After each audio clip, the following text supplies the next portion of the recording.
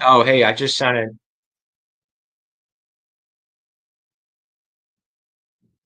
I just sent it to your email, Sean, and I sent one to Meg. I was cooking dinner. I was in the middle of cooking dinner, so I got going a little late.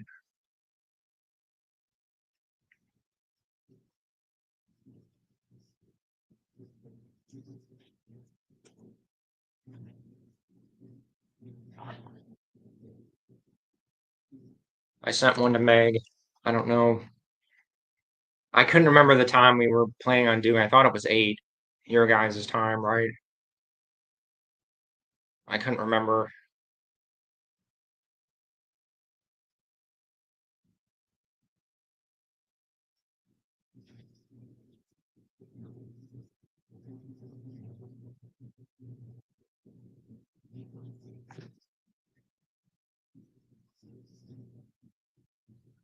Okay, all right. So I had to write 8 your time. I got. Did you get the email? I sent it. I sent the invite code. It should be a generic code. Hang on. It was.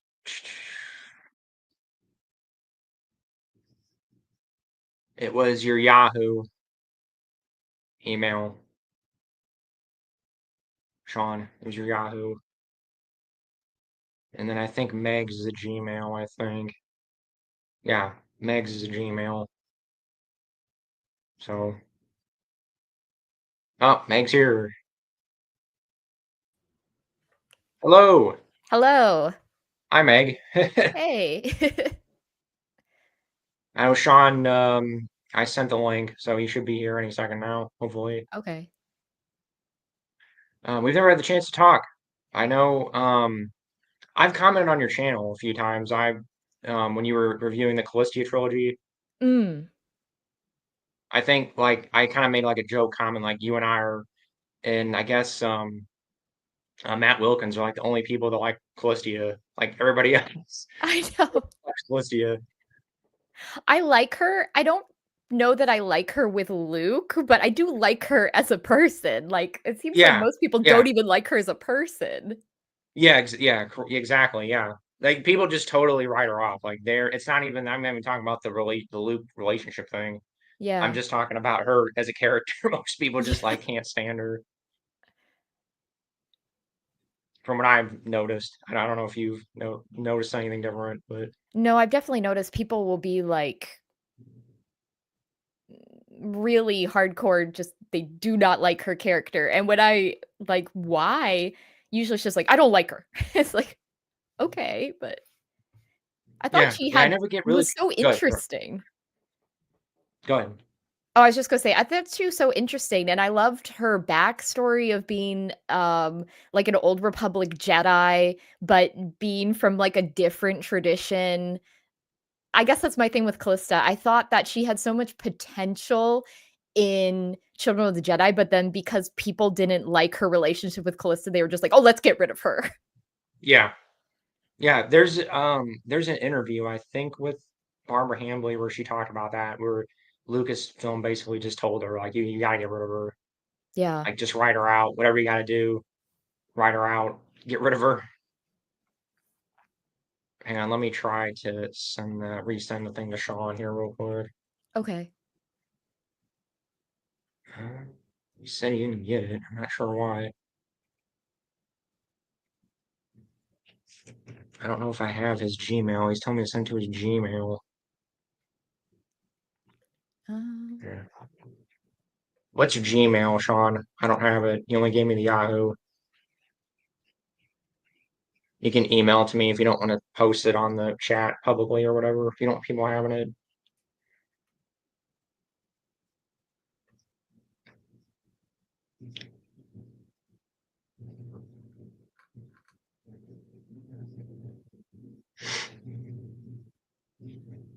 Okay, I think he's connecting now.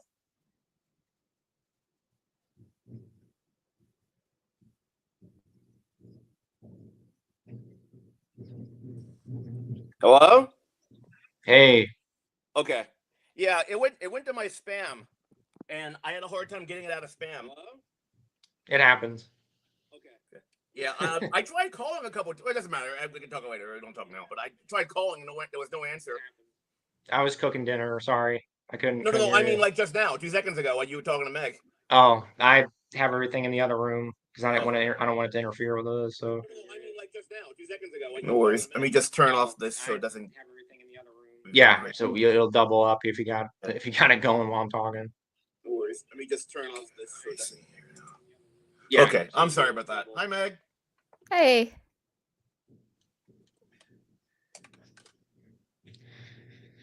Well, we were just talking about Callistia and like people's crazy hatred for the character in general. Yeah, I'm not one of those. Oh, do you mind if I eat my ice cream while we talk? Go ahead, it's fine. Thank you. I have I told you about this, Meg. There's a classic 1980s arcade in an ice cream bar near me. So I got their Astro, which is kind of like a Dairy Queen Blizzard. Okay. I got a free Nice. one. So. Mm. But anyway, yeah. Anyway, Sorry about Callista. No, yeah, I know. I don't hate Callista. I don't mind her. I don't know. I do like Mara Jade better for Luke, but as far as the character goes, I do like her character. I mean, they kind of boxed her in a corner when she can only touch the dark side, and she's kind of struggling to try to find the rest of the Force. I thought they would go into that in the books and have her rediscover the Force, but they never did. now, okay, I haven't have either of you guys read the Karen Travis's the was it No Prisoners? Oh, I have. Yeah. She You have? appears in Okay. No Prisoners. She also appears very briefly in, I think, Order 66, which is the fourth Republic Commando book. Yeah. Um, she's a nice person in them, but she doesn't really. I would say that Karen Travis really captured her character. She's No. just sort Okay. of like generic. Yeah. The only Nice thing Generic, Jedi. nice Jedi girl. Yeah. Really. The only thing I remember about No Prisoners, with her, I mean to say, is because the voice actor like kind of hammed this up. At one point, I guess her boyfriend like pinched her in the butt, and then Ahsoka saw that and got really offended because it showed that they had romantic interest in each other. That was another I thing. haven't read. So good. Oh, I was just gonna say, I Good. got the sense from Children of the Jedi that her boyfriend was sort of pompous, or in the sense of like cocky, thought more strongly of his abilities than he actually had. The way that he just abandoned her on the Eye of Palpatine to go back for help and then got killed. And there's no sense of that either in No Prisoners. He's just sort of So did blah. Karen. Did Karen like just like totally mess it up? You think? Well, I don't think Karen read a lot of the previous Star Wars Yeah. books. I know that she Yeah. liked to incorporate stuff, but I don't think she actually read Children of the Jedi. I could be wrong, but Well, I doubt it. I doubt yeah. it because that I've she's written a bunch of Halo books. I don't know if you know the Halo books at all, but she's kind of well known in a lot of fandoms where she doesn't read like previous material. She just kind of Yeah. makes up her own stuff. yeah. That's a common complaint with because she's written Halo books, she's written Gears of War books, obviously the Star Wars books. So that's I would assume the same thing applies here that she didn't read the previous stuff and she just kind Yeah. of made it up on. She probably got like some kind of an outline from Lucasfilm or something and just went and then just kind of did her own thing with it. Yeah. I do know that she doesn't read fiction, or at least she said that in an interview back in like 2008 or something. She's like, I don't read fiction. And I was like, but Karen, you write Right. fiction. Yeah, that makes total sense because Yeah. she was in military. She worked for the military, I think. She was a Yeah. military like She advisor or was something. then the UK military, and then I think was a military journalist for a while. Yeah. Yeah. Well, Yeah, Meg, I right. actually that's a funny thing. She can Sorry, write good sorry. books. Like I really liked Hard Contact. I liked a couple of her Halo novels, and I liked some of her Legacy of the Force stuff. At least Mm, at the beginning, I thought she had a good thing going at the beginning there. But she always just trails off for me. Like she always starts out really strong, and then she just gets bogged down by like family drama and just like weird, like yeah, just like weird relationship stuff, and she just yeah. always kind of trails off to me. That's just my opinion. I mean, again, I know there's people that just like love all of her stuff, period. But that's just for me. Well, No, more than I if she's agree. playing someone else's, if she's going to play in someone else's universe, like Star Wars or I don't know Halo, but if she's going to be in that universe, she needs to read what other people wrote. She can't just start making her Correct. own Yeah. stuff up because that's And one I of the and I get it's aspects. daunting to like sit down and read like dozens of novels or whatever to before, No, like but with she's Star going Wars with the EU, to it's read a huge thing. I characters, get it. She right? wasn't gonna read the whole thing, but yeah, like at least read children. Like if you're gonna write a specific character, read a couple, some of it. Because I mean, Yeah. even at that point, there wasn't that much about Callistia. It was just Trilogy, the Kevin J. Anderson and Barbara Hamley books. That was pretty much it, right? right? Yeah. At the time. Well, she didn't even bother reading the stuff that what's their face Troy Denning and Aaron Alston were doing when she wrote Legacy of the Force. Yeah, That's just really incompetent to me because it's like you're yeah. writing you're writing an intermingled series. You have to. Legacy wasn't handled well at all. That was, from what I understand, they just emailed each other. I mean, there wasn't like a story group or anything like with NJO.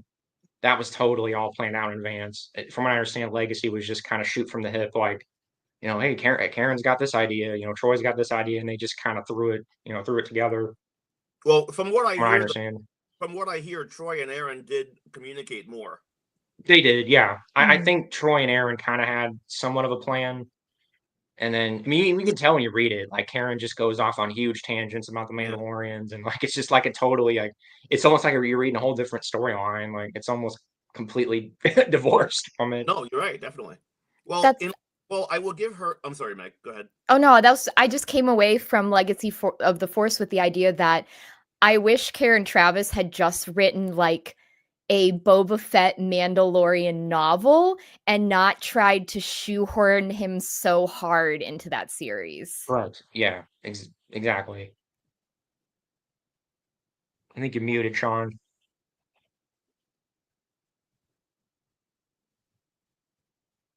Possibly.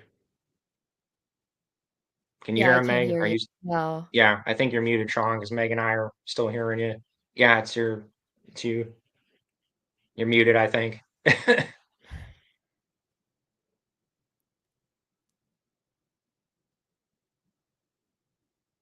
Yeah, I agree. I really liked Hard Contact. I thought that was like a good, small, short, like tightly plotted book. But then I felt like as the Republic Commando series continued, there were parts I found interesting, but then it just got bogged down in the soap opera. Exactly. Yeah, I feel exactly the same way. Each one got worse. Okay, Sean, maybe try here, let me try something here. I don't think I can control. I can mute you, but you're not muted. There should be like a microphone button Yeah. that So it's not I on my think end. turns it on and It, off. it's something on your end, Sean, because I'm not doing anything. You're not muted. If you want me to remove you and try bringing you back, I can try that. Maybe we'll try it here. Hang on. All right, try talking. I don't know. I have a feeling it's something on his end. Mm.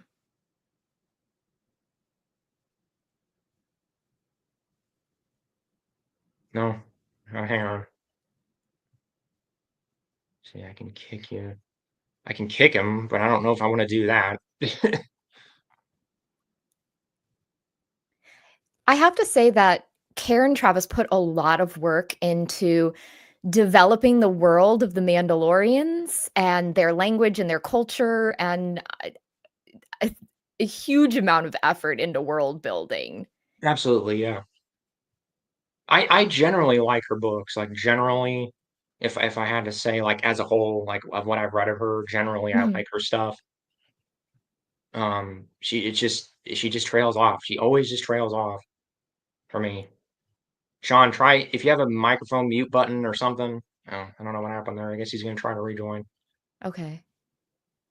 Um, yeah. Oh, did you read that, Meg? I guess there was that comment there.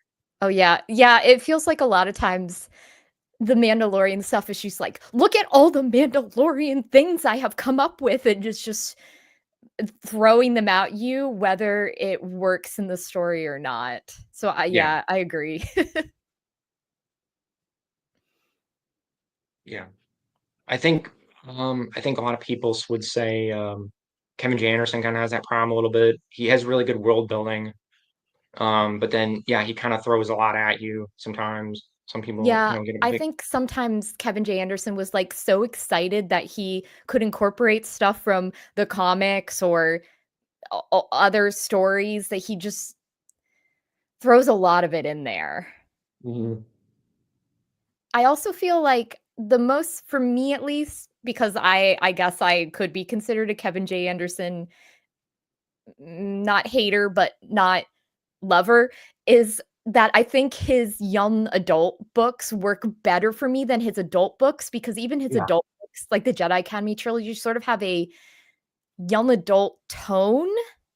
So I think the Young Jedi Knights books were, like, really good for me because I felt like it was where the tone fit the story that was being told. Yeah. I agree. The YJK is his best work in Yeah. that universe pretty much. And then personally I liked Tales of the Jedi. I don't know if you've read those. It was years ago. I really wanna reread them because I remember being was he the one that did the conclusion for, like, Ulick Qel-Droma's story? Yeah, Mhm. that was Yeah. very well done, Yeah. I He thought. did all the Tales of the Jedi except for the first volume. That was Mm, Beach, but he did the rest of it. He was involved okay. in the story planning and all that. Yeah, So I highly recommend it if you ever they're hard to come they're kind of hard to come by if you want hard copies of them now. okay. Unless I mean you don't I guess you don't care about buying the Disney reprints or anything. Yeah. But I'm sure If you if I don't went care on about buying the eBay and reprints. looked for, like, Yeah, the trade paperbacks, yeah. yeah. They're getting expensive now, the Oh, pre-Disney yeah. stuff. Yeah, I've But noticed I don't know if good. you've noticed, like, trying to get especially, like, ones without the Legends banner because I want my bookshelves to match. I remember that being really easy to find, like 2020 and earlier, and then I'm guessing Yeah. because of COVID, everyone's like, "Hey, I want all these Star Wars books," and it's especially the science fiction book club editions, they can get Mhm. really pricey now. Oh yeah. Oh yeah. Those are expensive and then the last like couple things that were made right before the buyout are expensive like Mhm. Darth Plagueis. Hardcovers of that or go for like I've seen them go for 200-300 now. Oh, And wow. then Kenobi. The last few ones I think were Kenobi, that, and then Scoundrels. I don't think Scoundrels is too expensive, but No. most Oh, I most of those Mall last ones. Lockdown. Yeah, Mall That Lockdown. one's hard to find. And The the good. Razor's Edge and, the Han one, I can't remember what it's called. I ended up having to find them, like I think one of mine came from Canada because I just couldn't find the hardcover anywhere. Yeah, I did that. I mean, I was lucky. I bought most of my stuff when the buyout happened because a Yeah. lot of bookstores around me were dumping them. I guess Mm, for some reason they just thought nobody would want to read them anymore because they weren't canon, I guess. yeah. So I just went around to like all the used bookstores in my area and just bought them all up. Hang on, I'm gonna try to re-add them here. Are you there? Yep. Okay. Yep.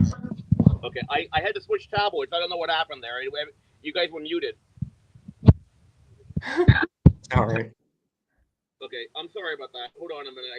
I'll log off of this in a second. Okay, can you see and hear me? Yes. Yeah. Yeah. You're fine now. Sorry, I don't know what happened on that tablet. It happens. Don't worry about it. It's pretty annoying, actually. All right.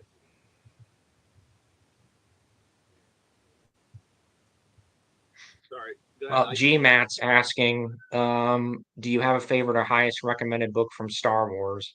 And I'll let Meg go first here because I she's think probably my read it. favorite is, just from the sheer number of times I've read it, is the ninth X-Wing book, Starfighters of Adumar, because that's the kind of book that if I'm feeling down, it will make me laugh and make me feel good. So I don't think it's the first Star Wars book that people should read. I don't think it's the best Star Wars book, but it is my favorite because it's just, I think Aaron Alston's sense of humor jives really well with my own. So I get so much enjoyment from it. Highest recommended, oh, that's hard because there's some that I think are like may not be my favorite. Oh, if you haven't read any of the X-Wing books, I highly recommend them. The first four books is, well, I would say books 1, 2, 3, 4, and 8 are like a complete arc. And then 5, 6, 7 is a complete arc. And then Starfighters of Adumar is basically just Wedge and the boys. Number 10 came out much later, and I like parts of it, but I feel like it didn't measure up in the same way as the other ones did. But I recommend all the X-Wing books. Those are great choices. Yeah. I am gonna say I'm gonna combine the favorite and highest recommended. I'm just gonna say Darth Plagueis because that's Mm, to me it's like it's standalone. You don't have to read anything else. You only need to see the movies, at least maybe Phantom Menace. But it's just like, man, I mean James Luceno. That's James Luceno's best book, in my yeah. opinion. I mean, I mean, Unifying Forces. he Go ahead, spent sir. years on it. Yeah, yeah, you can tell. You can tell it's like he just poured his heart and soul into that book. And I don't want to spoil too much, but if you like Palpatine, if you like any Sith stuff, anything like that, I mean, highly recommended. So that Yeah. would be mine for both categories, favorite and highest recommended. So, Sean, what's yours? If Um, you want to. I do have a couple of things. One, with Staff Stover as Radumar, one thing you didn't mention, Meg, I think I might have mentioned this to you. What I find amusing about that is that he modeled the fame of Wedge and his bunch with the Beatles. Again, if you're not too familiar with that, like for instance, they would hushly say, "Oh, you know, it's Hobby. He's the quiet one. You know, Wedge is this one." That was actually like with the Beatles. George was the quiet one, and so forth and so on. So I find that amusing. Mm, But as far as my favorite book, I know you're not a Dark Plagueis fan, Meg, but I really am as well. Um, and I also think maybe I know I mentioned Fauna of the Twilight being my favorite Callista series book. At least as of now, thinking about it, that might be one of my favorites overall. I really do like it. Planet But Twilight. Twilight, yes. But mm. Okay. I think this is way up there too. I don't have a favorite actually, but I mean, like I know the ones I really like and the ones I really don't like. And That's a unique choice too, because that's like most people's like least favorite. When I look at like worst top 10 worst Star Wars books, Yeah. that's usually in it. And I'm hey, I mean I'm not saying it's my favorite or anything, but I'll defend it. Not quite as much as you, Sean, but the whole Callisto trilogy I really enjoyed personally. well, And I know we're in the minority here, but but as far as recommendation goes, I think probably going back to what you said, either um, Darth Plagueis, where you get to see everything with Palpatine, or the Rise of Darth Vader. I know you don't like that one either, Meg, but I really like that one too. I really think, yeah. you know, I know you were saying you. Well, can I? I don't want to put words in your mouth. May I say, Meg, what we talked about? Can you sit a Oh, little closer, Sean? I'm having a little yeah, trouble you're hearing a you. little quiet. Or I I You're don't very quiet. dislike Rise of Darth Vader. I just think it had the wrong title. And I understand why they titled it that for like marketing purposes, but it's really more about the Jedi than Vader. can you hear me any better now? Yeah, that's a lot better, Okay, Yeah. I have to Sean. hold it up Thanks. like this. The problem is the this tablet's got like again. This is why I used the first one at first because it's much better as far as like this one's a much wider angle and the microphone's nowhere near as good. I don't want to have to hold it the whole time though, so let me just. Do you have like a plug-in mic you can plug in or I something? don't no. You don't? Okay. Mm. Hold on a moment though. maybe if I sit over here, I just want to put it somewhere where I can leave it where I don't have to like hold on to it the whole time. How's that? Can That's you hear me? better. Yeah, Okay. that's Yeah. better. Yeah. Yeah, I know what you said about the mistitling it. I remember we talked about that, Meg. I mean, I know, and I don't mean this. Obviously, everyone has their opinion, so no offense. But I like the title actually because I think it really is the rise of Darth Vader. I mean, I know Rowan Shrine is the protagonist, which of course Darth Vader would be the antagonist, and he's not in it as much.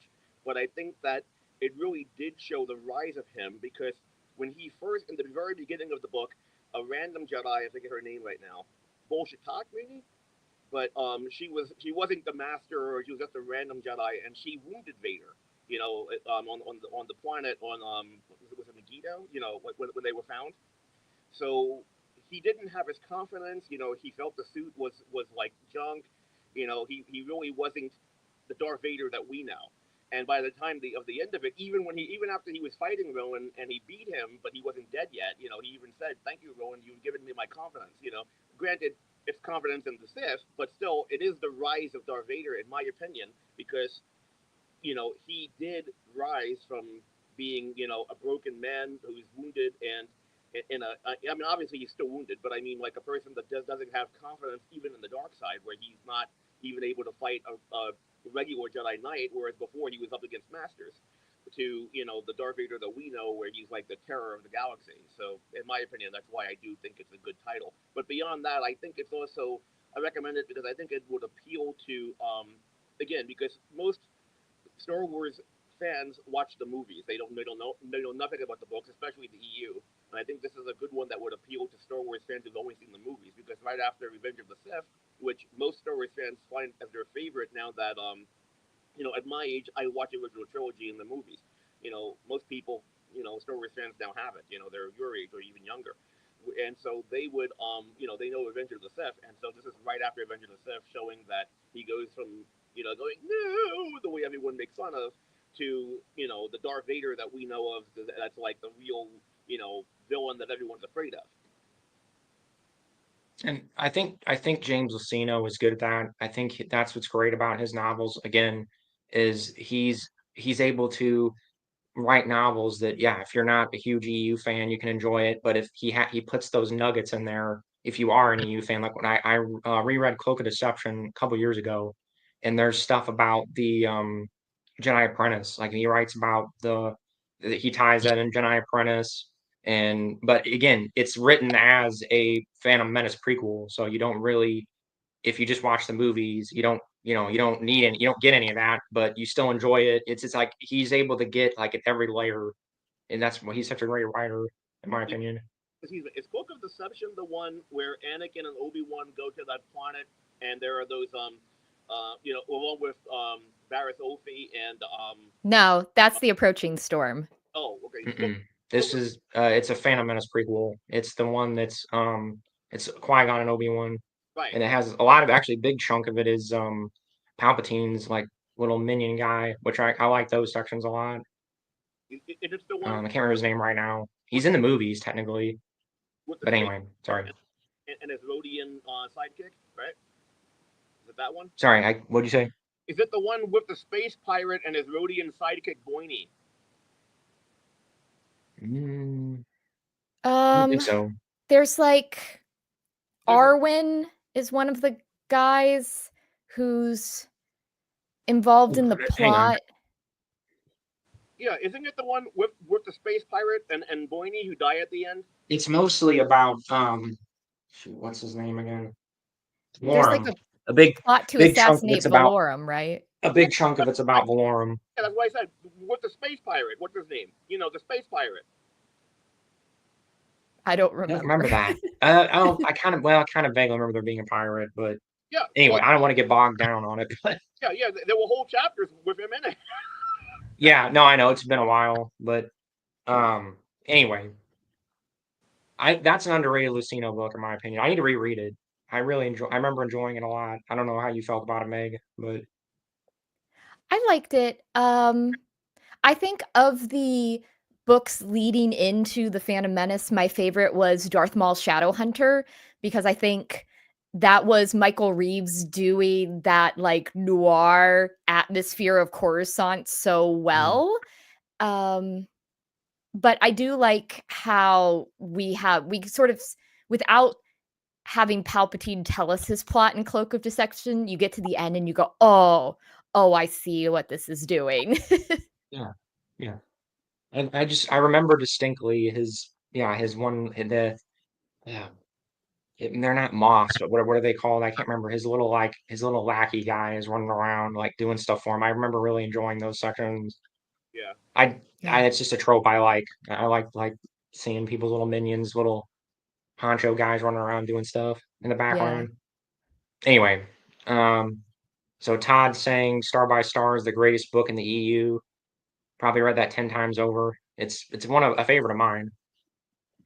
I I like it. find it so emotionally painful that Yeah, it's I mean, very yeah. mm, Yeah. I reread in 2021 and I went, "Okay, we're gonna put that aside for a few years because Mm, it just hurts. It Yeah. hurts." Too dark to me for me too. I mean, not only Anakin's death, but all of those Jedi who we meet, who all died. Like about half of them die. yeah, it's very emotionally draining. Yeah, Although, do I you like agree. Journey? Hmm. Hmm? Do you guys like Dark Journey? I mostly liked it. Yeah. Um, I like parts of it. I didn't like the like Hapen soap opera parts, but I did like the idea of Jaina struggling with her anger after what she thought was both of her brothers' deaths and the way that other people are trying to reach out to her during that. I almost wish that we had gotten just a book about Tenel Ka because I think that what Tenel Ka is going through is interesting, but I feel like it gets foreshadowed by what Tashum is doing and what's going on with her poor mother and how Tashum is trying to get Isolde to marry Jaina. Yeah. Well, I agree, Meg. I actually that's a really good point. I almost feel like there was like a Tenno Ka book that was missing. Like we should have got a book that was just Tenno Ka. I Yeah. totally agree with you there. Yeah. Because she was so adamant that she wanted to embrace her mother's heritage and not her father's, and I feel like, you know, she has to step up at the end of Dark Journey and take over the throne from her mother, and then that led to her for a number of books sort of getting sidelined. I don't know how well it would have sold, but I would have loved a Tenel Ka book. Yeah. Oh Tell yeah.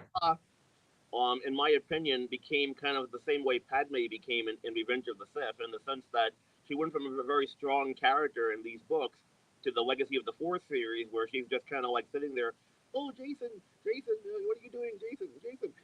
It just really, I'm not one of the people who's always like, oh, there has to be a strong woman, but they really did her dirty in that. Yeah. Yeah. Yeah. They could have done a lot more with her. Totally agree with both of you on that one. As Anyway, Dark Journey goes, Jaina is definitely not a favorite character of mine. And I told you that before, Meg. But I do think that it would have been interesting if she went to the dark side instead of Jason. Because I think that going from Dark Journey. Now, granted, it was just a one-story arc and it was done by the time of the end of it. But she was going to the dark side, and I could see that happening. In that situation where it would be like a kind of like a if she went to the dark side gradually during the New Jedi Order. well, I know the Jaina had a original. lot of anger in her. I mean, first from the way that because of Leia's job that she just was always raised by other people, and that really comes out in Balance Point, and then the anger about the loss of her brothers, and so I feel like whereas Jason falling to the dark side was Jason wanting to control things, I think Jaina would have just been lashing out at everyone and everything. Right. Well, I don't know if you guys know this, but originally it was going to be reversed. It was going to be, wasn't it going to be Anakin was going to fall, and then Jason was supposed to die, and then they ended up reversing it because, um, Lucas didn't like two Anakins running around. I don't know if you Yeah. guys know that story. Well, I knew it was gonna be Jason dying. I didn't know Anakin would actually fall to the dark side. Though. Yeah, it was reversed. It was going to be Anakin falling, and then, or maybe it wasn't that. It was I know they wanted Anakin to be the main character, like going I, forward. He was going to be the main character, kind of the EU Yeah. going forward. But Lucas went, nah, no, we already have an Anakin in the prequels. You got to get rid of him. So then they flipped it. So I mean, I'm making an assumption here. I don't know if he was going to fall or whatever. If that was just totally Troy Denning coming up with something later. But anyway, I don't I yeah, don't know if he was gonna fall, but I do know that Legacy of the Force originally, the idea was to write a series set, like, during the time of the Old Republic, like yeah, Knights of the Old Republic. it was going to be Old Um, Republic originally. Yeah, yeah, so yeah, I assume that plot was originally a Jedi falling, but then when they chose to move it to post New Jedi Order, then the decision was to make it Jason. yeah. They just meshed it together. Yeah. Yeah, because I know James Luceno was told to write Unifying Force as like the end of the post Return of the Jedi Yeah. stuff. Like they were gonna try to just end it there and then do other things. But you guys probably know that already. right. But they have to keep making that sweet Star Wars cash. Yeah, yeah. Yeah. Man, I was. Anyway, Oh, I'm sorry. GMAT's talking about Shatterpoint here. I don't know if he says Oh, it's one of his favorites. Shatterpoint is interesting because it gets very dark. It's sort of like not in the same way that I feel that Star by Star I don't wanna read because of the, like, emotional stuff, but Shatterpoint I feel like takes Mace Windu and the characters to a very dark place and does bring them out in the end, but it is like Apocalypse Now in the Clone Wars. Yeah, Well, Matt Stover is one of my least favorite authors, and you know how I said before I don't have a favorite, but I know I have the books I really don't like and all the books I really like. I really don't like Shatterpoint at all, and it's a shame because I do like Mace Windu, but I don't like the story. It is just way too dark and just depressing to me. it's divisive. Yeah, it's a love it or hate it book. I really Yeah, enjoyed it. I haven't read it in quite a while, but I probably need to reread it. But yeah, it's Apocalypse Now and Star Wars, basically, like Meg said, yeah. which I enjoy. But I could see the darkness part because it gets pretty brutal at some points. It's not probably like it's not exactly fun to read, but Can you guys hear me now? it's better. Yeah. Yeah. Good. I turned the tablet around. Like I said, this tablet's not the greatest. Is Death Star is that in the Disney timeline or the EU timeline? No, that's, Michael Reeves and Steve Perry. Right, but is it in the Disney timeline or? No, it's No, Legends. it's old It has canon. Dala Yeah. in it. Oh, okay. I Mhm. don't like the explanation of why Dala's so bad in Jedi Academy trilogy that she got brain damaged in Death Oh, Star. that's ridiculous. Yeah, man. That's another character a lot of people don't like is Dala. Oh, She's yeah. almost like a not as she's not as hated as Callistia, but just from what I've gathered, a lot of people don't like Dala. I I don't mind mean, what. Oh, I'm sorry. I was just gonna say Dala failed up. I feel that Dala is the kind of person who is very skilled in one area, but because she caught the attention of Tarkin, which that is really icky. The idea that Tarkin is like looking at the Imperial Academy and being like, "Oh, what about her?" And then she's basically only an admiral because of her involvement with Tarkin, which like she was so young. I'm like, did you really consent to that? Because he was in such a position of authority. Anyway, but then she's such a strategic, she just like loses her cool and then she loses all sense of strategy and just throws everything at her enemies. And the fact that she loses three Star Destroyers in, I feel like just in one book, but it may have been Dark Apprentice into Champions of the Force. And then she comes back and she's rallying the warlords, and you're like, wow, Dala, you really learned something, only for that attack on Yavin 4 in Darksaber for her to revert to her worst traits and just this is dumb. This is really dumb. And then the fact that they brought her back in Legacy of the Force and we're like, we're gonna make her chief of state of Yeah. of the Galactic Alliance, and I was like, why? This woman is a mess. Well, I think you may not. I'm not saying the trope is good, and obviously Tarkin is evil, so his taking advantage of young females is just par for the course. But it does make sense in the sense that she really shouldn't be an admiral, because just as you said, she's not very competent as one. She loses Star Destroyers. She just lets her emotions get away with her. Um, you know, yeah, it's true. Although, what you were saying about it being icky, like I said, I'm not condoning that, but I don't even think the books are. I think, again, Tarkin is an evil character. I think he's doing evil things. It's not, they're not, they didn't do that to say, yes, this is the way, men should act. You know what I mean? And what's ironic is the actor that played Tarkin was like the nicest guy. I don't know if you guys know Peter Cushing. the actor who Yeah. played him, played Van Helsing, and he was like everybody who worked with him said he was very, very nice. Carrie Fisher said he was very nice.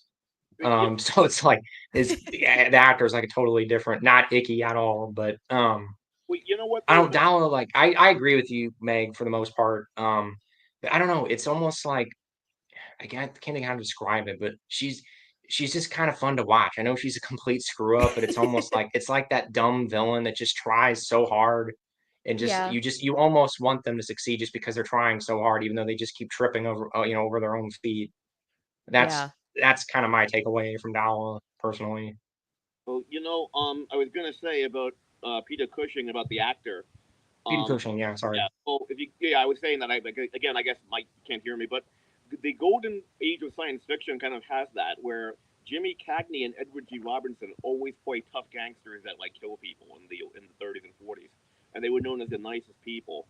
And Jimmy Stewart, for instance, is always plays the nice guy, and everyone says how bad he was. And I read that, but I didn't really realize it until um, I saw some kind of documentary on the golden age of movies, and it was completely unfiltered. Where as soon as they said cut, Jimmy Stewart just started cursing everyone out. And Hmm. if you know Jimmy Stewart in any movie, that was a shock. I mean, it's like Mr. Rogers. They say cut, and he just curses people out. It was really a surprise. But it just shows, that the way people act isn't the way the characters are. Mhm. Yeah, Peter Cushing. I think the only thing I've seen him in where he wasn't, well, two things I've seen him in where he wasn't the bad guy, and out of his whole career that I remember, he was Doctor Who in the '60s movies, and not in the TV show, but in they made movies of the two of the Dalek movies, and he was in an episode of the New Avengers, which is I don't mean the Avengers like Iron Man and so forth. I mean with Mr. John Steed. Does anyone know that the Avengers? John Yeah, Steed. The British Avengers, yeah. Right. I've heard of Yeah. it. Well, the New Avengers was a John Steed was paired with Purdy and Gambit, and he was a German that he invented basically oh, not I forget what you call that like bringing people back to life after freezing them. What do you call that? Cryo. Cryogenic freezing, yeah. Yeah, right. And these Nazis kidnapped him to like revive Hitler. But those are the only things I know he played in as a good guy I can think of off the top of my head. He generally was a good guy actor. He was Van Helsing. I mean, that's what most people knew him as. But anyway, I think we've got somebody talking about Shadows of the Empire here. Oh, that was a good one. Yeah, Tony, I like that one. Hey, Tony, I remember you from before. How you doing? What do you guys think? Anyway, Shadows of the Empire? I like it Yeah. I thought it for the was a most part. good, like, interquel or whatever you call it when it's set in between two of the movies. I And didn't I'm even I'm know it glad was a that book. Shizor died because he was a creep. Yeah, Well, yeah. but you know Good. what? How you were talking about the rise of Darth Vader, and you said you didn't think it was a good title. Mhm. I think Shadows of the Empire, in a way, would be the rise of Luke Skywalker in that sense, because, there was, if there was one gap that was never told in the movies, was how Luke became so powerful between Empire Strikes Back and Return of the Jedi. And I think Mhm. we closed that gap because he went from barely being able to like do anything, to being half trained as it were, to being a complete calm. Because one thing Yoda said in Empire Strikes Back was that a Jedi has calmness and control, and Luke was controlled. I mean, like Return of the Jedi. I remember like watching that movies in '83, going, "Wow, he's like really older." I thought that myself, as a kid, because he just seemed he went from like running around and everything else. I have to do this, I have to do this, to like being completely calm. I mean, the only time we even saw him really smile or laugh that I can remember in the movie, well, beyond when he smiled at the end when they were during the party with the Ewoks, but he was kind of laughing to himself when Han was like trying to when they just were captured by the Ewoks after they were in the net, and he's like, "Oh, by the way, he's a good friend of mine." He was laughing behind there, but that was but even not that you can't laugh, but Yoda said the Jedi has the most serious mind, and he seemed very serious and very focused. Yeah. So I think It's a Yeah. good stepping stone book for Luke. Yeah, totally agree. And then I actually didn't. I played the video game as a kid. I didn't even know it was a book or anything. So that was kind of one of my gateways into that. Actually, probably my first EU thing ever, because that came out Mm. like what 96, yeah, I 97, think somewhere around there. 96. next. Yeah. So Can I ask that's how old is this? this guy is saying OG Star Wars is saying they decided to kill Anakin, not Lucas. Yeah, I think Re- what the New Jedi Order authors were told was that they couldn't make Anakin be like the protagonist. protagonist, the leader of Yeah. the new generation, and so they were like, Yeah. "Oh, well, okay, let's kill him then." Yeah, I think I extrapolated a little bit there, but yeah, basically, yeah, Can I nope, ask? that's not Disney, Tony. It's the tail end of old canon, but it's old canon. Yeah, no, it came out in like 2010 or 2012, so it was before Yeah, the Legends reboot. yeah. It was right around the time of the buyout, like right before, I think. Yeah, Yeah. Well, I think the last book before the buyout was called Scoundrels and Crucible. Oh, I think it's Scoundrels. yeah. Hold on a minute. I just had a problem here. I think Sorry. Mall Lockdown was the last one. Am I still here? Can you hear me? Yep. Yeah, You know what? Tell me something. I have to set this down. I keep hitting buttons by accident, and I can't find a place to set it down where I can be comfortable. I'm sorry. I can tell you in 1 second here by release date because I'm a little curious myself. Everybody always seems to mix this up here. And I think The Last Jedi by Michael Reeves and Maya, that was one of the last ones too. That was a paperback release. Mhm. Mall Mhm. Lockdown was hardcover. Let's see here.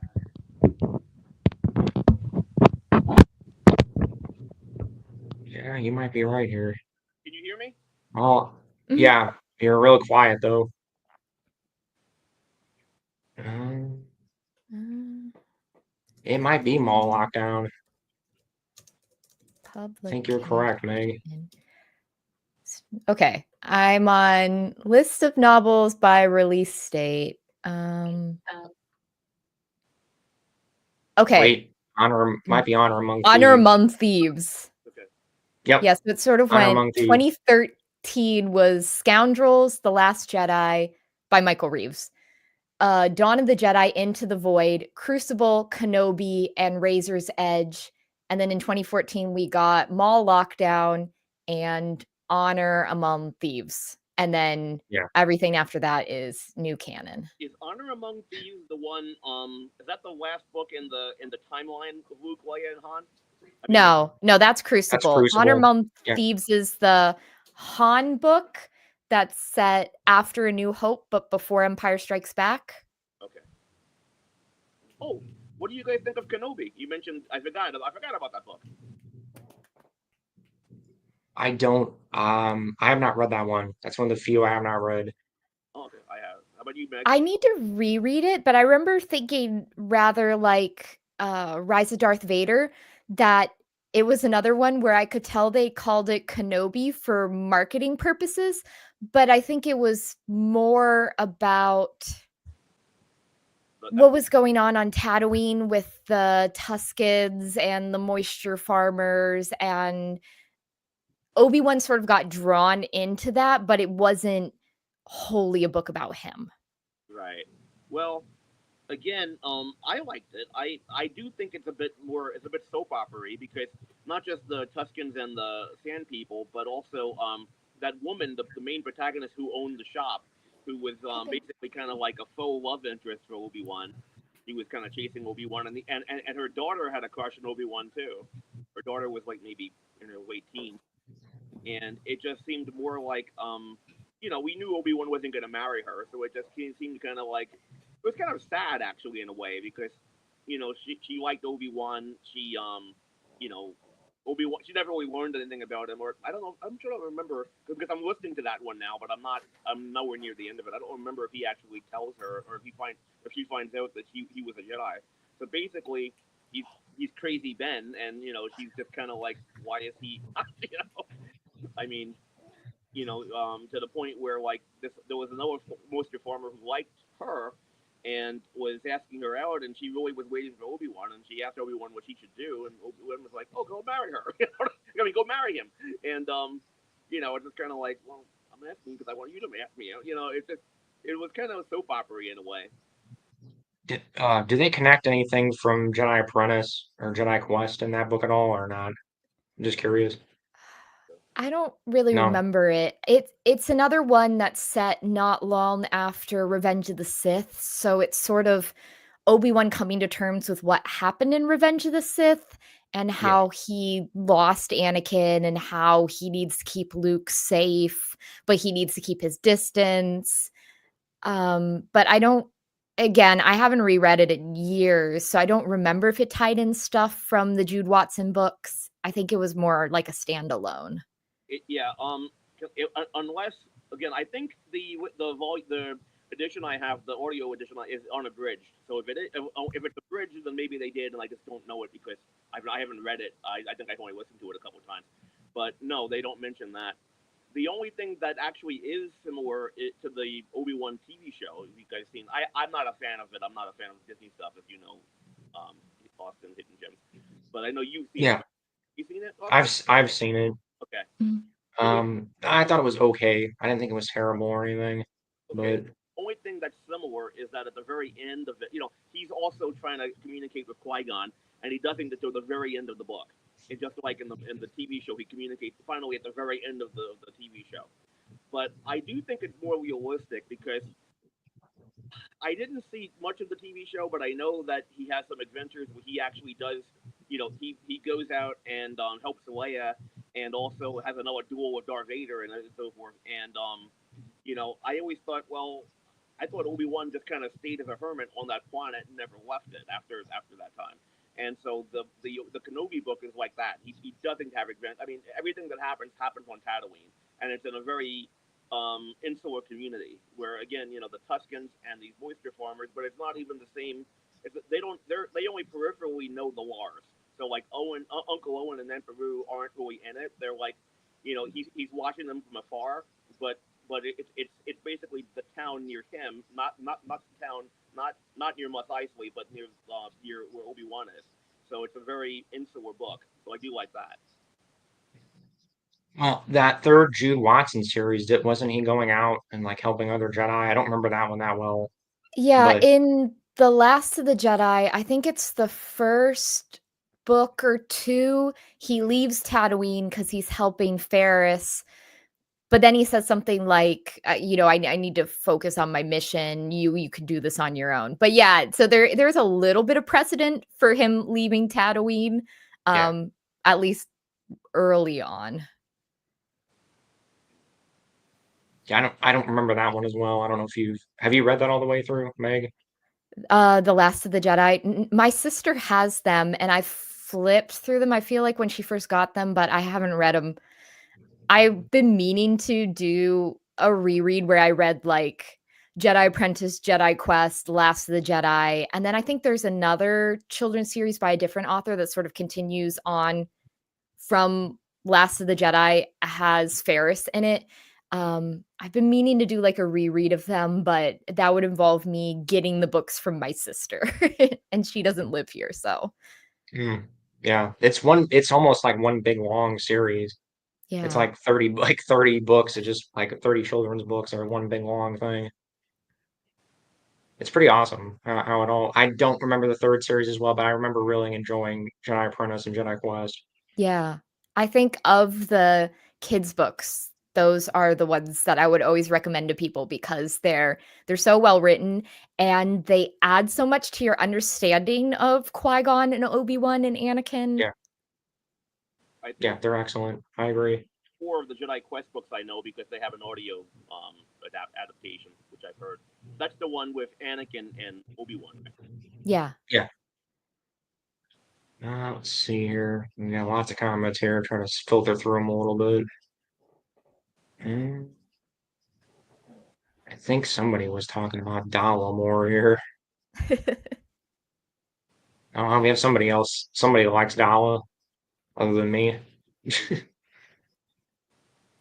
She And does then, feel oh, like a yeah, cartoon villain where you're like, "Oh, maybe she could have one win because she's so bad at yeah, this." that's a good analogy. Yeah, it's like a cartoon villain and like a kid show. You just like you almost want them to win. You're just like, oh man, they're trying so hard.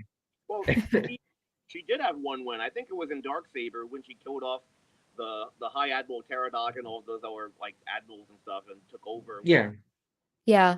Yeah, there's a great piece of artwork of that. I don't know if it's from Essential Reader's Companion or something like that, of her poisoning all the warlords and Pelane's looking on and he's like, "Whoa." Yeah, yeah. for that because the one admiral's eyes are bulging and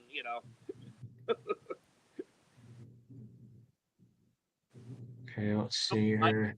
I'm not a big fan of that kind of immorality, but about Dora is sweeping her way to the top. I mean, I guess again, like I said, she caught Tarkin's eye, and that kind of what gave her that impetus.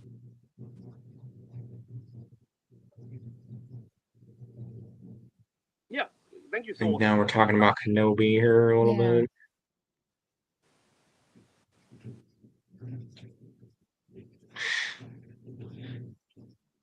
Anyway, yeah, I thought it started out off pretty good. I just didn't like the direction it went in What? personally. I don't know if you got Meg has seen it. Have you seen it at all or not? The show, yeah. The Kenobi Eh, show. there were like again, there were parts I liked, but I feel like on the whole I felt sort of like meh about it. Like, Yeah, I don't think it was the worst Disney Star Wars show I've seen. That probably was Book of Boba Fett, but it could have been so much better. yeah. I pretty much agree with you. Yeah, What do you guys think about the? I know I saw a flashback scene of Obi Wan and Anakin practicing in the temple, and the aging Anakin. I mean, it wasn't very good in my opinion. I mean, like Hayden Christensen looked like he was 40 when he's supposed to be 20. yeah. You're talking Yeah, about is this in Ahsoka? No, no, Sorry. no. This is in the Kenobi show. It Oh, starts in the Kenobi show. yeah. the episode starts off with a flashback of that. I think when Soul Oh Assassin, yeah, those flashbacks. I think Soul Assassin meant the book though. I don't think he meant the show. But no, the show, like I said, there's a flashback of him being trained, and Anakin and Obi Wan is telling him that he needs to to like do whatever he needs to do. But he just looks off. I mean, the de aging again. Like, okay, I'm 50. If I were to cut off my beard, and I still think it would be very difficult to make me look like a 20. You know, and I think they tried to do. I mean, granted, you Hayden Christensen isn't as old as I am, but still he's 40 or so, and to make him look 20, I think it's going to be difficult. Yeah, well, I think that, like, the aging CGI AI stuff can only do so much right now because I feel like as Hayden has aged, like his face has changed. And so I think, you know, it's the same thing when they have young Luke in The Mandalorian, where it just doesn't look quite right to me, because I don't think the tech's quite there yet to do that. No. Wasn't that totally CGI? They took there's like a stunt actor, wasn't it, that they just CG'd over his face, Yeah, they right? totally like CG'd over his face. Yeah, they took a scan of Mark Hamill's face, I think, and then just CG'd over a stunt actor. Yeah, Yeah, and it just looks, I mean, it looks like Mark Hamill, but it looks like that uncanny valley where you're like, yeah. You can "What?" tell it's off. Yeah, it's just it's not quite there yet. I Yeah. actually like They did it with Tarkin in Rogue One, didn't they? Too. now. Oh, and they also did it with Leia in the very end of Rogue One, and it was Yep. just Yep. off-putting. Well, I like what they did with young Luke, and I actually like what they did with Tarkin. You're right, though. Leia was off-putting for some reason, but I do think that, well, with Tarkin especially, I was showing that movie to my parents, and they're in their 90s, and my mom, she was like, "This is new, isn't it?" And I'm like, "Yeah," and they're like, "How did they get someone that looks like Peter Cushing?" But she did not realize it was a CGI thing. She actually thought, she thought they used old footage at first, and then she thought that like they got some kind of double, and I'm like, no, that's all computer. So it fooled her, you know. Mm. I think they did take old footage, the Peter Cushing, and they scanned it or something. So I Well, mean, it was Yeah, I old don't know how footage they technically. did they just it, took the but piece and then then used it. They didn't use old footage. It isn't like that's actually Peter Cushing in old footage. It's a CGI face cam. Yeah, I know. Yeah. yeah. Yeah, I mean now they did use old footage of um Red Leader and Gold Leader, for the final battle on Scarif. They used like unused footage of them, in their costumes, acting. But that was a CGI thing for Tarkin. Hmm. Okay, they Mm. said, I guess somebody's saying that I'm assuming this is Jude Watson's thing. After Lucasfilm had a statement that after Obi-Wan leaving, he isn't to leave Tatooine. Mm. That would make sense with what Meg said. Like the first couple books he left and then he just came back and that was it. Yeah. It was like passing the reins to Ferris in the book. It was like, I have to stay on Tatooine, but it sort of felt like, all right, Ferris, this is your series now. Right? Yeah, that would make total sense. Yeah, of course, when Lucasfilm was sold to Disney, they didn't care what Lucas wanted, but Let's see here. well, Sorry, that's like, getting jumping ahead yeah, here. Crete was a sand person. They even mentioned that in the Kenobi book. So yeah, he could have had him doing that. I read a thing that said, I don't know, I think they're thinking about doing something with Qui-Gon now. I don't know, it was Liam Neeson because he's doing stuff with he's doing a new movie right now and they asked him about if he wanted to come back and do Qui-Gon. I don't know, what do you guys think about that? Well, again, I've given up on Disney. I don't care what they do. I'm not gonna watch it. Yeah, I don't know, because again, like the Liam Neeson, this is, you know, 25 plus years after he filmed The Phantom Menace. So I feel like he couldn't pull off younger Qui-Gon unless they did like the CGI de-aging, or like would it be Qui-Gon's Force Ghost Adventures? Actually, I would maybe. probably watch that because that could be fun. Yeah, I would watch that. I'd watch Qui-Gon's Force Ghost Adventures. Yeah. Just what would even be? I guess would it just be him like just walking through like the ether or something? I mean, Yeah, I don't even know. Maybe he's looking for more force sensitive rocks for Obi-Wan.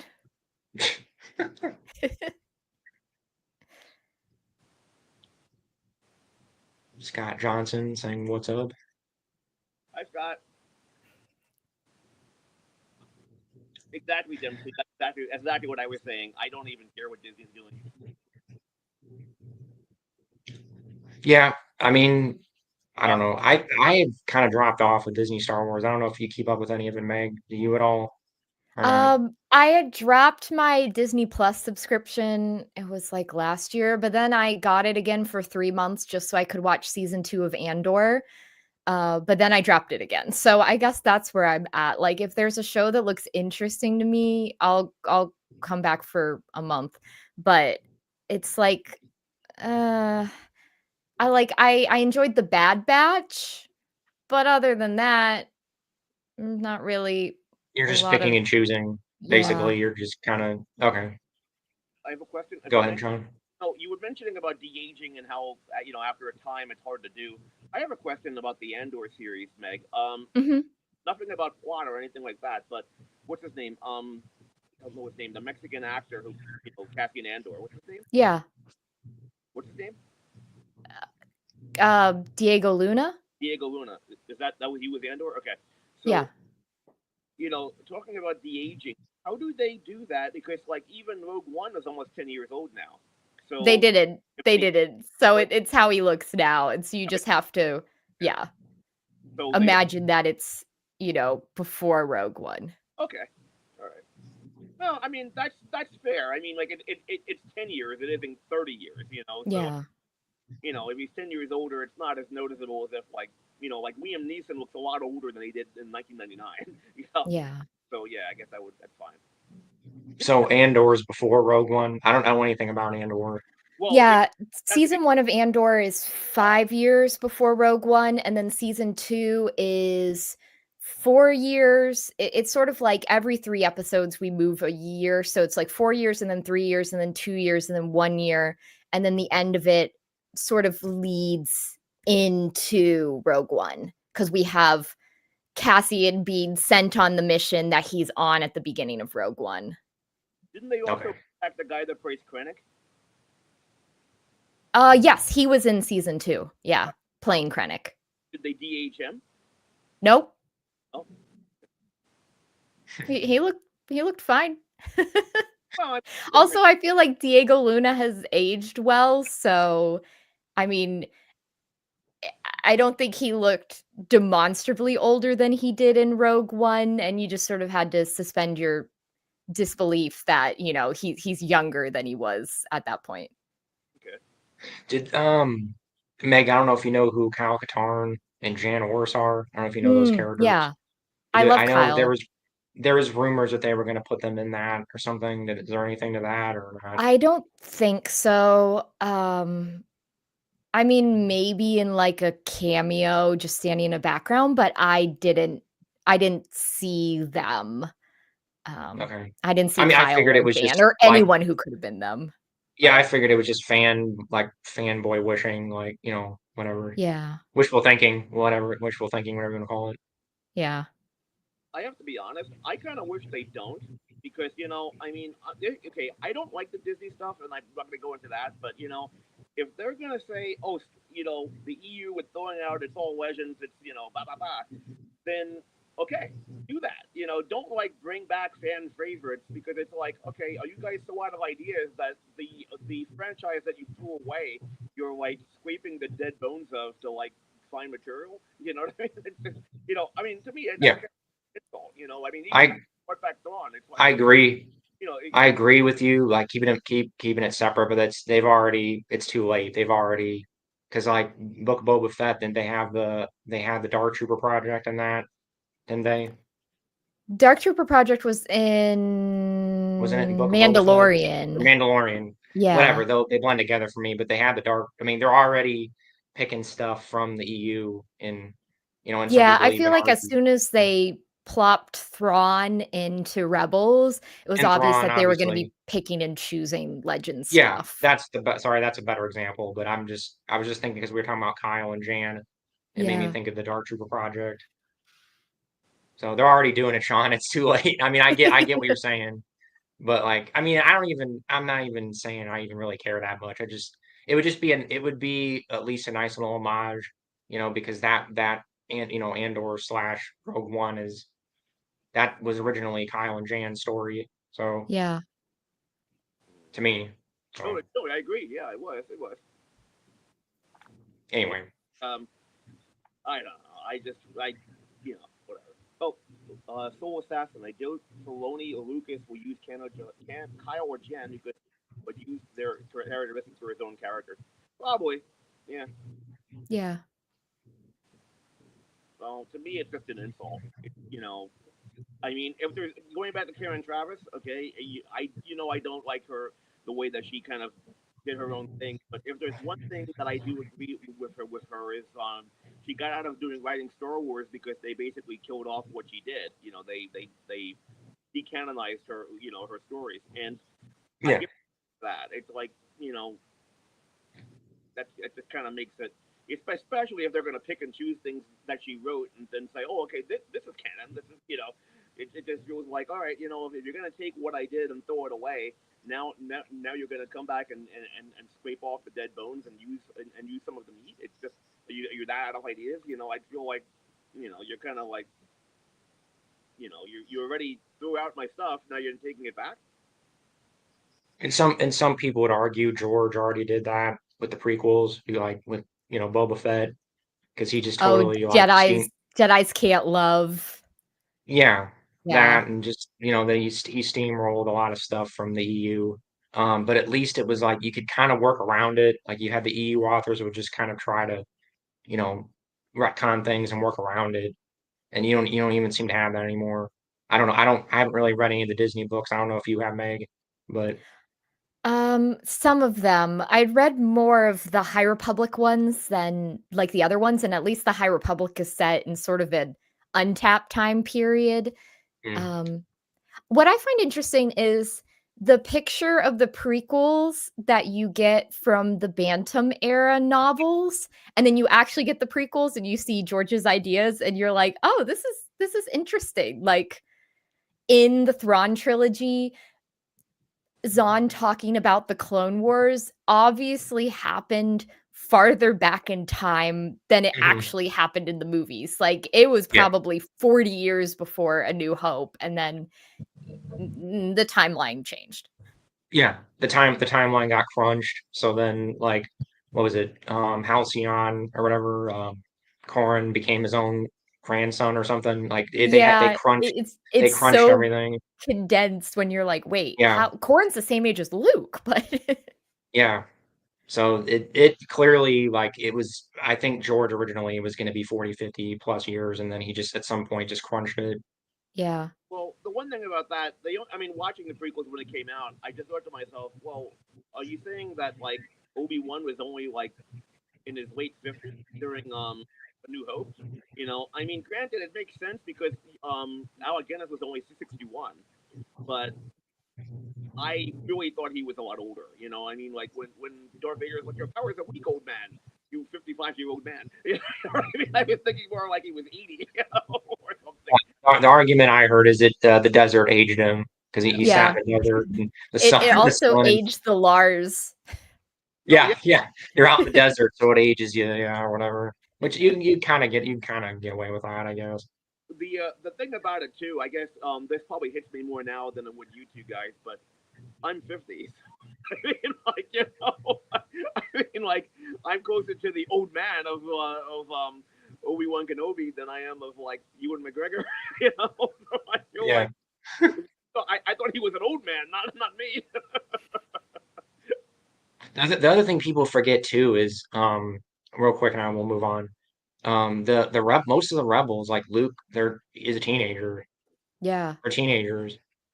They're not like I don't know. When I watched that as a kid, I was like, oh, they're like in their 20s or 30s or something. It's like no, like Luke's like 19 in A New Well, Hope, Yeah. isn't he? yeah, Yeah, and when And you like when you big, see the but movies as an adult now and like yeah, Carrie Fisher in A New Hope looks so young to me. yeah, yeah. She was what, probably in her early 20s, no, 20, 21 or something. I think she was 18 or 19 18. when she Okay, yeah. filmed it, yeah. Anyway, just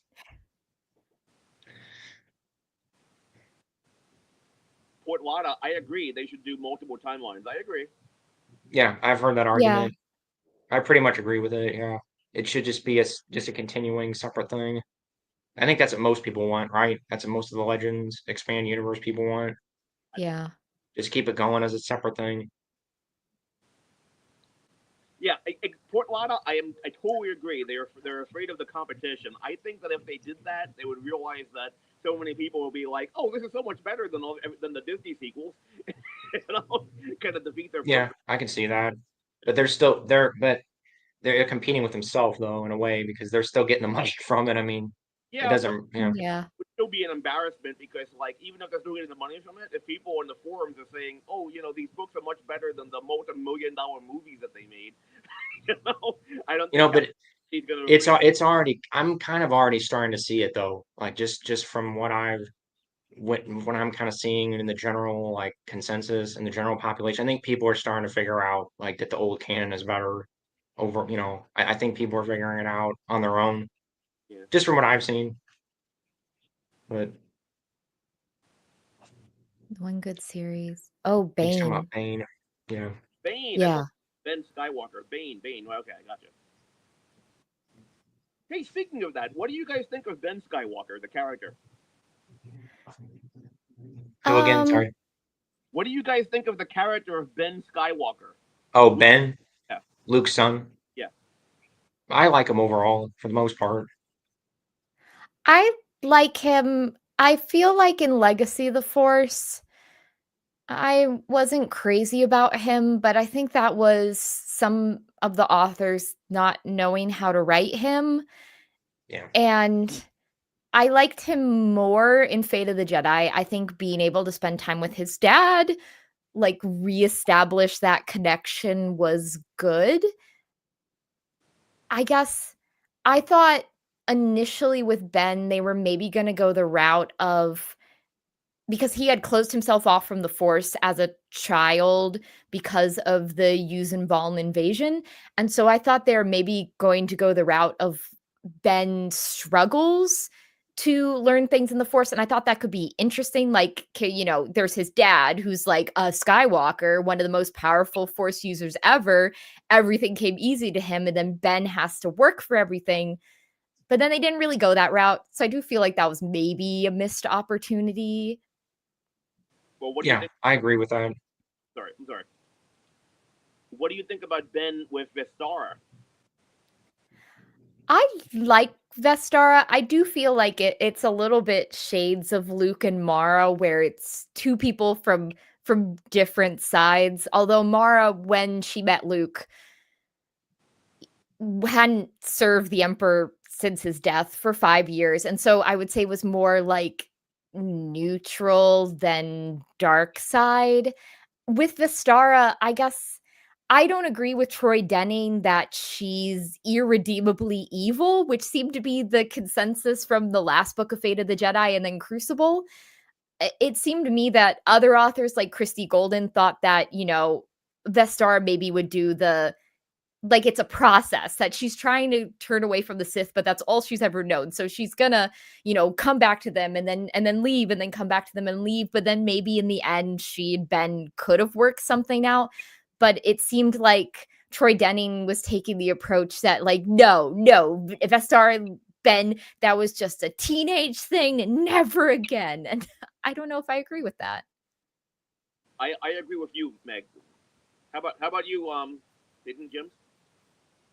Um, yeah, I mean, I pretty much agree with Meg. I think Ben could have been handled better. Um, and yeah, he was not handled well all in Legacy. And then there was those weird scenes with what I can't remember her name right now. Oh, That Tahiri. yeah, Tahiri, that was like Mm. extremely uncomfortable. Yeah. But um, yeah, I think he was kind of wasted potential. I'm not a big fan of Fate of the Jedi to be honest. Um, and I'm not big on Legacy either. Mhm. But I like Jason. Jason's probably my overall like probably my one of my favorite EU characters. So yeah. What do you think? Yeah, I if like Jason's your yeah, favorite, then Fate the only time he shows up in Fate is he's just completely unrepentant for what he did. yeah. I'm like after Legacy, I was just kind of like, yep, I think I'm done. Like I finished Fate, but I was just like, yeah, I was checked out after Legacy. What did you think of Vistara though as a character? Hmm? What did you think of Vestar? Yeah, was she the Dark Jedi or the Sith girl or She whatever? was the Sith girl. Yeah, that's what we're talking about. I don't remember her that well. I'm sorry, I have to reread Fate. I don't remember it. I only read it when it came out, so I don't remember it that well. Be right back. Give me a second.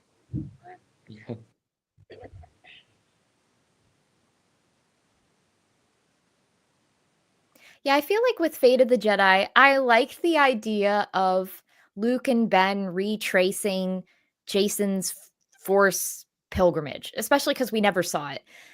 Yeah, But how it actually played out in the series, I was like, felt lacking for me.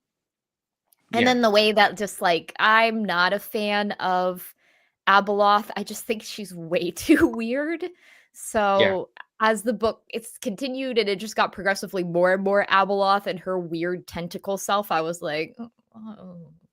yeah. That's pretty much where I'm at. It went too off the rails for me. Even because and people make that argument about NJO. They say like, "Oh, it's too weird. It's too," but it's really even that felt grounded more. It felt like you could tell they put the work in to make it feel like a part of the Star Wars universe, and they were coming from another galaxy too. That's the other thing. Yeah. People, they weren't in the Star Wars galaxy. They were a different galaxy coming in and invading. So I don't know. I thought NJO was handled so much better than Legacy and Fate. Like it's not even close, in my I opinion. I like Abeloth. I mean, she was kind of a Lovecraftian kind of a character. Mhm. I get the idea. Yeah, and I don't necessarily have a problem with it in principle. I just didn't think it was executed well. I agree with Meg Well, what did you personally. think of the Jedi uh the that like psychosis where they thought everyone was an imposter, you know? Yeah. I think Um. it part of the Go problem was that I think they ran out of Jedi we were familiar with too fast. So after a certain point, it just felt like, oh, here's new no name Jedi. Oh no, they go crazy. Oh, this will further increase tensions with Dala. I felt like they dragged it out a little. Yeah. Well, tell me this: would you rather it have been like Jedi we know like Luke, Corrin, Kip, or somebody that we know? Well, I guess that when the explanation was that it was anyone who was at the maw. So I understand, but I'm if saying that's the explanation, it has to be younger ones. I don't know. I'm not a fan of the like Jedi psychosis plotline in general. Um, yeah. I mean, I know it wouldn't have fit the explanation, Meg, but I know you were also yeah, saying we don't know them, so it doesn't matter. That I'm yeah. saying like plot aside as far as the explanation, if it was Jedi we know like Kip, Corrin, people that we know from previous books, would have had more of an impact on you where you would have been more into it then? Probably not, because I don't think I like the whole, especially when they weren't finding solutions for it, and then the solution was, oh, well, we need to destroy Abeloth. It's like, okay. Yeah. Yeah. I think Meg and I are pretty much on the same page. I think it would have helped a little bit. I mean, I will say if it had been Corn and Luke, and yeah, it maybe would have helped a little because I would have cared a little more. But Yeah, beyond because it that, was like no. we had Valen and Gisela Horn, but then Mm, it felt like a lot of the characters after that who had those psychosis episodes were characters that if we had met before, we just met in Legacy of the Force, and I think most of them we had just met in how I hurt my finger, Fate of the Jedi. So they'd be like, "Oh no, they've gone crazy," and I was like, "Oh no, I'm supposed to yeah, care." yeah. It's like yeah, it's a character you just met, and it's like I don't care. Like somebody that had like 2 pages, I don't care about them. Well, I agree. I guess it depends. I mean, like I know you guys. I don't think you are. Well, you might be hidden. I know you may don't know anything about this franchise, but I'm going to use it as an example. The Transformer comic books. Okay, Transformers. You know. The Cars Return of the Robots, those guys. You A little familiar? bit, Okay. not a whole lot, but a Well, little. the Marvel series in the '80s, they would kill off a character, but they were toys, that were being made. So like, Hasbro basically said, okay, after a year or two, you got to bring them back. They come back in some way or whatever. And then because of that, they were just because it's supposed to be a planet of these robots. So like they would use just random characters that weren't actually toys. And for a lot of people, they were like, "Oh, I don't care. I don't know the character." But I do think that showing that does help, at least to me. And now in the Skybound series, which they're making a new series now, a new comic book series, and it's the G1 Transformers from the '80s, from when I was a kid. So because they're making them now, and those '80s toys aren't for sale anymore, they could kill off anybody. Like they killed off Bumblebee in issue 1 because they use Bumblebee so much in different things, and they kill off different characters that I may know, but it doesn't matter because their toys aren't for sale. And I don't know. I mean, I actually feel in a way that I like the way that they killed off the old random characters in the '80s, because you know I don't know. So I guess it depends on your point of view. I mean, like I get what you're saying, Meg, about how they're bringing up these Jedi we don't know, but and they're not actually killing them off anyway. But still, Yeah. I guess that is different because they I guess most of them do come back. They freeze them in carbonite and they defreeze them at the end. So I guess they're okay. But still, I don't know. It's hard to know. I mean, the only thing I feel about Fate of the Jedi that I didn't like, again, like just what you were saying with Legacy of the Force, we were saying about Karen Travis going off on tangents. I don't think this was a specific person. Like, I don't think this was Christy Golden herself going off on a tangent. I think this was a decision that all three writers made. But the tangent of the slavery, which I'm not, obviously slavery is wrong and making an anti-slavery campaign is fine. But I do think it was kind of tacked on to the series where it had nothing to do with the main plot. Hidden, what do you think about that? Um, I don't remember. I don't remember that subplot. I'm sorry. I only read it back when it came out in what 2012, like right or 2010 or whatever, 2011. Yeah, and that subplot doesn't start till like halfway through the series, so it did feel that they needed more dramatic tension, so they bring this in, but if they Yeah. really wanted to cover that issue, it probably should have been from book 1, and it wasn't. I think it comes in, like, book 5. Definitely. Right. Well, honestly, I remember the one. I remember the little subplot from NJO about what was it, droid rights or droids being sentient. Yeah, yeah. Even that little like hardly anything subplot. I enjoyed that more than most of the plots in Fate and Well, Legacy. about that plot, even I think that was tacked on, and it didn't have to be because like that whole droid subplot, it would have made sense to be throughout the rest of the series because the Yuuzhan Vong were anti-droid, and the droids did have sentience. I mean, like 3PO and R2D2 are characters of their own. They're not just like tools. So that it would have made sense to make that into a plot point. I think throughout the whole series because if the droids are going to be hunted, and with the droids, like besides the battle droids, I'm talking about just like working droids and stuff. This was the only time that they were actually being targeted. Like in the Clone Wars, the clones were fighting battle droids, but they weren't targeting like maintenance droids and whatever. So for those Yeah. droids, for those like protocol droids, it would be an awakening for them that hey, you know what, we're being targeted now. So that would have made sense to me actually in the New Jedi Order. I Yeah. think James Luceno's talked about that, and they ended up dropping that subplot because they just realized they didn't have the time to cover it in the rest of the New Jedi Order, so it got introduced, I feel, in the Agents of Chaos duology, but then in the same way that books got canceled in the New Jedi Order series because they realized, "Oh, we really need to focus on this instead." I think that subplot, which I found really interesting, fell by the wayside because there was just so much that they had to cover in those Yeah. books. Well, even the Ren kind of fell by the wayside, I mean, like it was a big deal for a while, and then like they just disappeared, and that was Yeah. a plot that I liked. I mean, they were obviously uh, um, aliens that were supposed to be like the Roma, the Gypsies, and I think that was a good plot point actually.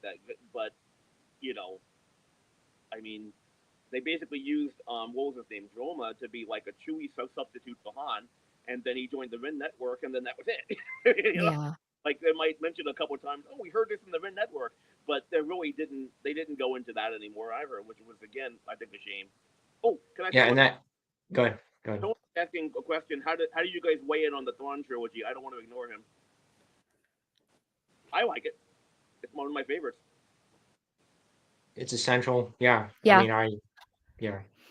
I mean, For a lot of people, if they're interested in reading the expanded universe books, and I'll ask them, what are you interested in? And they say, I want to learn what happens after Return of the Jedi. That's one of the first recommendations I'll give them is to read the Thrawn trilogy, because I think, especially because it was the start of the EU, you can really go into it with no background knowledge at all. And you get a very enjoyable story out of it. Yeah. and again, One thing I want to say real quick before we move on, what we were just talking about with all those plot threads from NJO, that's my Mhm. frustration with Legacy and Fate, as I feel like there's all these cool plot threads, all this stuff that all gets built up, and then it all just gets thrown out the window, basically from those next two. Like a lot of Jason's character, pretty much all of Jason's character development is gone. Like in Yeah. Legacy, it's pretty much all thrown out He's the a window. very different person. Yeah, he's totally different. I mean, even all the retcons they do with Verge and stuff, like there's just so many things that just get thrown out the window that just frustrate the heck out of me. okay. So, I mean, honestly, that I don't want to go on a huge rant, but that's why I'm pretty soured on Legacy and Fate personally. I think I'm very similar. In my mind, the post Return of the Jedi era ends with the unifying force because it was such a good conclusion to the new Yeah, Jedi Order series. And I feel like James Lucino wrapped up so much stuff, like so many characters, and plot points are given like good endings where you feel like, yeah, that works, that fits. The way that it ends and they're on Kashyyyk and they're remembering Chewie. And then the way too that it felt like if they were to continue after the unifying force, it was going to be about Luke, Han, and Leia passing the torch to the next generation. But then it felt like with the Darkness trilogy onwards, they were like, no, we really need Luke and Han and Leia to be a key part of here. And so it felt yeah, like the younger generation didn't get as much character development as they could have because it was so important to keep the original trio involved in the story. yeah. Yeah, and I mean, like I said, I think someone told me, and I kind of agree with it. You have to kind of treat Fate and Legacy like an epilogue. It's just kind of like an extended little epilogue. If you want to read it, you can, but it's not. Yeah. To me, it's just kind of like a little extra if you want to read it. But just Unifying Force, just quit there and be done with it. Yeah. Anyway, we'll move on. No, that's fine. I guess I like it more than you guys do. I mean, well, what I like, I actually post New Jedi Order. I think I mentioned this before. Actually, we didn't talk about this, but my favorite book post New Jedi Order is definitely Millennium Falcon. And that one, the only thing is, obviously Legacy makes a difference because Han and Leia have adopted Alana now. The grand. Mhm. So beyond that, though, it's a light. It's like it's definitely the lightest book post New Jedi. Well, post Phantom, it's the lightest book I think, and it's basically just tracing the history of the Falcon. There is a MacGuffin plot just to make a plot, but even if they didn't have the MacGuffin and it was just Han and Leia and Alana on vacation tracing the origins of the Falcon, I really like that. I told you before. I think I told both of you this at one point at different times. I did a lot of road trips when I was younger, probably around your age or younger, and this just kind of reminds me of a big road trip, just to trace their origins. You want to trace your ancestry or whatever. To do that. I mean, like I didn't buy my car. Oh, this car I have now I bought new, but it would be kind of cool if I could even do that though, like a used car, and go back and say, oh, I wonder who owned this. Obviously it will be a little different and real lifetime because like if I were to knock on your door, Meg, I mean beyond knowing me here, but I mean like if I didn't know you at all and I'm just like, oh, did you own a so and so car at one point? You're like, well, who are you? What are you doing? You know what I mean? It would be kind of strange. But I think that maybe if I were able to like call ahead and say, I just wanted to hear the story of the car, and you told me like even on a Zoom chat or whatever. Now, granted, I guess in the galaxy far, far away, why didn't Han, Leia, and Alana just do a Zoom chat with these people? Okay, yeah, I guess that's true. But even so, I think it's kind of fun because like you not only just say, okay, this is where the Falcon was, but they tell their story. And on the audio, Mhm. you know, Mark Thompson does a really good job of like altering every voice and telling this story, and it was just really good. What do you guys think of that book? I haven't read it. Oh, Sorry. okay, okay, I liked it. It was very light, which I felt like I needed after the end of Legacy of the Force. If anything, I felt like the conclusion was very anticlimactic with the whole, finding the treasure and the treasure is fake and everything's being destroyed. And then the like forever young guy, they offer him a job to find it and he just jets. I preferred Han and Leia and Alana tracing the Millennium Falcon's history to the impossibly still alive guy who was right. looking for the Falcon. Well, that's why I said, taking out the MacGuffin plot because he's kind of the MacGuffin. Yeah. I mean, he was tracing it one way where they were tracing it the other way, and they met in the middle. But Yeah. I mean, I like his story as it were because like he isn't just forever young. He was frozen. He was basically like frozen, not frozen in carbonite, but he was like put in suspended animation. So he was Yeah, just he was, like, in a coma for right, decades. Yeah. right. So but basically the okay, you said you hadn't read it, Austin. So can you hear me, Austin? Yeah. Okay. I mean, I don't know if you care about this, but basically, it's really just a way of tracing the Falcon. Like, Han and Leia and Alana are tracing the Falcon. Lando owned it before them, and they're going back to, okay, Lando, who owned it before you? Well, it was so and so. Okay, so he owned it before you, and the forever young guy we're talking about, he was the first owner of it, and so he's going to, okay, well, it was sold to so and so, sold to so and so. So they're basically, so they met in the middle, tracing the Falcon, and he's trying to find a treasure that was on it. But again, that's just a MacGuffin plot. It's just basically tracing the Falcon because Yeah. even on like his side of it, they're not really talking about the treasure.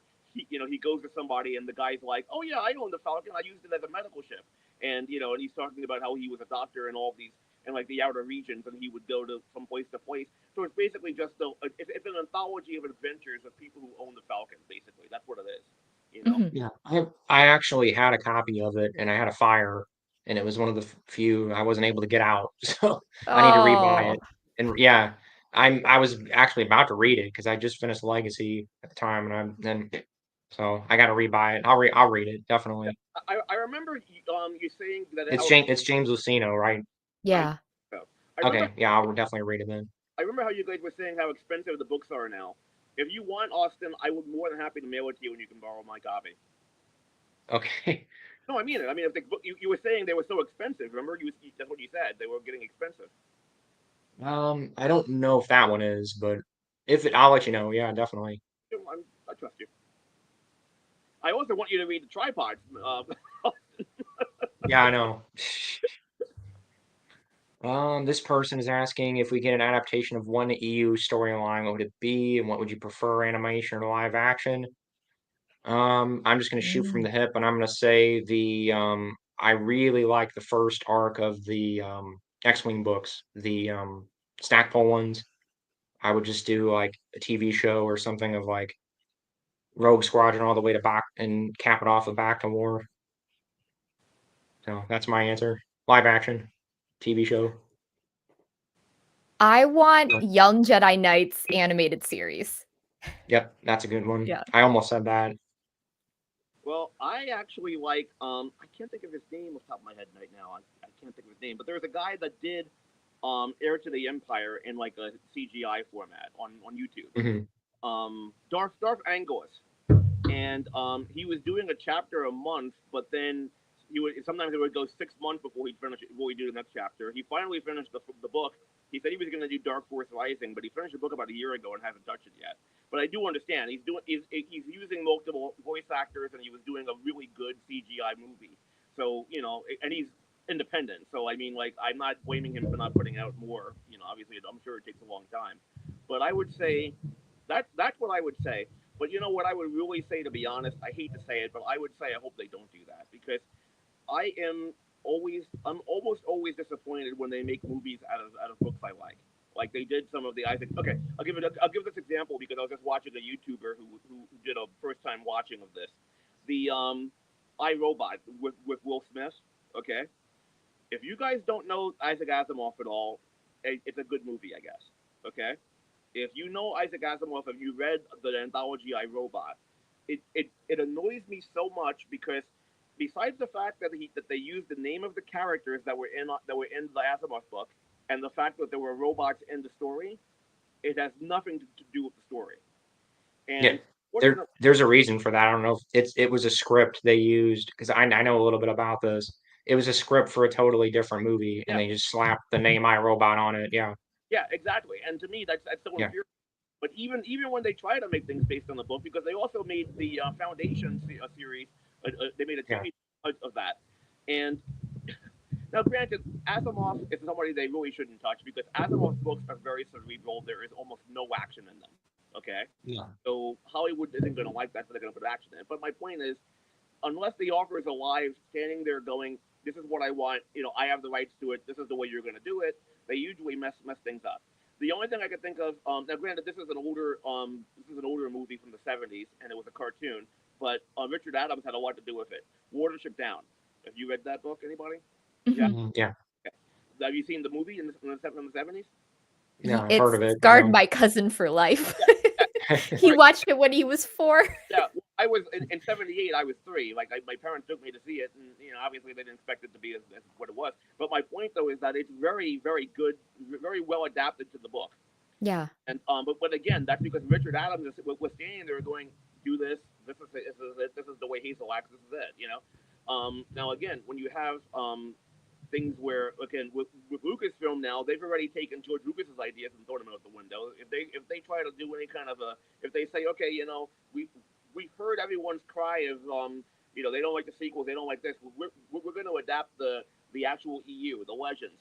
People would be cheering, but then they do it and they would just be like, this is good. They're gonna screw it up. So I really think that it wouldn't work unless, like again, the offer, someone that really cares, like the offer, would be standing there going, "This is how I want it." And frankly, Aaron Alston's dead. Karen Travis is no longer, she doesn't, I don't know if she's gonna do anything. Most of the offers, Aaron Alston was the only, and James Luceno they were the only two offers that I was like, any book that they wrote is golden. That's the only one. Those are the only two that I'm like, yeah, those are the EU offers in my opinion. So, James Luceno is still because he's done some Disney stuff. I no, think he's still kind of involved right, in it. I know, but I'm saying beyond James Luceno and Aaron Alston, I don't think that anyone else is going to care. And even with Yeah, James Luceno, I don't know. I think it was. I don't know. But I mean, like, I just don't think. I think they should just leave it alone. I don't. Now, granted though, and El Slago, if you're asking about an adaptation where they actually are very faithful to it, then I think that I agree with you guys. The X-Wing series would be a good one, or the Thrawn trilogy. I'd want to see the Thrawn trilogy. I don't know how well the Thrawn trilogy would adapt to movies, though, because I feel like there's a lot in the Thrawn trilogy of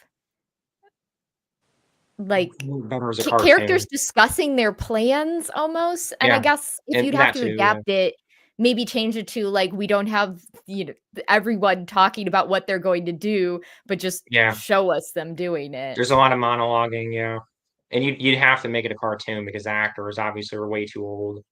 So Yeah, I think you'd have to make it animated or something. Yeah, unless you Don't you recast think? everyone. right. Or you have to recast younger actors or something. Well, Those would again, be your only two options. that's why I said if we're talking about a fantasy world, El Slago, then the Thrawn trilogy, like made in the late '80s. So that everyone is the right age. But yeah, it's hard to know. Let's see. I think he's just talking about how they were jumping around in the timeline at the end there. Yeah, Yeah, I think that was sort of the era where they were like, "You got a story? Okay, you write it. You got a story? You write it." And you'll be like, "This is yeah, all over the place." yeah. They were just basically throwing everything at the wall there at the end. Yeah. I think there were people that knew it was coming, like the buyout. I know it was kind of a surprise, but I've heard rumors that like there were some people that kind of knew it was coming, so they just kind of threw out because like the Force Unleashed 2, which was a video game that came out right before the buyout, it was like Mhm. clearly like they only like finished the first half of the game and they just like threw it out there Mm. basically did before the right before the buyout. And there's some other things too, but Well, going back to, I know you guys said you had your problems with Fate of the Jedi, but that's another thing too. Fate of the Jedi also, when they basically cleaned up the Bantam questions, a lot of them, and by killing everything. you know, I mean, like the Yuuzhan Vong, not the Yuuzhan Vong, the Yavesa from no, I think they were killed by the Yuuzhan Vong, right? that was an Yeah. NJO, yeah. Yeah, that was in Force The, Heretic. oh, I know what it was. Zanam is not the point of Twilight Planet. What was that planet? Namchorios? Namchurios Yeah, back there. intros. All of the listeners, the Theron listeners, they were all killed off by Abeloth.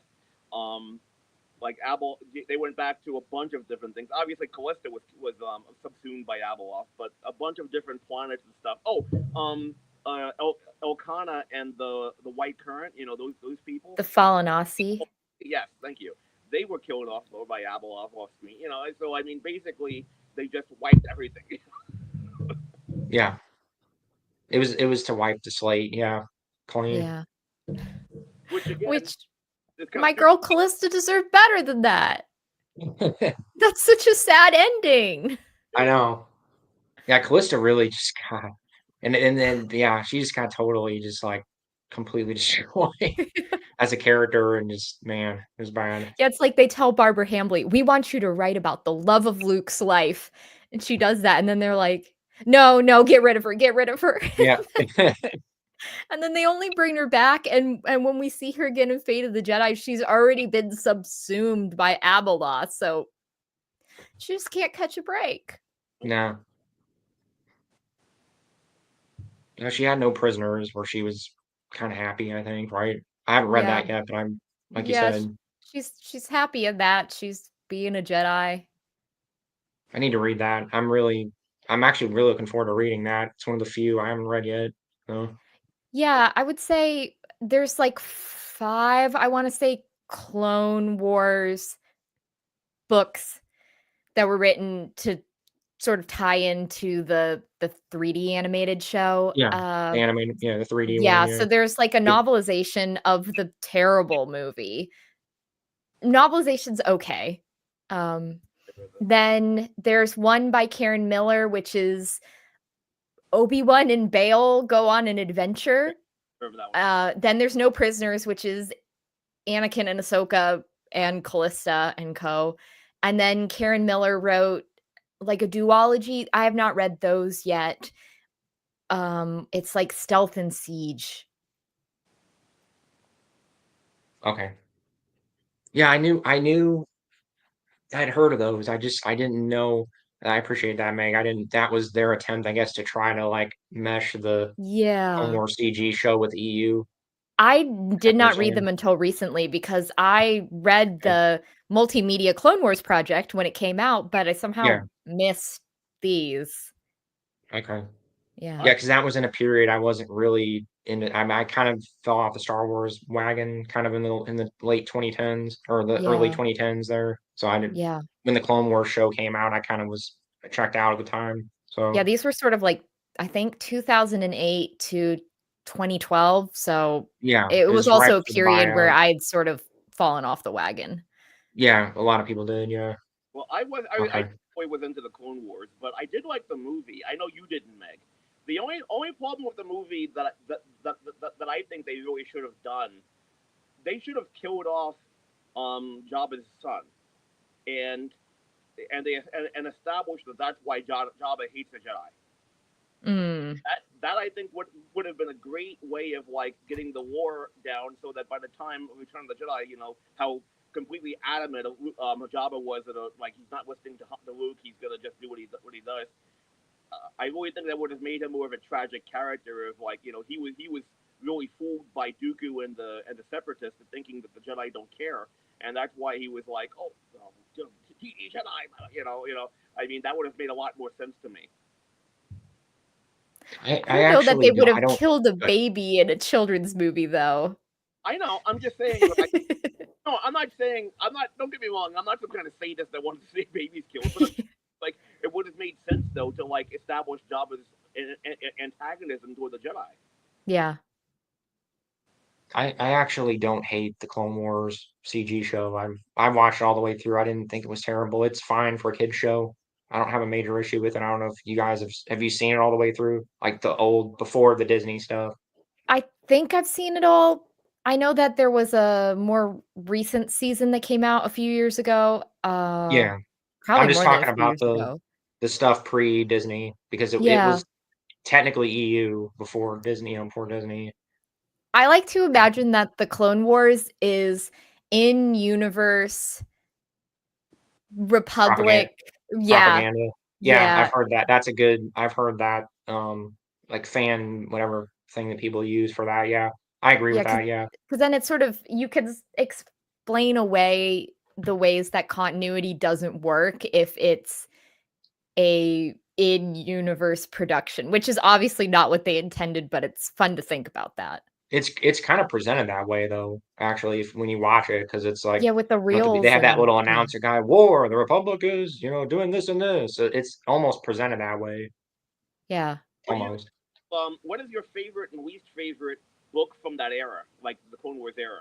Like my favorite, as an example, is Yoda Dark Rendezvous, and my least. I know the Cestus Deception's probably my least favorite. I think. How about you My guys? least favorite is Jedi Trial. Okay. Oh, okay. Just because Everybody hates that book. it's just feels so like like you can see the seams and you can see why they're doing things there. You could tell that someone told them that um oh, Cornhorn's grandfather was married. So they're like, well, why don't we have him and Anakin meet? And then the scene where they tell each other that they're married is no one would ever have talked like that, much less Jedi would have talked like that. The Yeah. way that they're like, how would we make Anakin get very upset? Well, we'll kill a maternal figure. I And like that then actually. I like. um like the pilot and the girl who are just stuck and they're trudging through and the way that they go off on these tangents about logistics, that is my least favorite Clone Wars book. Yeah. I like that. It's go ahead. No, I was okay. gonna say it's written by it's a pair of guys that write military SF Yeah, I and think they they write like write pretty Space Marines books, and I could yeah, they write tell like that they Space wrote Marines, like yeah, yeah, like Starship Troopers, like oorah kind of book. So and that's I not what I like. I'm probably like one of the few people on earth that it's not one of my favorite books or anything. It's probably like my second or third least favorite Clone Wars book, but Mm, I didn't hate it. yeah. But I like military SF.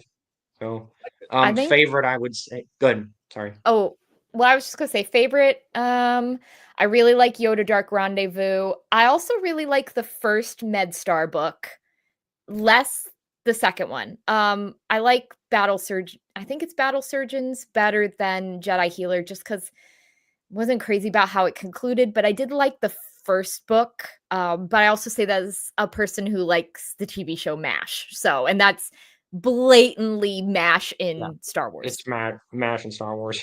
Yeah. If we're Are we counting Republic Commando or not? I Sure. oh, let's count it. I mean, it wasn't Okay. originally intended to be Clone Wars, but it's in that era, so Yeah. I'd probably say Hard Contact, probably number mm, one, and then probably Shatterpoint. yeah, Sorry, I what? can see Favorites, and then probably least favorite, I probably didn't. be Cestus Deception, yeah. I didn't hear. Oh, sorry, I'm saying favorites Hard Contact, and least favorite would probably be Cestus Deception. So Yes, this is my least favorite too. yeah. Let's see here.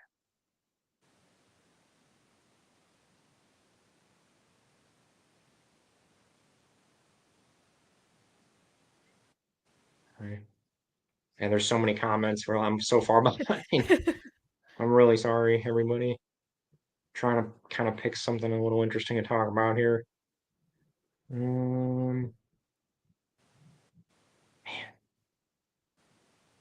Let's see.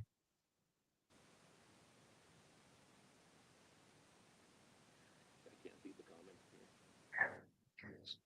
here. Can you see A them? lot of Clone Wars stuff. I don't know if you guys. I'm assuming you probably don't want to talk about Clone Wars stuff. You want whatever. The CG, the CG show. Mm. Uh,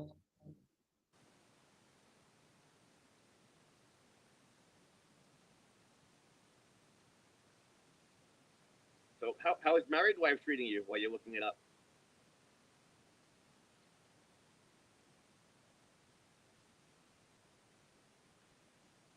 Austin? Sorry, say again. Oh, how is married wife treating you? Well, very well. There was silence. I just got married. No, I know. Oh, congrats. Silence. Thank you. Oh, okay. Sorry, I didn't hear you. So I thought you were talking to Meg. So yeah, I just my wife and I were actually we were engaged for the last 5 years, and then we Oh, dated like wow. 10 years before that. So it's a long time coming. Okay, good. But I thought I said the wrong thing. yeah, it was a long, very, very long engagement. No, I mean like because there was a long silence. I was like, oh, okay. Oh no, so I didn't. I thought you were talking to Meg. I'm sorry. How's married wife treating you, Meg? I'm not married, so.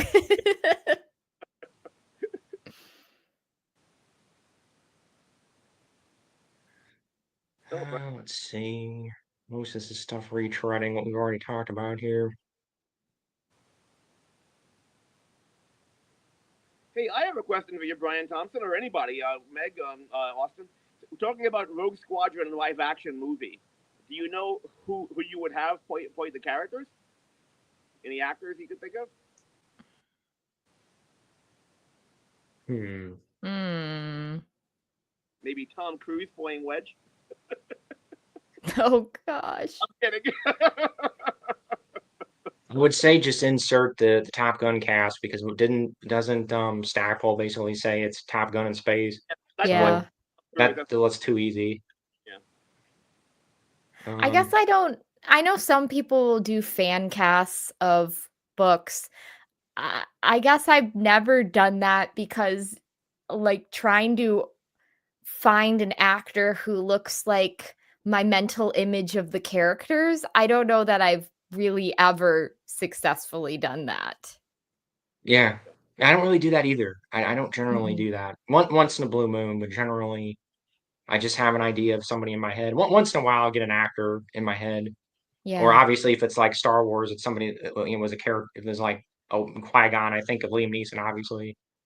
But beyond something like that, no, I generally don't do that either. Well, I will say But one. Ooh, Quarg. You know how like again, I don't know of any. I know you're not, Meg. Are you into Star Trek at all, um, Austin?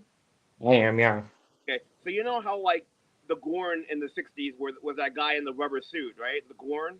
yeah, the Gorn, yeah, Right, and now in Strange New Worlds, they've made a CGI Gorn that looks a lot better. okay, So I think that for Quarg, Quarren's wingman, rather than making him like a Zuckuss character, from the Empire Strikes Back, if they made a CGI character kind of like the way the insectoid Zindi were from Star Trek Enterprise, I think that would be a good representation of the Quarg, the Gand.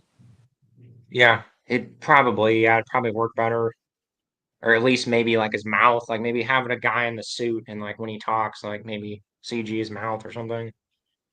Well, I That's mean, kind of what I pictured. guy in a suit. I mean, making him CG, but not like, not like Jar Jar Binks CG, but like, a straight up CG character. That's not a comedy thing. Yeah. Let's see here. This guy's saying use the actors from the Expendables. I I don't know how that would work. I don't know what the Expendables is. I think they're too old. Because isn't the point of the Expendables like they're all too old to be doing what they're doing? I don't know Oh, that. that's an idea. You could have how about old Rogue Squadron, Yeah. like Cornhorn, when he's old, when he's like 60 or something. I don't know.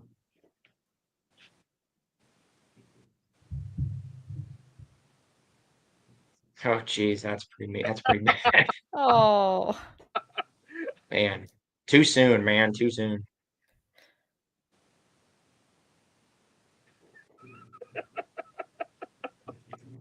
Well, I think I pretty much got through everybody here. I didn't know. Um, yeah, I think I pretty much got through everybody. Well, I don't want to keep you guys too late if you guys have things you need to do. Free, but I mean, obviously, if you're done talking, I don't know. I don't. I guess none of you. Do any of you have anything besides the books? Like I have the old trading cards from the '70s and '80s, but I know you guys weren't born yet or too young to have them. But like I guess are you guys in the comic books of Star Wars or anything like that? I have like all the essential stuff. Here, I can pull it out here. Let's see it. I've read a few of the comics, but I don't have any of them. I have the X Rogue Squadron comics. That whole Mm. a lot of Star Wars comics actually. That's about it. It's gonna take me a minute. I have some of the guides too. Hang on. Yeah, I've got them in PDF. I think you gave them to me, Meg, right? Some of them, yeah. I now have, where is it? I have all of the essential guides. They're up there.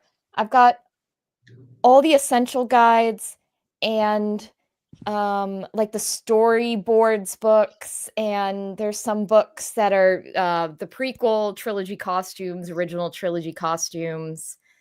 Um, but yeah, I just mostly have books. Well, I have every figure of Jaina Solo that was ever made. Well, maybe not every figure. I have let me see.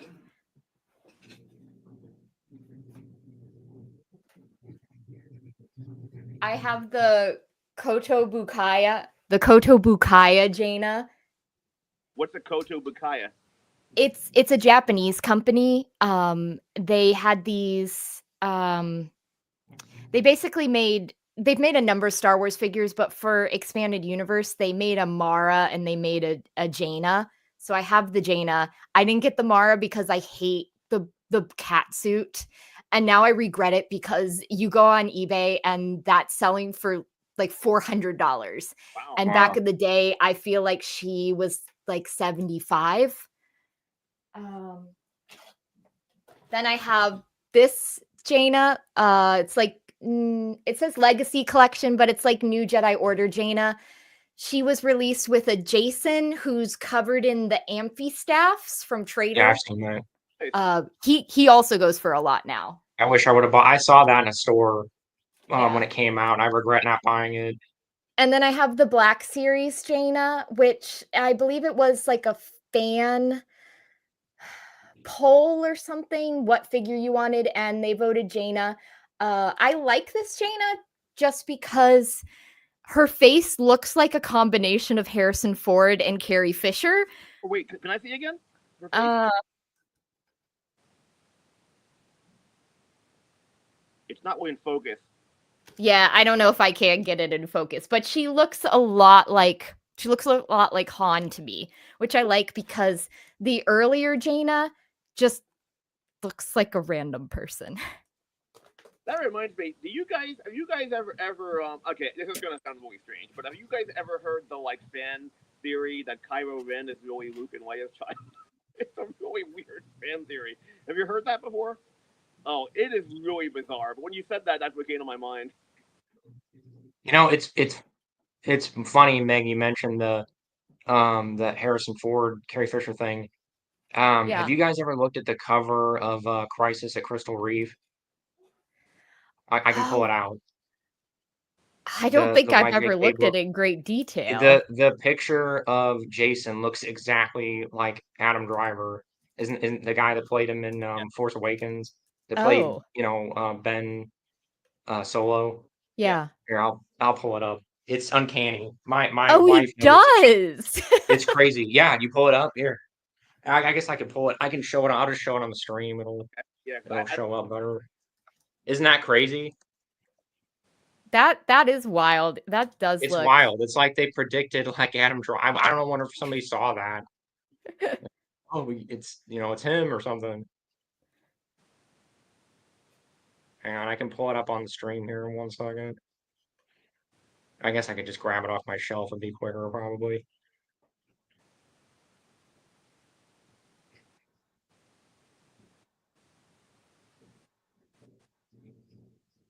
Oh yeah. You see that? Yeah. Doesn't that look like him? That's wild, isn't it? That's crazy. Did you hear what I said? The Adam Driver, like 20 years in advance, 25 years in advance almost. Did you hear what I said, Austin, about the fan theory about Kylo Ren? No, what was that?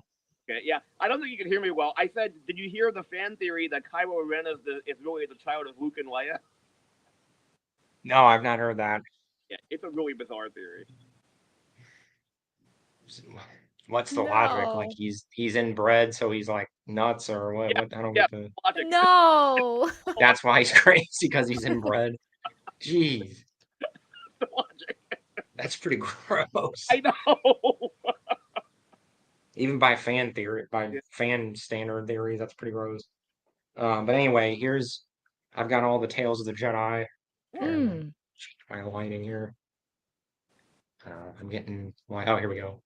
So that's the first one, Golden Age of the Sith. And I actually have a hardback of the. Oh. This is hardback. Yeah, one of the things I regret is that I had the 3 Kyle Katarn novellas in hardcover. Oh wow. I don't know what happened to them, but I don't have them anymore, and I went to look to see if I could get them again, and the answer was only if you wanna pay a lot of money. Yeah. Oh yeah. Though Yeah. especially the last one, Jedi Knight is like crazy expensive now. Yeah. The first one, the last time I looked, it wasn't too bad, but yeah, the second, the third one are crazy It's like expensive and now. they're hard to find too. Yeah. Oh yeah. And then that's the original Tales, the trade of that. Ooh.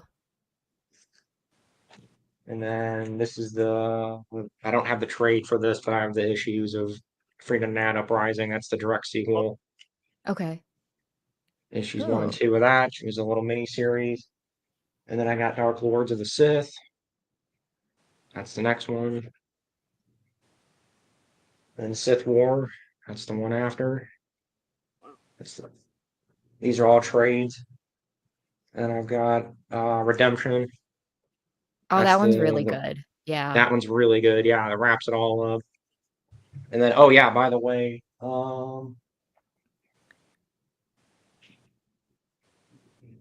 I have one of the YJKs is signed by Kevin and his wife. Oh, nice. Oh. Oh, Oh, that's nice. yep. And then I think I have these. I have them pretty much in chronological order.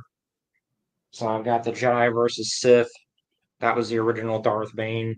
Yeah. Ooh. Before the book adaptation. No, it's a 6-issue thing. I don't know if we Yeah. go through them all real quick. So, and that's Darth Bane there. I think that's what he originally looked like. Yeah. He really likes eyeshadow. Yep. All that.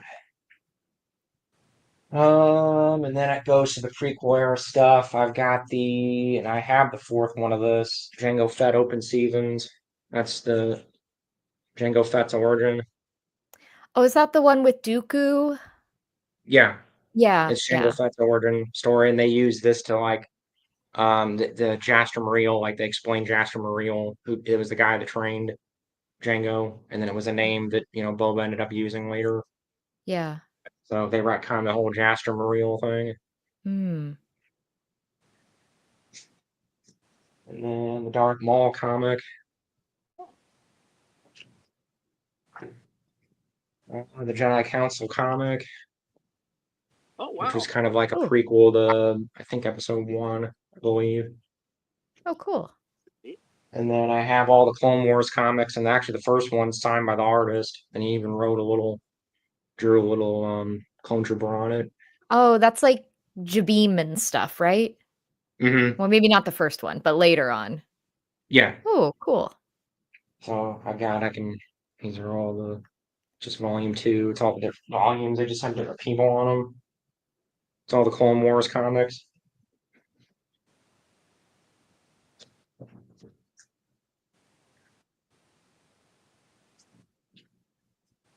And I could just blow through these. It's all just people just different characters on the front there. So Yeah. not really super interesting covers on these. Really good comics though. Yeah. And then I've got the original trade of Dark Empire. Okay, that's where. Yeah. Okay, I was gonna Yeah. about that. I have some of the Dark Empire comics, and Yeah, I have the issues too, but nice. and Dark Yeah, Dark Empire Empire is 2. one where I really like the art, but the story.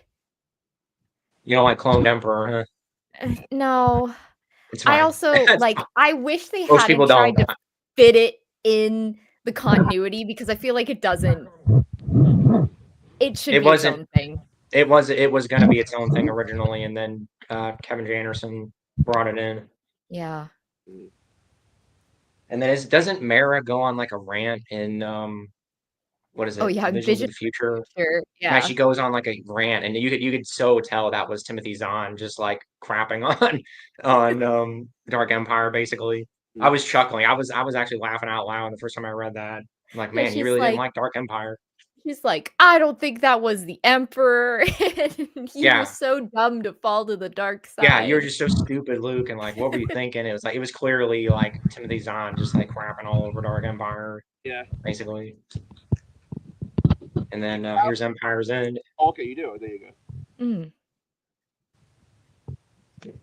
And then I've got Crimson Empire. Nice. Oh, Yeah. okay. Yep. And I have 3, but I've okay. moved recently, so I'm trying to find it still. So that's 2. Austin. Yeah. That's Kir Kanos, right? Yeah. Yeah. Yeah. Yep. And then I've got this is the one. I'm a pretty big Kevin J. Anderson fan, but this is like the one I thought that it was a pretty big dud was Leviathan. Oh, I haven't read that one. I didn't care for it. It's cool to Mm. see the Jedi Academy people though, because you get all the you get to see all the Jedi Academy people and you Yeah. know everybody on the front there and everybody in the book. And then Invasion. I have more than this. I have the single issues. I'll just show you the one. Okay. Yeah, I think there were 3 trades for Invasion. Yeah, there's 3 trades. It's hard to I got recommend that 8. one since it just ends. It just kind of ends. Yeah. Yep.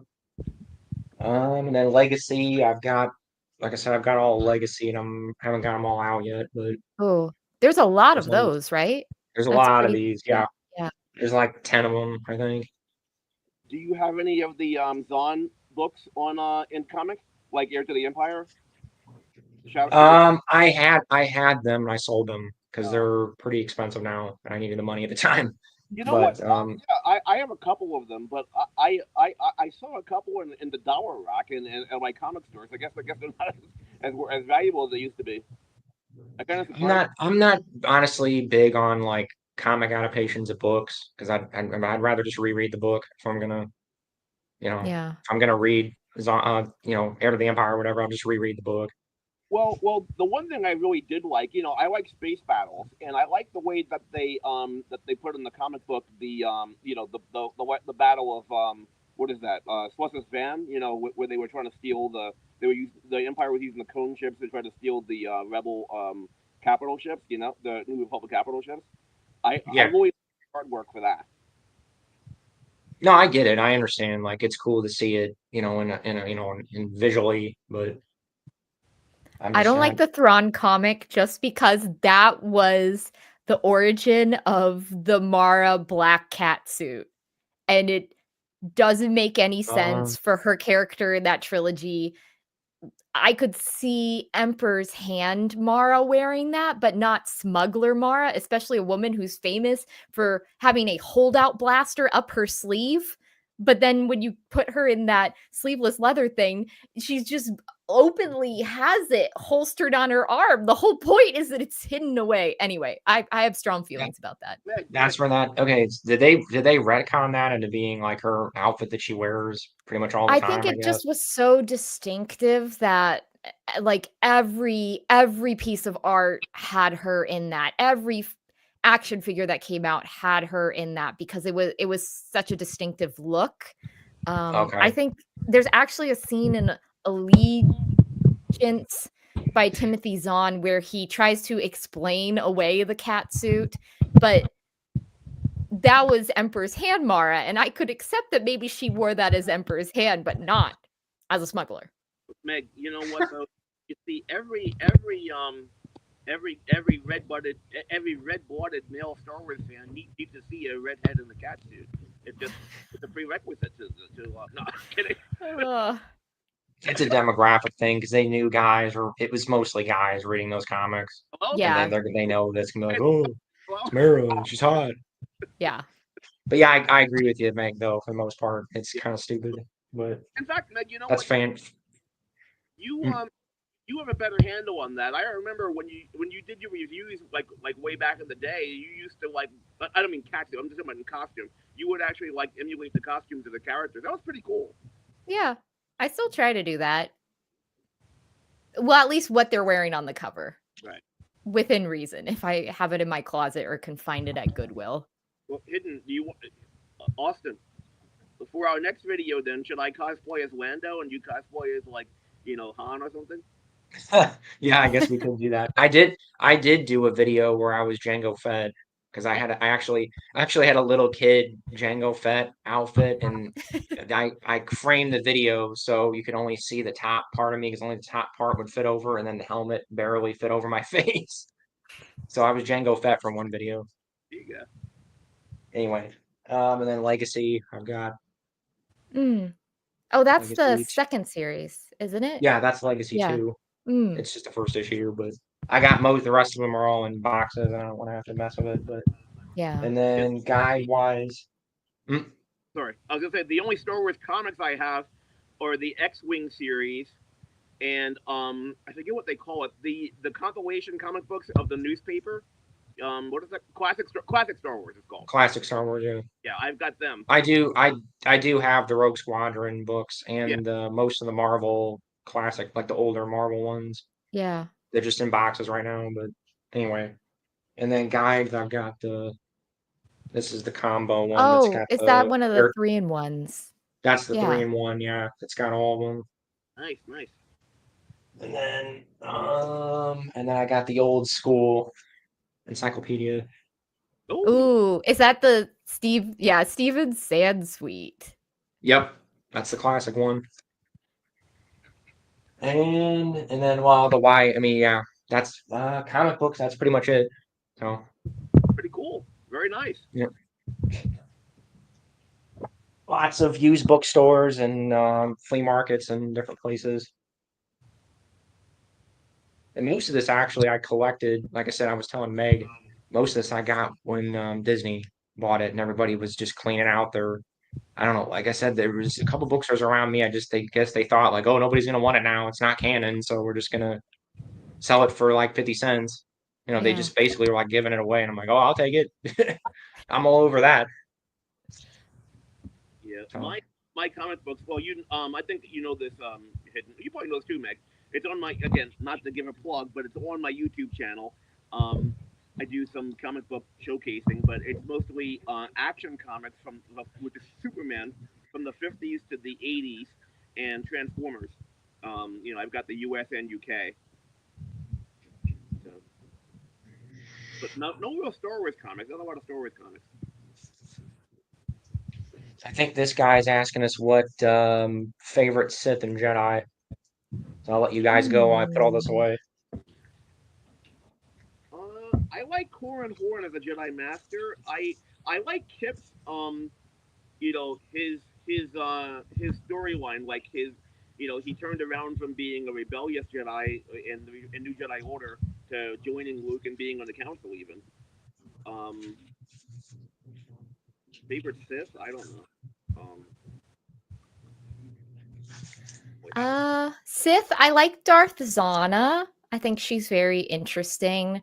I think it's interesting that she used Sith, was it like alchemy or sorcery? Like it was a way to bring some magical esoteric element into the Sith, which I thought was interesting.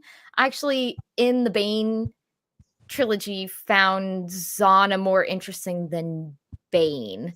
And then I guess favorite Jedi, I love Jaina, I love Mara.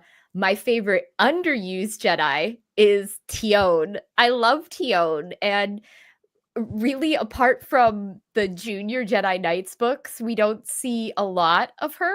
I mean, she's obviously Yeah. in Jedi Academy trilogy, Oh, but I like the idea of, she's not strong in the Force, but she's a historian and a researcher and a musician. And so she might not be out there with amazing Force feats, but she uncovers so much of the past history of the Jedi that they use going forwards. Well, Meg, we see a lot of her in Legacy of the Force when that crazy man is shooting. No. I don't want to remember that. Absolutely not. I couldn't do this. No, you're right though. She is very underused. I'm just joking around. Yeah. She's in Leviathan actually, right here. Oh, So okay. she's in this. Oh. Pretty sure that's her there. Oh, that's interesting that she's blonde in it. And blind. Is she blind? She's not blind, but she has silver eyes. So. Well, I mean, the way they drew her, it looks like she's blind. Yeah. Yeah, they kind of made her look blind. Yeah, especially in that panel there. Yeah. Let's see, Sith and Jedi. Shoot. Well, Jedi. I mean, a Jedi. I guess I'll say Kal Katarn. Sith. I guess I'll say. Plagueis?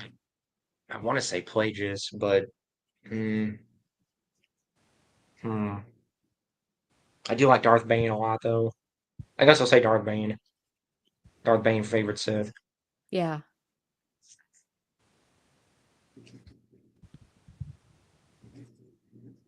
Okay. Guess we'll move on here. We got way more things here.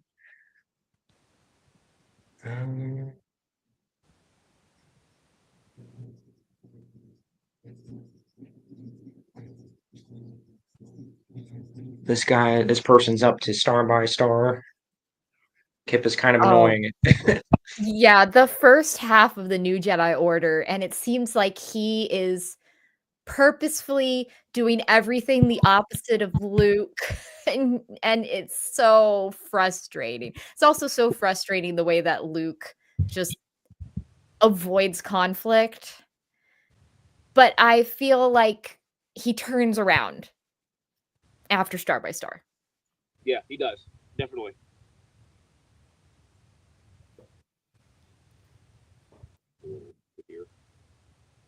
I'm listening. I can hear. I need to reread that.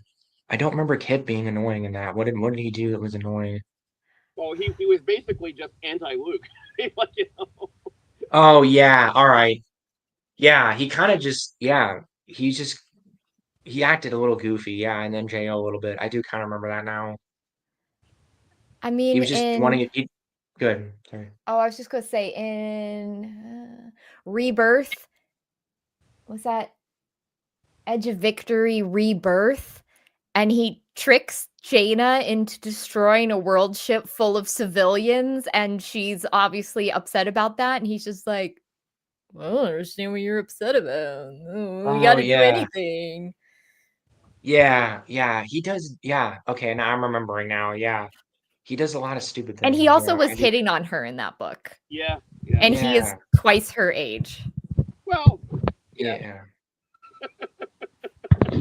Yeah. Okay. All right. I'm starting to remember now. Yeah. I'm not laughing at that. I mean, it is bad that he's doing that, but I think that honestly, that that like bothers you more than anything else any of the characters do. Like each time we're talking about characters, and you're like, he was hitting on someone younger, you know? Yeah, I think the idea was, I guess Kip was supposed to be a counterpoint to Luke, right? At least at Yeah. the beginning there, because Luke was kind of saying, "Hey, we need to just not, we need to be careful here. We need to not, you know, jump to any conclusions." And Kip was going, "Oh, we need to go in. We need to go in." And I get that part of it, but then yeah, I think at some point there that got mixed up. Yeah, He just got, Kip's and like you said, yeah, he gets better as it goes along. But go ahead, uh, Sean. Kip's redemption actually starts with Dark Journey, because he's Yeah, probably the one that brought Jaina back. Although I remember when talking about him hitting on her, I forgot about this. You mentioned it, but one of the stipulations, because he offered to have Jaina as an apprentice. Remember, and then Jaina said, "Okay, but you have to promise not to hit on me while I'm your apprentice," and he had to agree to that. You remember that, Meg? I think yeah, so. I remember in the the Aaron Alston duology, what was that? Enemy Lines. I remember her, Jaina and Jag taking him aside and basically being like, "Hey, buddy, Jaina's not interested in you." yeah. There were a lot Which of I moments was like like, that. that's probably a very good conversation to have, but why does Jag have to be there for it? Yeah. Yeah, there was some of that. Yeah, I remember. What do you guys Yeah. think of Jag? Hmm. What do you guys Mm, think of Jag? I I like the idea of Jag more than the actual execution of Jag. I think, Yeah.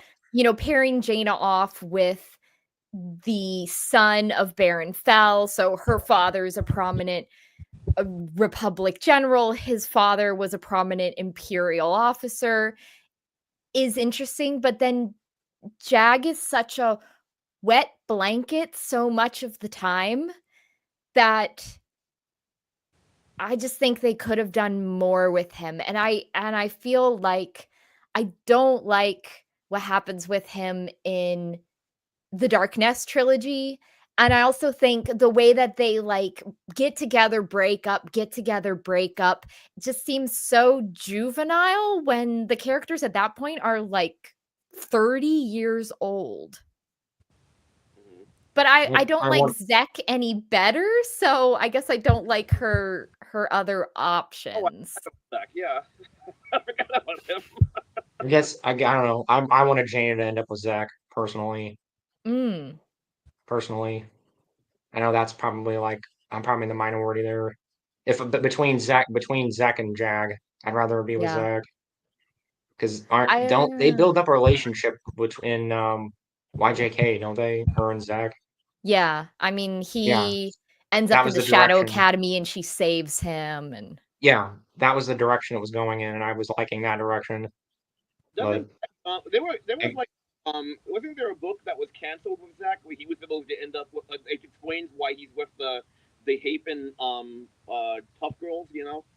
yeah, it was going to be by Elaine Cunningham. It was called Blood something, but, because of her health, she just couldn't. I don't even know how far she got on it because they had a cover for it, but it sounds like I don't even think she ever turned in a manuscript to them. So it ended up canceled and they sort of ended up info dumping Right. what had happened with him in one of the Fate of the Jedi books. Yeah. wonder if I don't know. I wonder if they figured most people didn't read the YJK books because there's some stuff Yeah. that happened in the YJK books that kind of gets that happens again. Like, because the kids get knighted at the end of YJK. I Oh. don't know if you guys Yeah. remember that. Yeah, but then they get knighted again But then in they get knighted Destiny's again. Way. Right. Yeah, so I'm Yeah. wondering. I have a feeling. I'm wondering if Lucasfilm or whatever just said, just whatever, just don't worry about YJK. Like, just if you need to do something, do it. Because I'm just wondering if they just assumed like most adult readers weren't going to be familiar with them. I just kind of got Yeah. that impression a little bit, But you know what? In a That way, annoyed me a little bit. they were right because remember, I'm a lot older than you guys, and I didn't read them. I didn't know they got knighted in the YJK books. Yeah. Yeah, I have a feeling they probably just were like, just don't worry about it. Like, just bring the characters over and like maybe a few basic plot points, and they probably just went, just don't worry about it. Well, there was a Like, very intentional push in the beginning of the New Jedi Order series that they wanted the books to be, I guess, newbie friendly. yeah, So they were sort of limiting the introduction of previous characters from other stuff. But I think with Greg Keyes pulling in Junior Jedi Knights characters in Edge of Victory, what was that, Conquest, that then probably other people were asking, well, can I bring in this person? Can I bring in this person? And they're like, okay, fine, whatever. We give up at this point. Because yeah, also, New Jedi Order, originally the idea was that you could read only the hardcovers and follow the story, and the paperbacks were going to be like filling in the gaps. And yeah, they dropped that idea pretty early on. Well, yeah. honestly, I even remember that. they would Good. really cut off their marketing. I mean, the people were like, oh, this is all filler. Why bother buying it? You know. I remember that even actually as a kid when those came out. I kind of vaguely remember that some marketing Yeah. thing said that or something. That So kind of makes sense. I can see why they would do that. To be honest, it makes sense to me. trying to go down here on the comments a little bit. Okay. I'll be right back. Okay. Right. Okay.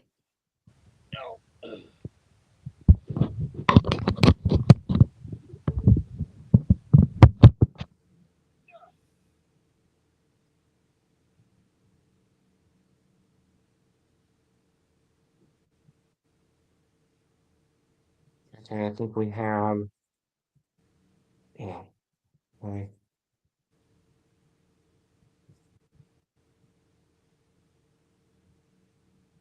I'm assuming he's talking about the two factions in the Jedi, Yeah, I Star think in Wars New level Jedi purist. Order, sort of Yeah. the let's wait and see versus the we must attack now groups. Hmm. Oh, can I say something? That reminds me. May I? Go ahead. Yeah. That's one thing that did annoy me from New Jedi Order on. The Jedi were not unified. I mean, like, okay, New Jedi Order was one thing where, but like, the whole Jedi Council was just like completely a mess. They do reunify though. I thought in what in Darkness, No, I know. don't they? Yeah, the unified. Yeah, but then they like in um by the time you get to Fate of the Jedi, they're falling apart again Yeah, they're with constantly Kenneth Hamner and everything. Yeah. See, I didn't like that. That was another Mhm. reason why I didn't like Fate. him there. Remember? Go ahead. Sorry. I said they even kill him off. Like Saba 17 have to kill him. That's Hmm. how bad they got as far as fighting. Yeah, Yeah. I didn't like that. No, I didn't remember. No, I didn't. I guess yeah. It felt like a lot of retreading of like the prequels. I guess the idea was like, oh, the Jedi are just destined to just implode in on themselves, like the prequels, and it just Even prequels. I didn't feel like because I felt like Luke was kind of fixing that. He was letting the Jedi get married. He was doing things to try to not repeat the mistakes of the past, and then they just end up repeating the mistakes of the past again. So, Well, like same thing with Jason's fall. It just felt like a retread of the prequels It was again. very Anakin 2.0. but Austin, Yeah, it just felt like Anakin 2.0. well, I mean, I disagree in the sense that it wasn't a retread because even in the prequels, I mean, the Jedi Council made their mistakes, but they weren't fighting among each other. Like you didn't see Yoda and Mace Windu going at it every 5 minutes. You know what I That's mean? true. That's a good point. Yeah. That's a They're good point. worse. They're worse off than the Yeah, prequel well, Jedi. yeah, if anything, it's worse, which that yeah, it almost makes it worse. Yeah, exactly. Yeah, that's what I mean. I was like, it just kind of felt like because it just I felt like I mean, I don't know if you guys have this opinion. I just felt like Luke's Jedi, his Jedi were just it felt more optimistic. I just felt like Luke was kind of building everybody up and just like, okay, let's just you know, we're gonna keep things are just gonna keep getting better. Yeah, we're gonna have hard times, but let's come back together and just keep building things up. We'll do things different. We're gonna try to, you know, not repeat the mistakes. And then it just kind of felt like I mean, I don't know if I should blame the writers, whoever, but it felt like that was kind of squandered to me. I agree. Yeah. And you don't have to agree with me. I mean, that's kind of how I look at it. I know I'm not articulating it probably very well, but No, I do agree. I'm not just agreeing to agree with you. I really do agree with you. okay. Yeah, it felt to me like with the new Jedi Order, they obviously wanted to up the stakes from the Bantam era, so we have galaxy-wide invasion.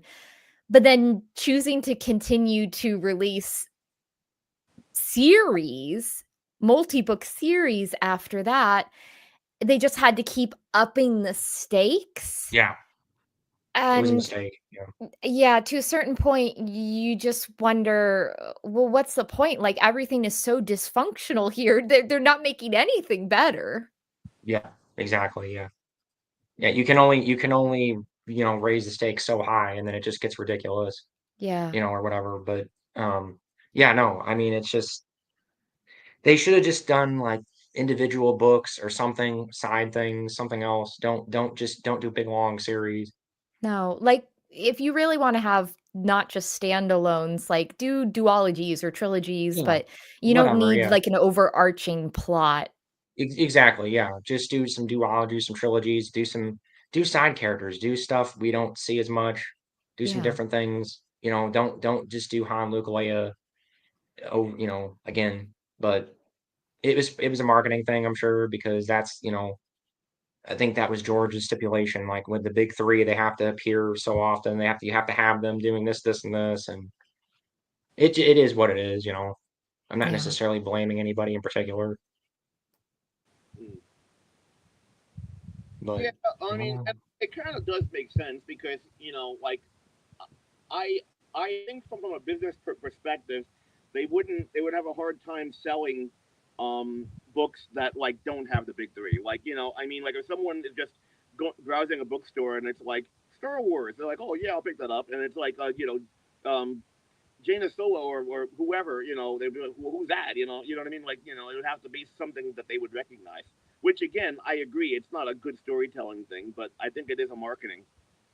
yeah, Yeah. at the time, definitely. You know, though I think times have changed though. I think if the EU was still around, you could get away with stuff like that now because now you can just pull out your phone and just let's say there was a book about Kyle Katarn, you can just go, oh, who's Kyle Katarn? Boom, boom, boom. Oh, cool, okay. He was in a bunch of video games, whatever. He was this, and this, and you could just boom. You could. I just think, yeah, it was just the way things were back then because it wasn't like that.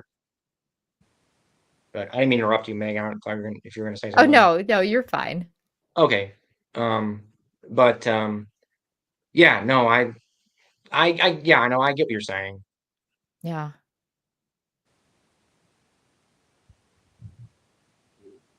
It's a shame though.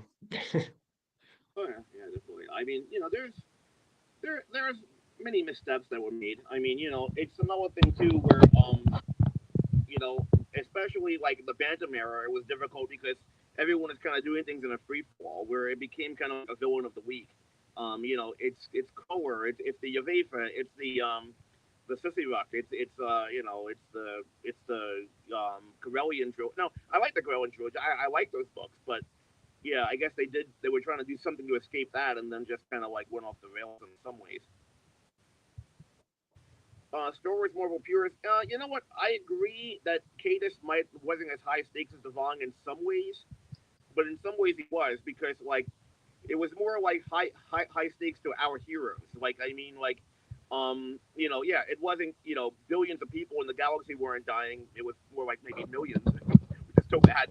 But I mean like as far as it goes, I think this was more of a blow for Han and Leia and Luke than even the Yuuzhan Vong invasion in some ways. Watching Jason fall apart. I mean, like, I remember someone even saying to me that, like, especially Han not being a Jedi would be like in therapy by the time everything was over because like his son dies, his other son goes to the dark side, his daughter has to kill him.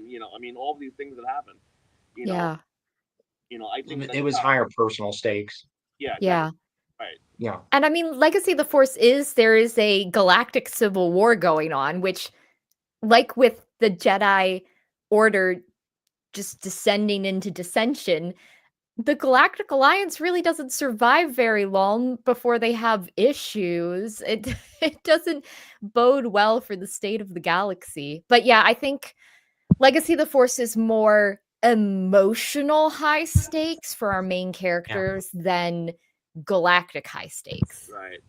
To be honest, Yeah. I didn't really. I mean, maybe I guess I can, but it's hard for me to. Well, you know what? I guess I can because I was gonna say I didn't really get the whole Galactic Civil War anyway because Corellia and their allies are so few. But I guess in a way it makes sense because Germany and Japan are so small geographically, and they held off the whole world for 6 years. So I guess it does kind of make sense. But the whole, I would think the Galactic Civil War, like, okay, the rebels and the Empire, Galactic Civil War, Corellia, you know what I mean? Like, and even with like Commodore joining them, but those were the big shipbuilding planets. I guess it does make sense in that way.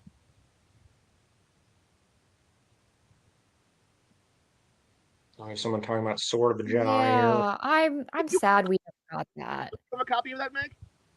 Hmm? I said I thought you have a copy of. Oh, that's not Sword of the. I'm thinking of something else. I'm sorry. Never mind. I have Heart of the Jedi, which is that never published, Right. should have been Bantam era book, but no. This was the Christie Golden trilogy that got canceled, Right. Yeah. obviously. I misspoke. There's a fan printing of it. Like somebody wrote it and did like a fan printing of it. I don't know if you guys know about that. Has it? Show us, Meg. You have it here? You have it handy? No. Oh, no, of Meg's Sword of talking the about Jedi. Meg's talking about Heart of the Jedi. We're talking about Sword of the Jedi. Yeah. Somebody actually did write. I guess they tried to get whatever like um plot points they could, and they just made like a fan fiction version of it. Yeah, it's I don't know if you guys are aware of that. fanfiction.net. It's like Hand of Thrawn or something. I've Yeah. been recommended it, but I've never read it. Okay. Yeah, I've been wanting to read it.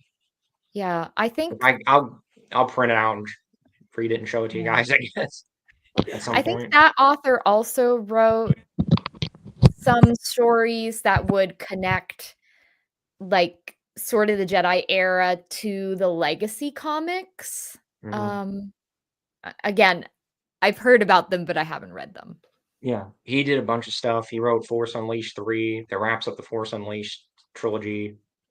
He's written a bunch of stuff. So I thought about putting it on my channel at some point. I need to probably talk to him, Yeah.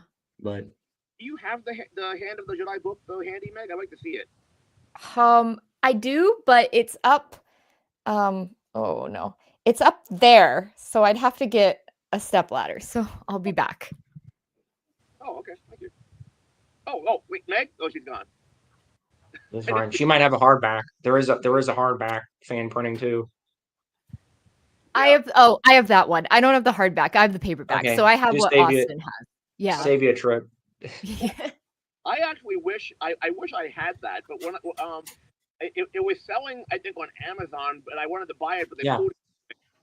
And There was a then, guy on Amazon printing them and selling them yeah, for about, I don't know, like a week. yeah, Not even, I don't think. yeah. I Like heard 4 about it, days. and then I was looking on eBay, but they want like a couple $100 for it.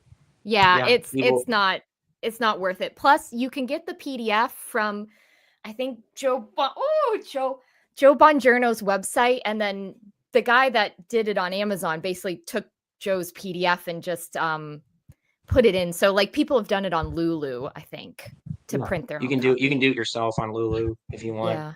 What's a Lulu? I've been wanting to do it with Lightsider. I don't know if you guys know what that is. What's a Lulu? Yeah. I would like to do that with the Hungarian Han Solos. Yeah, Because those there two. is a PDF that people have printed on Lulu of those four. What's a Lulu? I say. Oh, it's a website where you can get like books You printed, can print your own print your own books. books. Oh, Yeah. You just plop in the files and then it'll print it and send it to you, mail it to you. Yeah. I actually made I don't know if I don't think I told either one of you this. That I used to write this sci-fi series like 35 years ago. With the basically it's okay. I'll make this quick. I don't know want to bore you, but So insects are intelligent in this series, and there are insects on other planets. I don't mean giant insects in space. I mean like insect-sized insects, and they're flying through space and they land on the Earth and they're trying to understand humanity.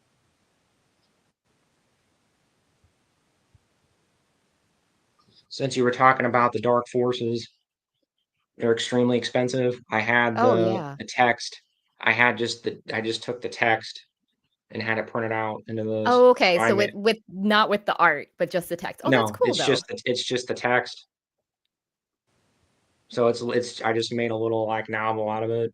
Oh, A cool. few other people have this, but it's basically Yeah. like a fan printing of that Well, because did you those hear? are just ridiculous. Those, like you said, those novelettes. Yeah. Did you hear what I said, Austin? Though, how much would that cost to do? Um, when I did it, I think paperbacks, and you get coupons. I think you can do paperbacks for like 15, maybe $20, maybe. It's And how not too bad. cover artwork though? Did you just make it or what? Yeah, I mean you can it has like a little I'll send it to you. I'll send you the link or whatever, but it has a little program and it just tells you, you plop in the image you want as the cover and you have to fit it and then you have to give them the text and then I think they have like an auto format thing and it'll format it for you and everything. Mm. I think that's So actually doable. To be honest, I could because I use a macro. Oh, okay, but first, stop me if you don't want to hear this because I know Meg doesn't like insects. So can I talk? go ahead. Is it okay, Meg? Yeah, that's fine. Okay, I'll make it quick. I can just I have a macro. I'm a photographer, as you know, and and like for fun, I've taken macro photography of insects, so I could use one of my own photos and just Photoshop like a spaceship next to one of them and make it look like they're coming out of it or something. Meg, what did you do with Planet of Twilight? How did you not throw that book across the room? That Uh, book creeped me out, and yeah, I'm not anti-bug, and that book creeped me out. it's basically like vampiric, what we call down here chiggers. Uh, I when I reread it a lot of times, I skip the bug parts. You just skip over it. They'll be like flip, flip, flip, flip, flip. Well, what Plus, about a lot of the bug parts, Leia, when she's kidnapped, because they're drugging her, it's like a very boring section where she's just laying on the daybed and she's not doing anything. And so I usually skip that part too. what about the Dark Nest trilogy? Oh, Oh, that's good. I'm never rereading that one. Yeah, I was gonna I, say I don't that's care even about worse. big I should have asked beetles. about that one. Man, Where's she going? I was talking to her cat. I'll send you the link to Lulu here after Yeah, we're done here. honestly, I mean, I don't know. Does that interest you at all? Hmm? Does that interest you at all? Oh, the bug thing? Yeah, I'll read it. I'll read anything as long as it's, you know, halfway interesting. Well, I know Meg doesn't want to read it. So. No, sorry, no. So I guess, yeah, let's see. Yeah, my wife's like that a little bit because Men in Black, she hates Men in Black, the movie Men in Oh, Black. yeah, no, ooh, Yep, no. yep, yep, okay. Yeah, I had a feeling because she's like, my cousins always want to watch that movie. I hate that movie because the cockroaches and the giant cockroach. Hey, have you Anyway, guys seen any of the old like 50s sci-fi movies like them? Have you seen them? yeah, the giant ants. Is that what the Yeah, giant ants? Yeah, man. that, I yeah, haven't, them. no. Yeah, the Well, giant. That's what the giant ants, correct? yeah, yeah. But what about Honey, I Shrunk the Kids? Did you like that? I saw it so long ago. The bee freaked me out a little bit because I was kind of scared of bees. I got stung Yeah. in the eye by a yellow jacket when I was a little kid. Oh, Yeah, so I'm. Other than that, I didn't mind it. Well, I saw it in the movies. I was already like 14 when that came out, so I wasn't like a little kid. But I like insects, like I said before. Again, Meg. Seriously, I know it's hard for you to understand this. Yeah, yeah. Tell it story here, but no. Like you showing the cat, it's kind of it's kind of the same to me. I can't stand cats and dogs. I don't, I know that sounds odd to you, Meg, but I'm just not a. I mean, telling me about it's fine, but like even showing it, honestly, is fully fine. But I mean, honestly, if I was there and the cat started crawling on me or something, I would be really creeped out. I don't get it. Yeah, I really would be. I wasn't big into cats until I met my wife, and she had a cat he was like a dog. He was so friendly. Like he'd come up to you when he came in the house. He was very abnormal for a cat. I don't know how your cat is, Meg, but um he was just very sociable, and he kind of Yeah. converted me. I feel like for a lot of people who say, "Oh, I don't really like cats," sometimes it's they haven't met the right cat yet Yeah, because they're such distinct individuals. The cat I have yeah. now is 100% different than the cat I had before him. Um, I love dogs, but I feel like I love cats more because they're such weird little guys. Yeah, I know this is illogical, but to me, I kind of it's not the personality, cats or dogs. Like I feel like they're disease carriers. I really do. That's what creeps me out about them. I feel like I'm gonna catch something from them. Sorry. You're kind of cutting out a little bit, Oh, Sean. I don't know if I you said I mind. feel like they're disease carriers. I don't like them because I feel like I'm gonna catch something from them. Hmm. Oh. People say that about dogs. I know it's just, personal preference or whatever. My mom's not big on pets. I never had a pet as a kid. So I didn't have a pet till my wife. So Starship Troopers. I read the book, the Star Wars Marvel Purist. I didn't see the movie because it's rated R. I don't watch rated R movies. But the book was interesting.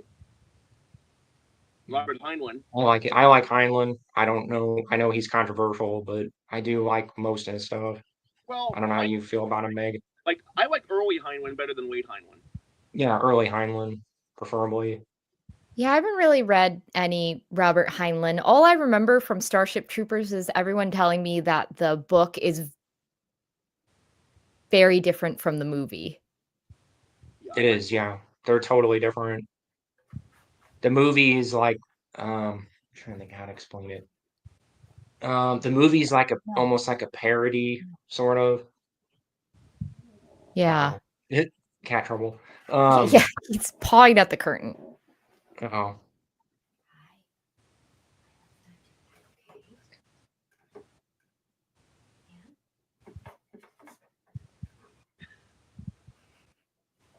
No, you can't just move Wrangling the cat. He just turned a year old on Sunday, so he is still in the very naughty phase. Oh. Getting into mischief, yep. Yeah. do you think you didn't have any pets as a kid then, Austin? Hmm. I said you said you didn't have any pets as a kid. No, no, not personally. No, I mean I had like fish and like frogs, but no. Yeah, I raised mealworms for a few generations, and I grew like I hatched butterflies, and I had beetles. I raised beetles too. Hmm. I was gonna say real quick, with Starship Troopers, the movie is much more like comedic. It's almost like kind of like a parody, sort of.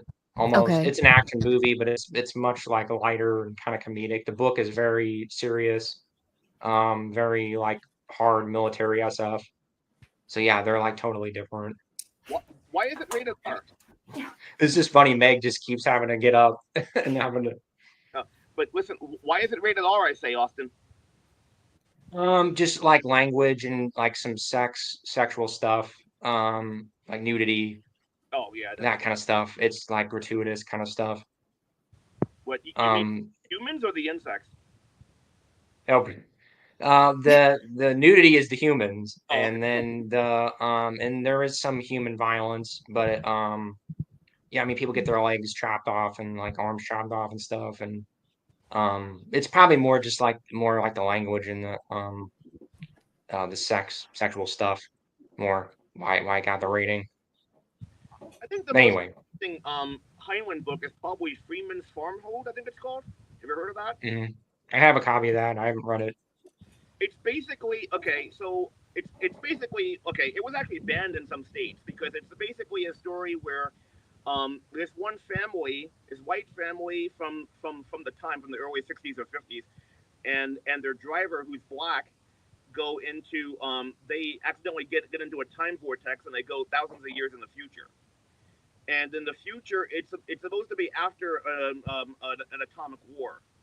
So because most of the atomic weapons, like Russia is aimed up into the U.S. and so forth, it's Europe, Asia that have the weapons aimed at each other. They were very wiped out and stunted and thrown back.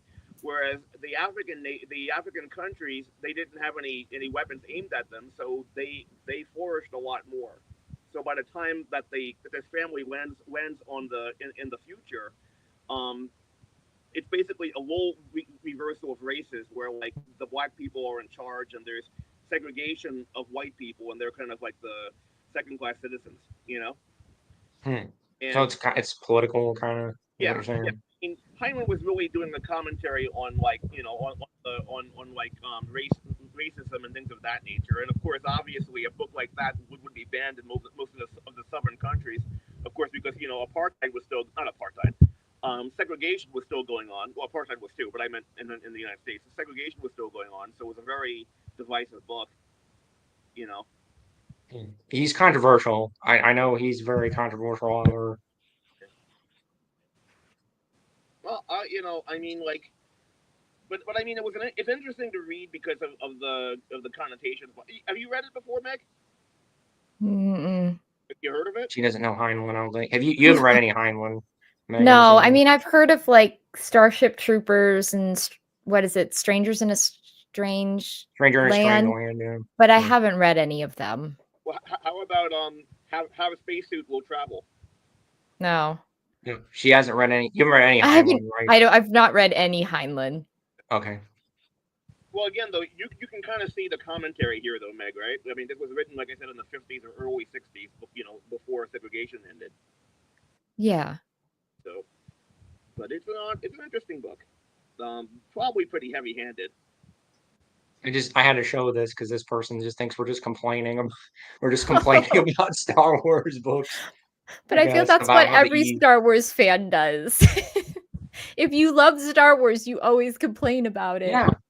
And hey, and then, okay, whoever, if this person is still here, we love Star Wars. We love it. Okay, we're not complaining about it. Like we're complaining, but we're not like dumping all over it or anything. We're just talking about what annoys us. Yeah. That's it. And, And and I like Legacy somewhat. I don't hate it, and I don't hate Fate. I don't hate any of it. It's just not as good as NJO. I just think NJO is the peak, and then it just does this. That's all I'm saying. Yeah. well, Me even personally. without quote hatred, the one thing too, though, Miss Lai, I don't know I can't pronounce the name, but the one thing is that we are not those kind of toxic fans we're not knocking on the people. Like, okay, even No. Karen, Mm.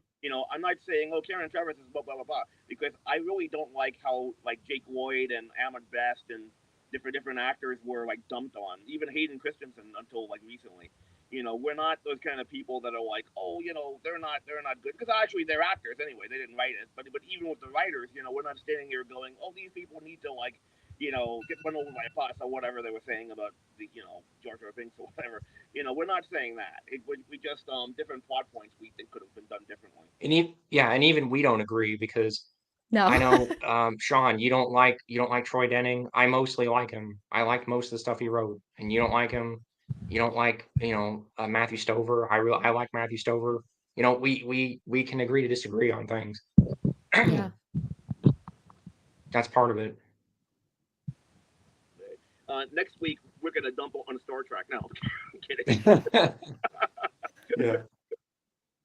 Again, it's like, and see, that's an argument I hear with people like, people always say, well, you have to like everything that George did, every decision George made, because he created Star Wars. You got to like everything he did. No, you don't. I don't have to like No. every decision George made. That's stupid. That doesn't make any sense. Well, the Star Wars Holiday Special is a well known classic. I mean, Yeah, I mean, even he complains about that. When people ask him about it, he's like, no, I hated it. I hated making it. It was horrible. He does not want that to Don't exist. watch it. Yeah, he even destroys every copy he can find. I don't he and that's something he made. So, I mean, what does that say, right? so Meg, we should meet him one time with a bootleg VHS of the Holiday Special. Here, can you autograph this? Yeah. I have a feeling somebody's done that at some point. I bet you Oh, somebody's no doubt. handed it to him, and he's probably just, okay, all right. Well, I don't know. I think George has maybe an Softened active up. sense of humor, because I remember Yeah. there's a behind the scenes photo from filming The Phantom Menace, and he's wearing a t-shirt that has like a bad review of A New Hope on it. Yeah. Yeah, He, that's he, true. he was That's also true. wearing one that said Han shot first. Making Yeah, Yeah. I've seen that. Yeah. Well, even to be honest, talking about a sense of humor, I thought this was a lookalike, but it really was him. He made a video where they're all in like a press in like a in like a in the on a, okay they're in front of a table, I guess, in a think tank doing the prequels or whatever, and one of the guys is like, so are you gonna have Mara Jade in it, or Mara Jade something, and he throws him out violently, and that was all like planned. That wasn't like him really losing his Yeah. Yeah. Yeah, I've seen that clip. Yeah, it was I It think was a it was skit. Seth Green or something was talking to him. And it's a sketch. Yeah, like it's like Yeah. a joke where he talks about Mary Jane. Get out of here. I don't want to hear about Mary Jane. Get out. It's like, yeah, he knows. When I saw that for the first time, like I said, I thought it was a lookalike. Then I thought it was real. Like, No, it's him. It's him. Yeah. But no. I'm saying I thought it was real, as in like he was really angry, throwing someone out of the. Oh yeah. Oh. No. It's a joke. It's a sketch or something. Yeah. It's a bit, whatever you want to call it.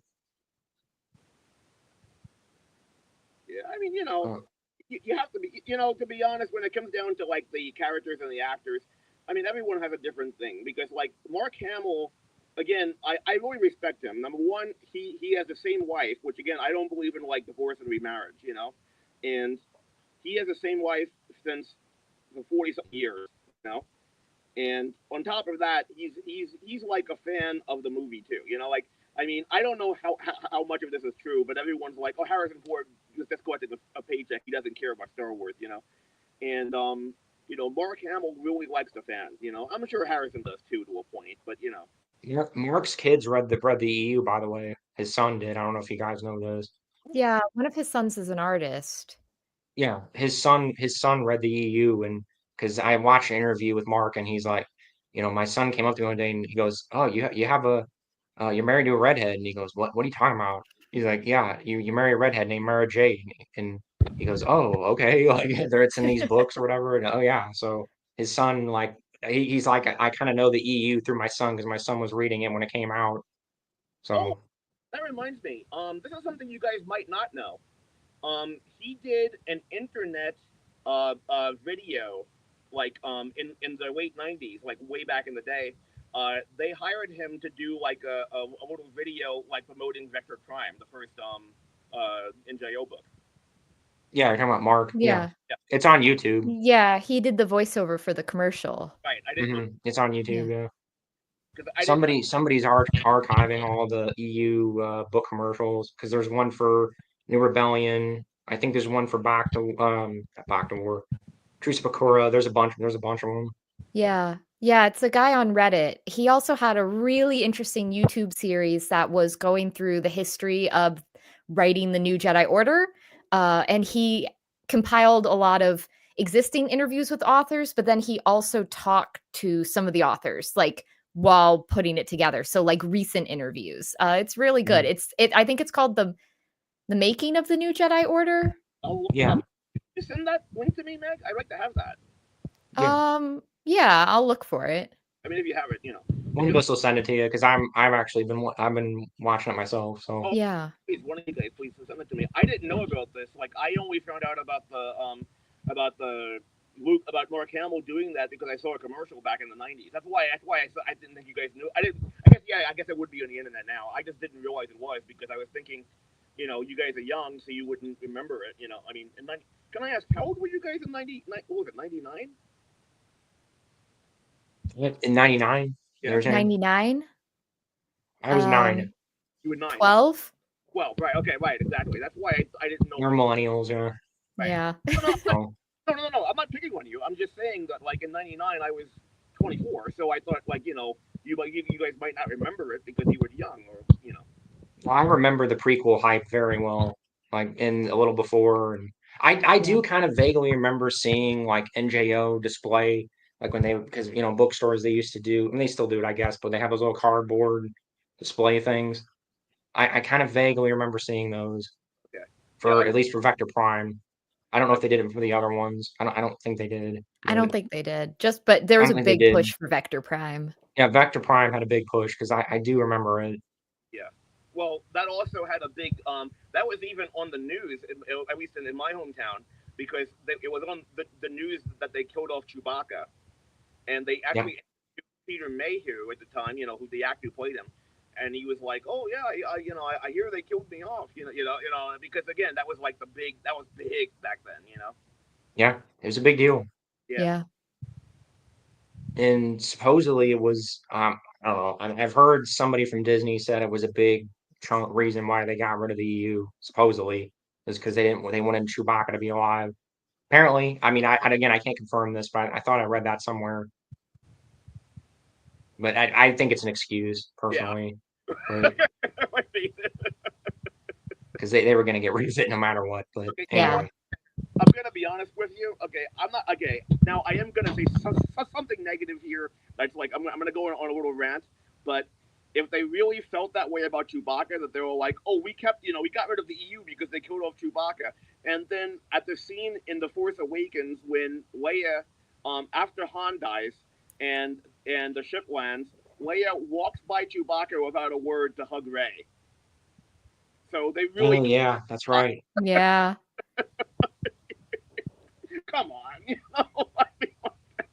I'm sorry, but It's just an excuse. I think it's just something that I don't even remember who said that. I don't know if it was J.J. Abrams. I don't remember who it was or Yeah, I mean, some Lucas. they were Yeah, obviously gonna reboot it as soon as they bought yeah, Star yeah. Wars. We pretty much anybody knew like the EU was doomed I was denying it, but I knew when Disney bought them like it's done. The EU's doomed Yeah. because you knew they weren't going to go through hundreds of books and try to have to write around all that. We all knew it.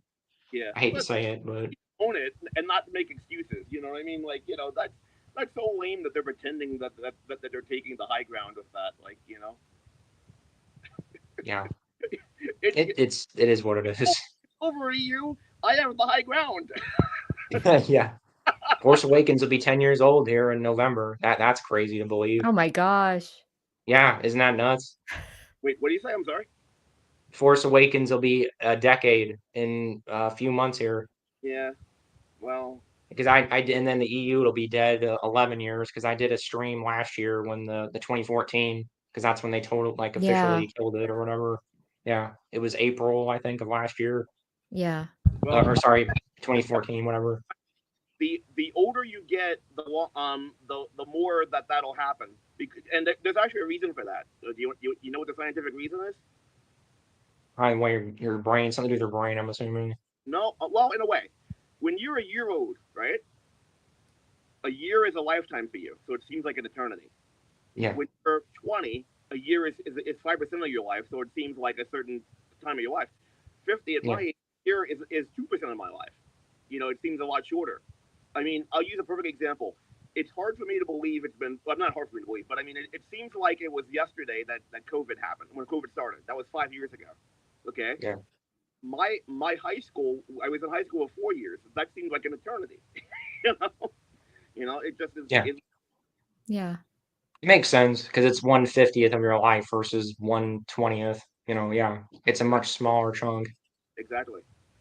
I get what you're saying totally. I'm already noticing it. I'm in my mid 30s, so I already notice it.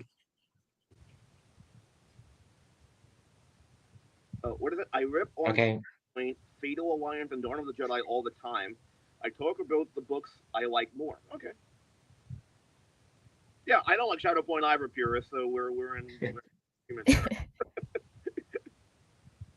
Yeah, I generally, haven't read Dawn of the Jedi, but I've other people have complained about it to me, so I thought we were being pretty positive. That person must have jumped. That other person must have jumped in like when we were all ranting or something. Like I don't remember. I thought we were being pretty positive here. I'm gonna. I mean, I'm gonna flat out say I enjoy probably 80-90% of the EU personally. Me, I can't speak for you guys, but I enjoy most of it personally. Is it all good? No. I mean, and even the stuff I yeah. enjoy, some of it's silly. Like we were just talking about with Dala. Yeah, she's a goofball screw up, but I enjoy reading about her. I enjoy it. So, But but here's a question: quality wise, I'd still argue 80 to 90% of it is good quality. But what do you that's guys just think about Crystal Star? That's the that one was judged as the worst Bantam book. What do you guys think of it? Crystal Star. Hmm? Go ahead, Meg. I'm gonna form my opinion. Go ahead. Okay, there's some things in Crystal Star that I like. I actually like the children plot line because I feel like Crystal Star was one of the first books to really give Jaina and Jason characters, distinct characters. So that's the start of Jason is an animal lover and Jaina's very mechanical. I'm not crazy about, you know, Luke being so strange. Leia basically making an alternate persona for herself to go in search of her kidnapped children is interesting. I feel that a lot of what I don't like about Crystal Star comes down to the fact that Vonda and McIntyre was a Star Trek writer because I feel like Waru and some of the very strange things in Crystal Star would have worked better in a Star Trek episode, but not in Star Wars. I've read other books by Vonda.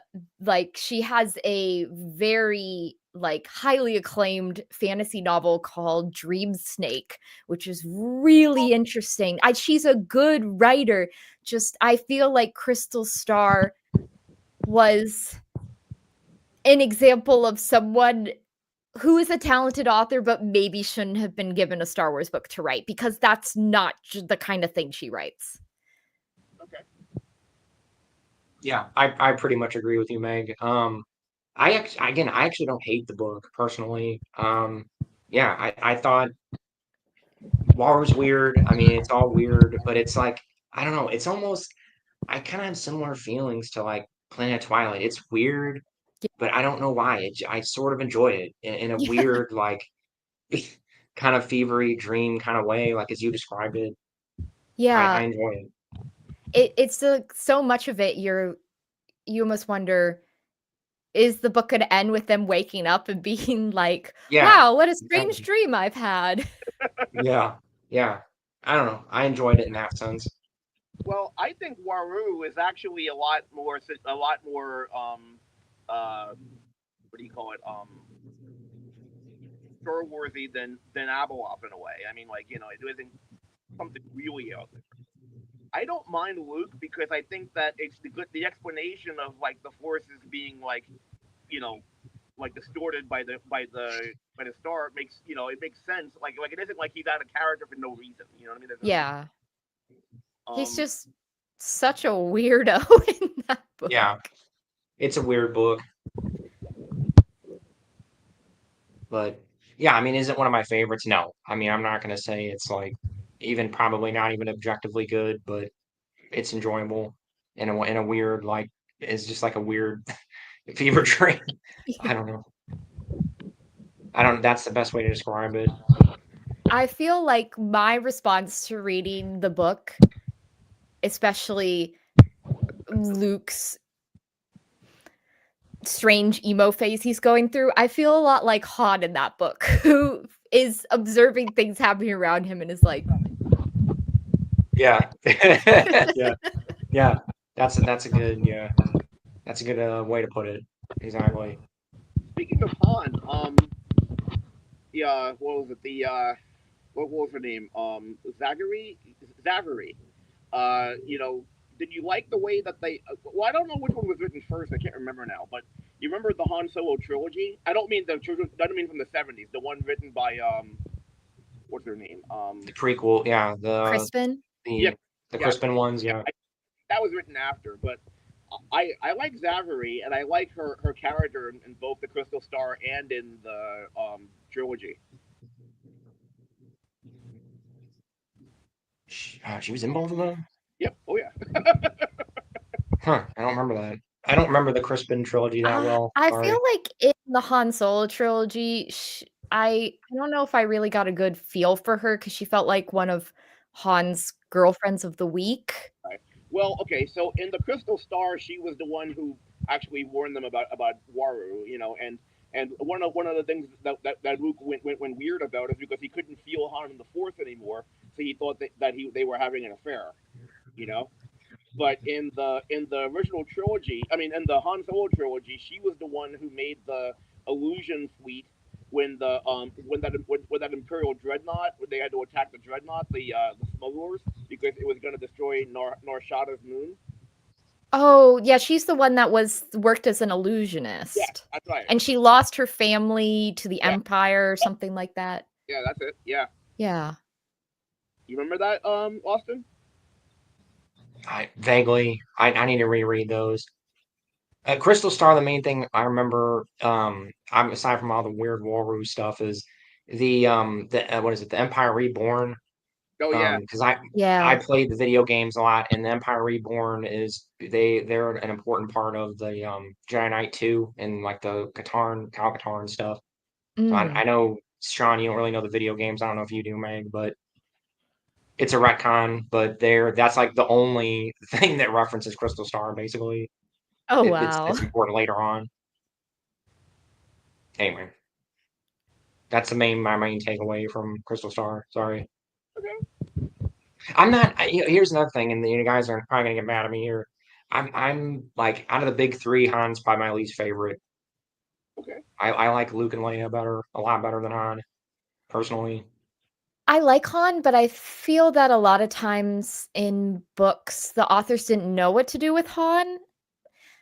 With Yeah. Leia, especially in the Bantam era, I got the sense that authors didn't know how to deal with her being chief of state. So they would get around that by either, her children are kidnapped and she has to run off after them, or she's on vacation, Hmm. or really one of the few authors who dealt with her role as chief of state was Michael P. QB McDowell. And then Han, I feel like is very similar, where sometimes it felt like the authors were so focused on Luke and Leia. Like in Planet of Twilight, I would argue that Barbara Hamley's not really very interested in Han. And so even though he's there and he's getting together this team to search for Leia, he just feels very low on her priority list for what she's writing about. Yeah. Well, Michael P. QB McDowell did no favors to Leia, in my opinion. I mean, like, Yeah, the first book, she's just so naive and before the storm. She got better, but it's hard for me to believe that she would have been so incredibly naive right, about the situation. exactly. And don't take it as I just don't go out of my way to read Han books. Like that's Yeah, I mean, I don't know how else to put it. I would just rather read a book about Luke and Leia and have Han being a supporting character yeah. personally. That's my personal preference. I feel like Han too, most in Sorry. the post Return of the Jedi books, I guess Leia's growth is about her political role and then coming to terms with her heritage, how that relates to her Jedi training and her children. Luke's arc is definitely mm, remaking the Jedi Order and the aftermath after Dark Empire and stuff like that. And it feels like Han went through a lot of growth in the original trilogy, but then Yeah, when you get to the Bantam era, um, he's sort of not in a bad way, but he's sort of stagnant. Yeah, stay at home That dad. we do yeah, have yeah, Han the general and we see in the Race Squadron books how unhappy he is with that role, and then that leads into Courtship of Princess Leia when he resigns, and then he marries Leia and he's happy, and he's, you know, following her around places and taking care of their Yeah, kids, and yeah, so there I feel like there's less room for him to grow. exactly. Yeah, I just feel like he doesn't have as much to do, so it just makes it less interesting. Yeah. Yeah. Yeah. Well, even with So like I said, what you said about the Chief of State, I think the book that portrayed Leia the best as Chief of State was the New Rebellion. That's a yeah, book people don't really discuss. But what do you guys think that's of a that? good one. Yeah, I agree. I like New Rebellion. How about you, Meg? Oh, I didn't hear. I was switching headphones because my Oh, headphones died. I said that as far as being Chief of State, I think the book that handled that the best was the New Rebellion. It's a book that a lot of people don't touch on, but I like that book, and I think it did a good job of portraying her as a strong Chief of State.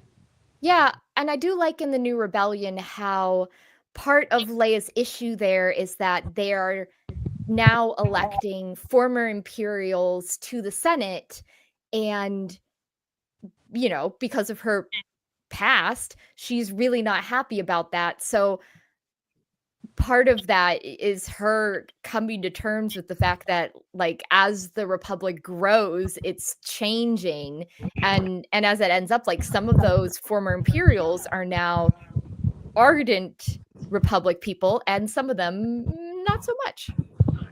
Kind of makes sense. I mean, you know.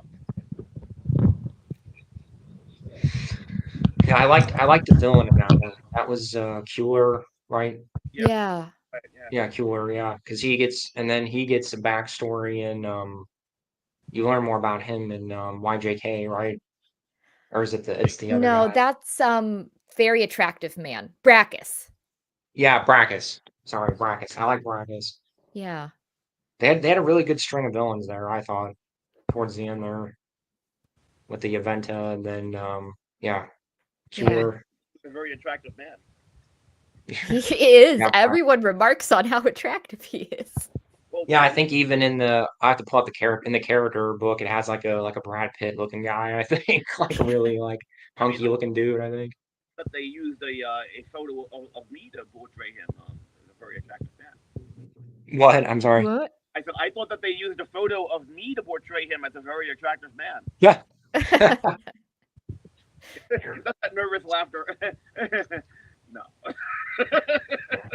I'm curious here actually. Since I got it out here.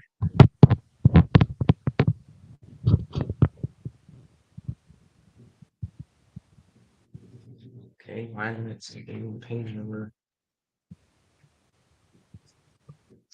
Yeah, actually, you know what's funny is when I was a kid, I remember walking into Borders and finding this book, and this is how actually I learned about a lot of the EU stuff. I'm like, oh man, Luke and Leia, or Han and Leia have kids, and I didn't know all this stuff. You know, Yeah. You know what? That's what makes me really feel old. When you're like, when I was a kid and I did, I'm like, wait a minute. yeah, no, I don't know. No, I get. Sorry, not trying to do that to you. I know. It's just one of those funny things though, because like, wait a minute, you were. I thought you were a kid. You know? Yeah, I think let's see here. Yeah, there's Brackus. Oh Okay. yeah. He's got a very Roman emperor hairdo going Yeah, on.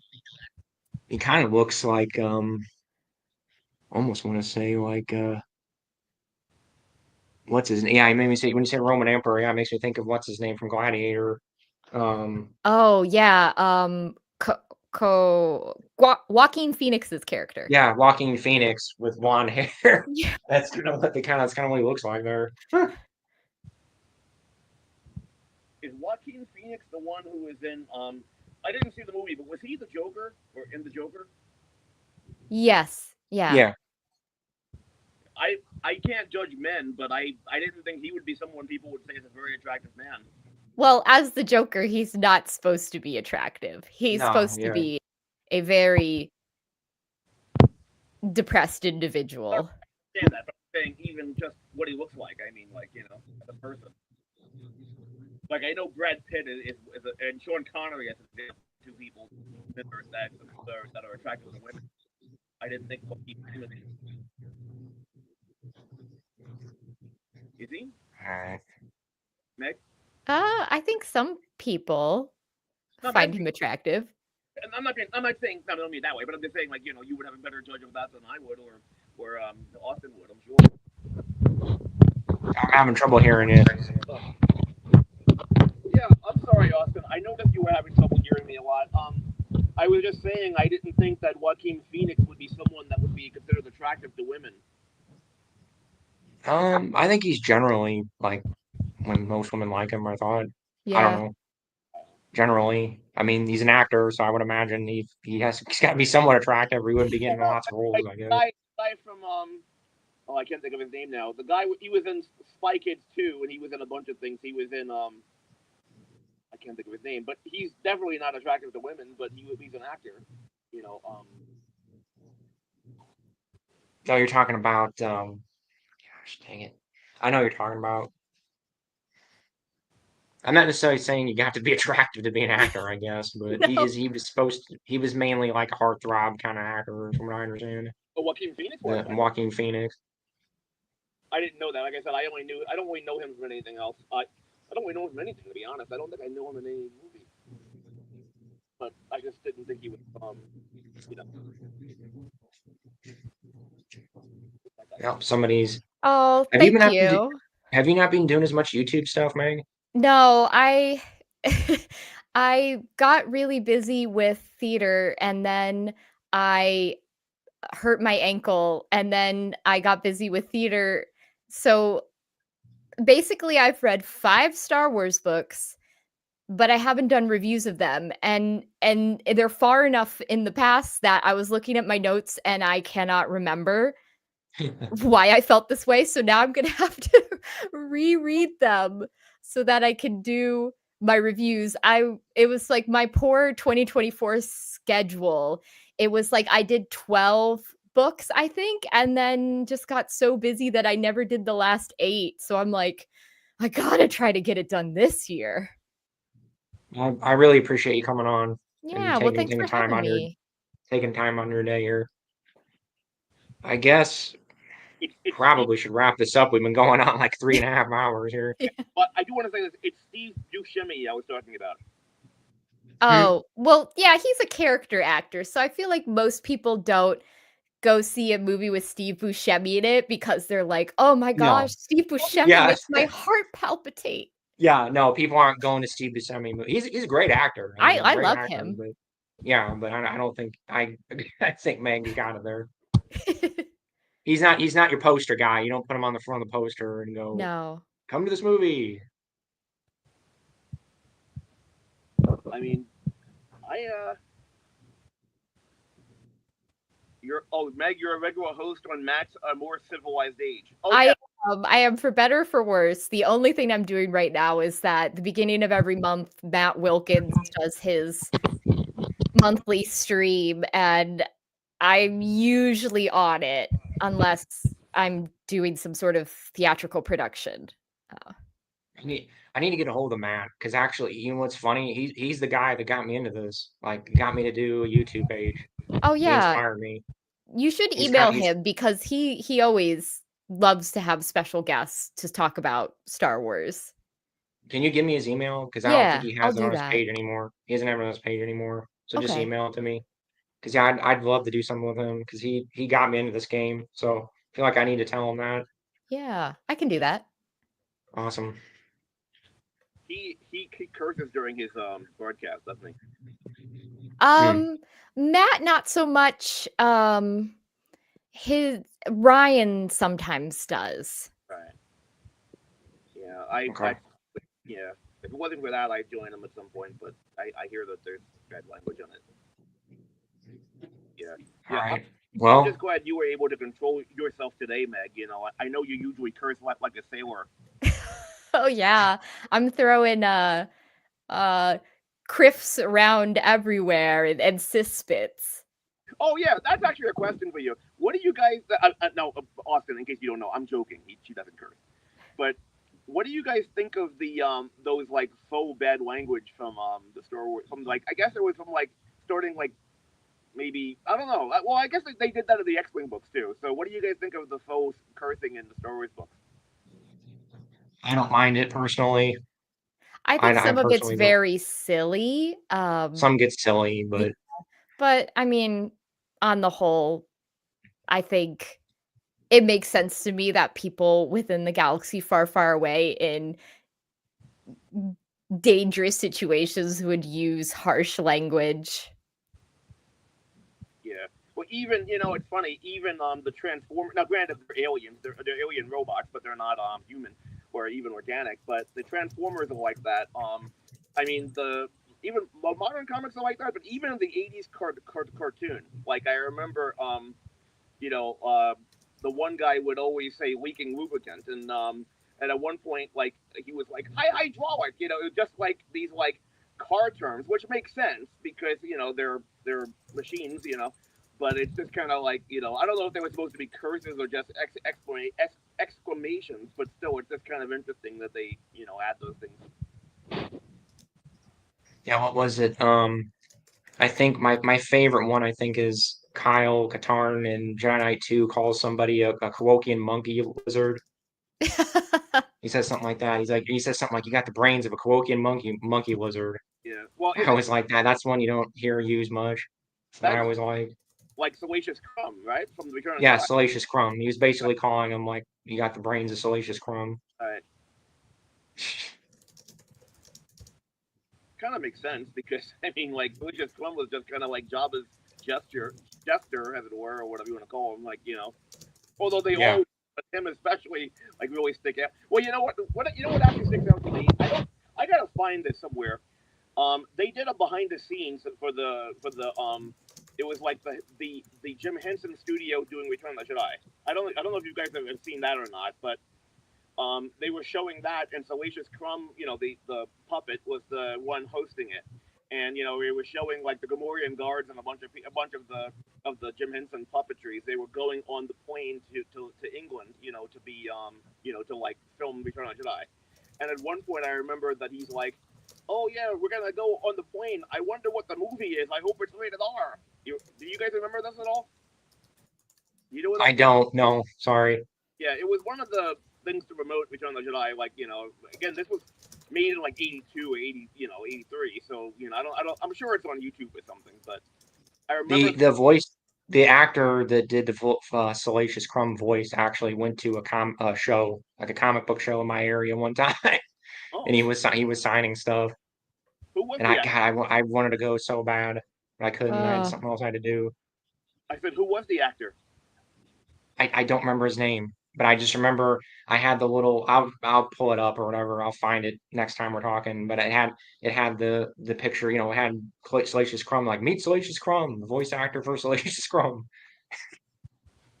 So anyway, Yeah, they did a few things like that. Return of the Jedi. Like, I don't know when this was released because I saw this like when I was an adult. I didn't see it as a kid, but they did this whole like movie with Warwick Davis where he's trying to like he's like he's Warwick Davis going to be an Ewok, and he's trying to find where like which studio he has to go on to be an Ewok, and he goes to like Jabba's throne room, and he's talking to Jabba and the creatures. Like, I want to be an Ewok in a new Star Wars movie. Where do I go? And they're trying to tell him, and then he goes to like Mark Hamill, Harrison Ford, and Carrie Fisher's dressing room, and so he asked. I remember he goes to Mark Hamill's first, and Mark is dressed in his Return of the Jedi outfit, and he knocks on the door, and Mark is looking up, trying to see who it is, and then looks down and sees him. He's like, I don't know, what does Carrie? And so Carrie answers in her like Leia slave outfit, and then they're like, I don't know, you ask Harrison, and then Harrison's like, I don't know, kid, It was it just sounds vaguely familiar. I might have seen this. I think there's clips of it on YouTube. Yeah, it's Someone on has YouTube or uploaded. something. Yeah. I have the whole thing. It's pretty cool. Like he even like Boba Fett chases him around a Star Destroyer for a while, shooting at him. Really weird thing. then he finally finds it because he goes to the forest moon of Endor and there's all Ewoks there. Yeah, Salacious Crumb Yeah. is a good name. Used to be I so. like was it Sleaze Bago, the guy that tries to sell the death sticks to Obi-Wan? His name is like Harmon Sleaze Bago or something. That's his name. That's the character's name. Yeah. Oh, like Slice Noodles was another character from Return of the Jedi. Yeah, she's the one with the lips. Yeah. Yeah. Now, do you guys now I think that you've seen the specialized edition, Meg. Have you seen that hidden? Like, you remember what Slice Noodles looked like originally before they made them in CGI? Yeah. I've seen both. I had the tapes, the old original tapes as a kid. So actually grew up with the original version of Star Wars. Okay, good, good. And you, So I know. Yeah, it was a puppet. yeah. Yeah. They Well, one. changed. Yeah, Yeah, and then the good. DVD set of the original trilogy that came with disc 1 was the special edition, and disc 2 was the laser disc copy of the theatrical version. I have that one, and it's cool to watch. Yeah.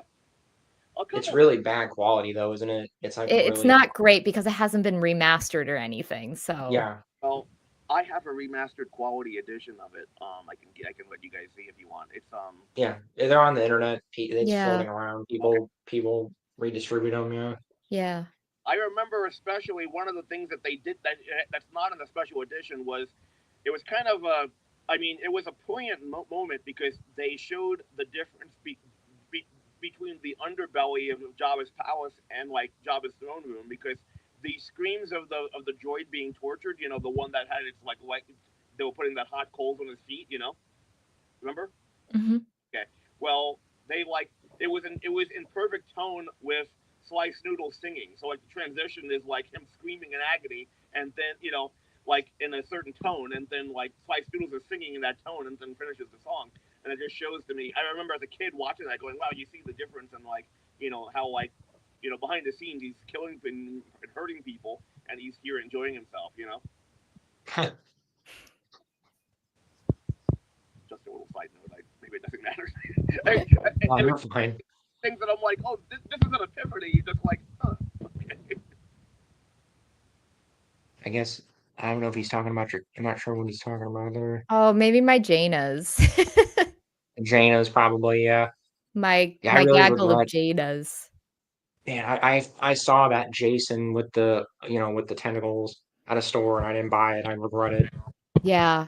I regret it. I didn't want it at the time, so I was like, but, oh, no, the movie set. Yeah. The, I'm never getting rid of that. Oh, the original. Oh, gotcha. Yeah. Although recently, it was within the past few months, they screened a film reel of the original theatrical release of A New Hope in London, I think, and it's the original one, like, it doesn't say A New Hope, it just says Star Wars in the reel, it doesn't say Episode 4, and so Wow. the fact and that was approved by Lucasfilm, so the fact that they approved that makes me, like, a tiny bit hopeful that maybe one day we will get, like, a Blu-ray release of the theatrical versions. I would love that. They probably had NSA guards there at the door to make sure no one had a recorder. Yeah. Oh, I'm sure. Yeah. I'm sure they I were think it really was the careful. British Film Institute Hmm. had a special showing of it because they found it r recently, I think. It was like a, you know, original reel, which Yeah. they That's didn't so think a cool. lot of those were left. There can't. Yeah. There can't be too many of them No. because I'm sure age and just different. Different things. All Yeah. that stuff deteriorates very quickly. It'll happen. I think it'll happen one of these days. There's enough demand for it. Yeah, so far ogre. But comparisons, there are some special editions. There's a couple of things that I do like that they did. A lot of it I think is just gratuitous or unnecessary. But like for instance, the Battle of Yavin. I mean, the actual like special effects of it. I do like the special edition there because like even in 1983 when Return of the Jedi came out and you saw the space battle in Return of the Jedi, I mean like in '83, not nothing added. The '77 movie was pretty rough with the space battle between the X-wings and Tie fighters. Like when they said about lock spoilers in attack position, you can obviously see that those are models that have like little lights on them for the exhaust. Stuff like that. Changing that to me made sense. You know, Yeah. even adding like the Wampa creature where you see him eating the tauntaun that he killed. Mhm. I can take that. Stuff like that's okay. Obviously, the CGI of Java or even sliced noodles is just can be good gratuitous. Han shooting first, all that. I think we all agree is not necessary. But there are some things I think were okay. Yeah. I pretty much agree with you. What do you guys think about the Empire Strikes Back? How they added the windows? I don't mind that. The Cloud City because it was just like a white, like it was really claustrophobically white and just walls. I do I don't like the mind it. windows. I think it looks I mean, I don't mind it not being there, but I do think the addition of it, like, it looks really nice. Yeah. Yeah. Now, one thing I guess it kind of makes sense, but I like the original Star Wars where Han is chasing those stormtroopers and they back up into a wall and there's like maybe half a dozen of them and they realize hey we outnumber him and they're back to a wall so Han shoots one and runs away. I like that when he runs and it's like thousands of them. It was like wow that's I don't know So I don't are you saying you like the whole room with the stormtroopers? Is no that what no you're I saying? original where it was only like half a dozen stormtroopers backed into a wall. Mm, Yeah. yeah. Yeah. That one, yeah, I kind of agree with you on that one because it was a little silly because it was like, weren't there like rows of them up on Yeah like they yeah were everywhere. They're like standing up on a catwalk, like yeah. dozens, like 20, 30, 40, 50 of them. No, Yeah. there It were was a over little ridiculous. yeah. Well, not only that, I mean, like the whole thing about Stormtrooper aim becomes even more crazy when you realize that if there's that many of them shooting at Han and they can't hit him, it's like, come on. Yeah. Because yeah, I think you only see like a few blaster bolts, right? You don't see, you would assume, Yeah, there's not, like, a you just seem lot. like, poof, like in a bit. So yeah, it doesn't add up. Yeah. To be honest, Yeah, I mean, I think most people agree. There's some things that were good decisions, some things weren't. It's hit or miss. Um, Overall, I don't mind the special editions. I prefer the original editions, obviously. I think that's the general consensus, you right? know, yeah, I agree. Yeah. The only time that the Stormtroopers are actually competent in their shooting is the very beginning of A New Hope. I mean, like like they were pretty much owning the those like rebel pilots of Leia's ship. Yeah, that's true. Like then they were a threat, and then after that, it's like, you know, they were a joke. I mean, like it's crazy. I still wonder how Uncle Owen and Aunt Beru skeletons got outside of their home. Yeah. How did that happen? Did they blow out, or did like the stormtroopers like shoot them and drag them out? Like, are they just keep shooting them and basically until they like their skin disintegrated? Or It was a I don't know if this is like I don't remember where I read this. It might have been it was like one of the comic books. One of the stormtroopers had a flamethrower basically, and just like shot and just like hose them down and then hose down the house after or wait, no, hose the house first because like they asked where the droids were, and they were like, I'm not going to tell you, and they dragged them out to the beginning of to the like the entranceway of their house, and they're like, where are the droids? And we're not going to say, and then they shot the flamethrower at the house at the homestead and completely incinerated it, and said, now where are the droids? And they still didn't say, and then they incinerated them. yeah, that's Ugh, even worse. that's They flamethrowered terrible. them. Yeah, I didn't even think about that. Yeah, yeah, because you don't see any flame troopers or flamethrowers or anything. right.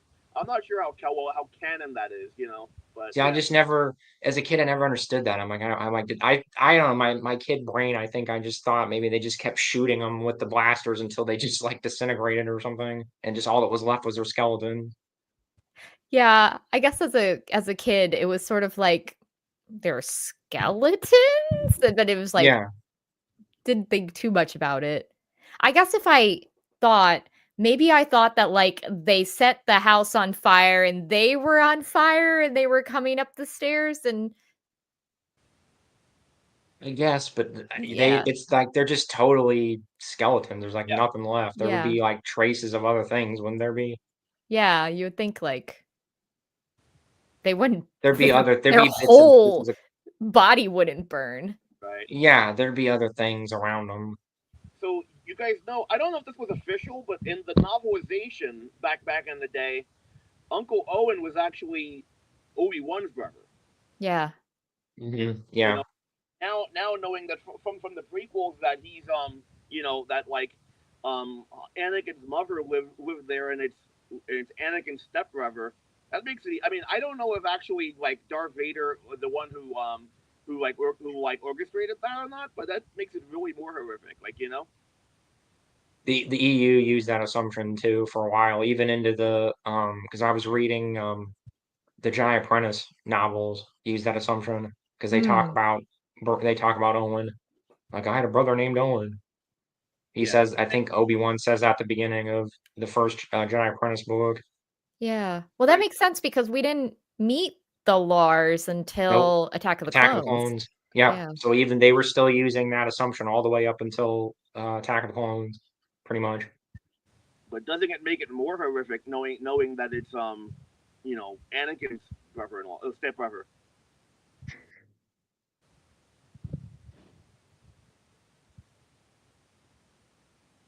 It's kind of like what was it? I think that they were still doing stuff with Boba Fett, like the Jaster Mareel stuff. I think they were still using that up until Attack of the Clones too, Yeah. if I remember correctly. You know, He's just talking about the stuff they added here. now I Oh. that's Yeah, like the pulling down the statues of the Emperor on different planets. Mhm. Yeah, You don't a need little it. silly, a Yeah. little silly. Okay, here's a question. Which for both of you, which celebration song do you like better? Do you like the original the ori- Ewok celebration, Yub Nub, or do you like the new the one? definitely. Oh, I like Yub Nub. Yub Nub, But yeah. that might just be nostalgia because I remember watching the VHS tape that had Yub Nub. Yeah, I remember seeing it Okay. in movies. Yeah, I like the well, but you know what? I actually also have the soundtrack that had that. I used to play that all the time. Yeah. Yeah, I agree. I'll go with the Yub Nub. Yeah, I don't mind the new one, but Yub Nub's better. the only thing in the special edition, like with the party at the end that I do like is they must have found this in the archive because it wasn't in the original theatrical version. Luke hugging Wedge wasn't in the original version, and I like Okay. because Wedge was a pilot with him. He was the only surviving pilot from Red Squadron in the Battle of Yavin. So like not the big three or the big four, but him coming back and going, "Oh, Wedge, you're alive too." Good to see you. That makes sense to me. Because of course like Luke had no idea who survived. Like he knew the Death Star blew up, but you remember he was watching in the Death Star while the rebels are being attacked, and the Emperor's goading him, going, "Oh, your fleet is lost," blah blah blah. So he didn't know if Wedge was still alive. So that makes Yeah. I like that. That's a nice touch.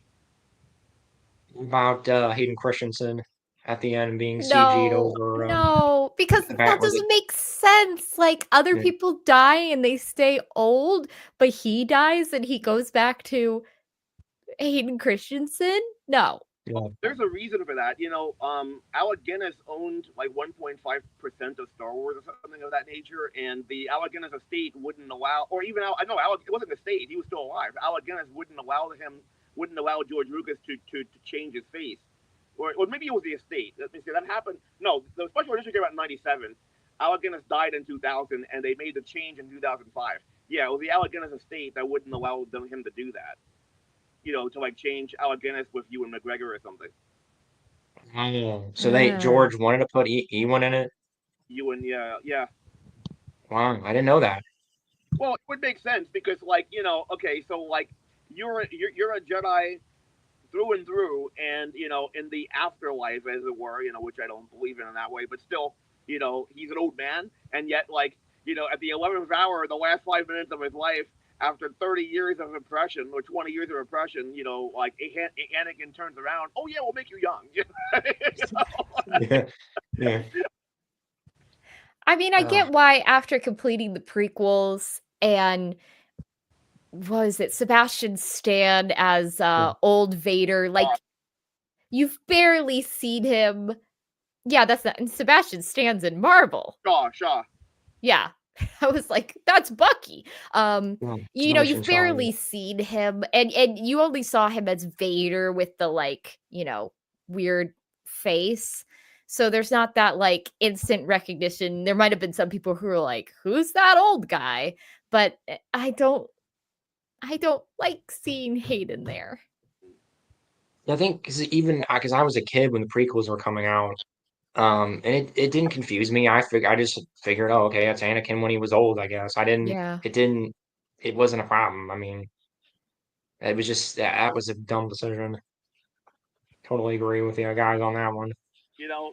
The next special edition. I mean, if George Lucas was still tweaking the movies the way he did for years, until he sold it to Disney, he would actually take out Sebastian Shaw totally and CGI Hayden Christensen. I could see that. Actually, I could see Disney doing that, honestly, more than George. Yeah. I could see Disney doing that, just like making an old Hayden, like yeah, putting it in the mask or whatever. Oh man, they did do something with his eyebrows, didn't they? Didn't Yeah, they like yeah, CG out his eyebrows yeah, they because he did. was supposed to be burned, Yeah. right? Yeah, But something else though too. Okay, again, you know how we talked about. Okay, granted, I guess he aged too because of premature burning. But you know how what's his name Alec Guinness was like, I thought that he was too old to be like 50 in his 50s. For as Obi-Wan. Okay, Sebastian Shaw was about 75 at the time. So that's supposed to be a 45-year-old man. you know? yeah. Yeah. Yeah. But Oh, even that. Go ahead, Meg. I was just Sorry. gonna say, purist comment. I showed my kids 4 to 6, then 1 through 3. We actually watched once. We watched 4, 5, so you get the revelation, Luke, I'm your father. Then we went back and watched 1, 2, 3, and then we watched 6. That was a fun order. I don't know that I would recommend it, but that was fun. 2, 3, and then 6. So 4, 5, 1, 2, 3, 6. Right. Yeah. Oh, all right. There's a whole like, aren't there like tons of different guides on there? There's different orders to watch it. Oh Like yeah. there people have come up with tons of different orders to watch the movies. Yeah, And then not just counting like each group, just saying like some like you said, doing 1, 2. There's people that say do watch episode 1, 2, then watch 4, 5, then watch 3, then watch 6. Like just there's tons of different orders. It's Yeah. crazy. well, the order I watched it in was obviously 4, 5, 6, then 1, 2, 3 because that's the order it came out in. Yeah. Yeah, So same here. actually, I don't know if I know I probably asked you guys this, but I haven't asked you guys this together. So okay, my generation, I personally like the Phantom Menace. I have no problem with it. But my generation, they were bulking about the Phantom Menace. Oh, Jar Jar's an idiot. Blah blah blah. Like those are people my age who saw the original trilogy. For you guys being born in the '90s or what, the '90s, right? Or late '80s? Me, yeah. Late 80s. Okay, late '80s. Late 80s, early 90s, yeah, How do whatever. you know about the Phantom Menace? Like when it came out in '99. I mean, you were the target demographic age. Were you okay with the Phantom Menace? Did you like it? I liked it personally. I liked it. Jar Jar was annoying a little bit, but other than that, I liked it. Yeah, I liked it apart from Jar Jar. Jar Jar was just too much. Right. But Yeah. I was really interested in Queen Amidala. I wanted to know everything about Queen Amidala. Yeah. And did you guys see it in the movies? Yeah, I saw it in the theaters.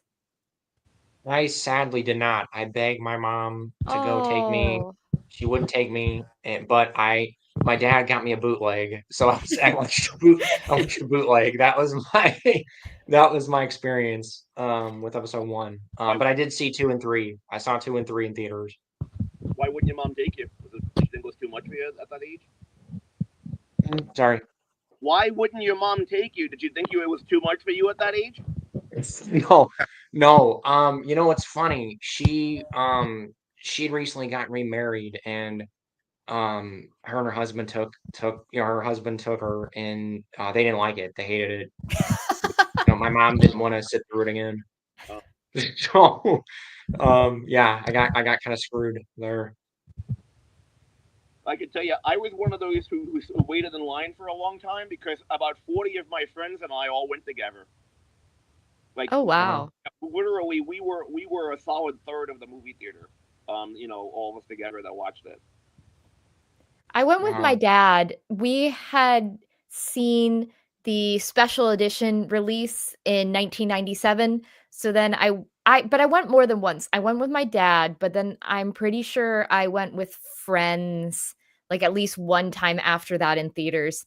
And then when it came out, I don't even know if it was released on DVD, but it was released on VHS tape. So we bought Phantom Menace on VHS tape, but then we had Attack of the Clones and Revenge of the Sith on DVD.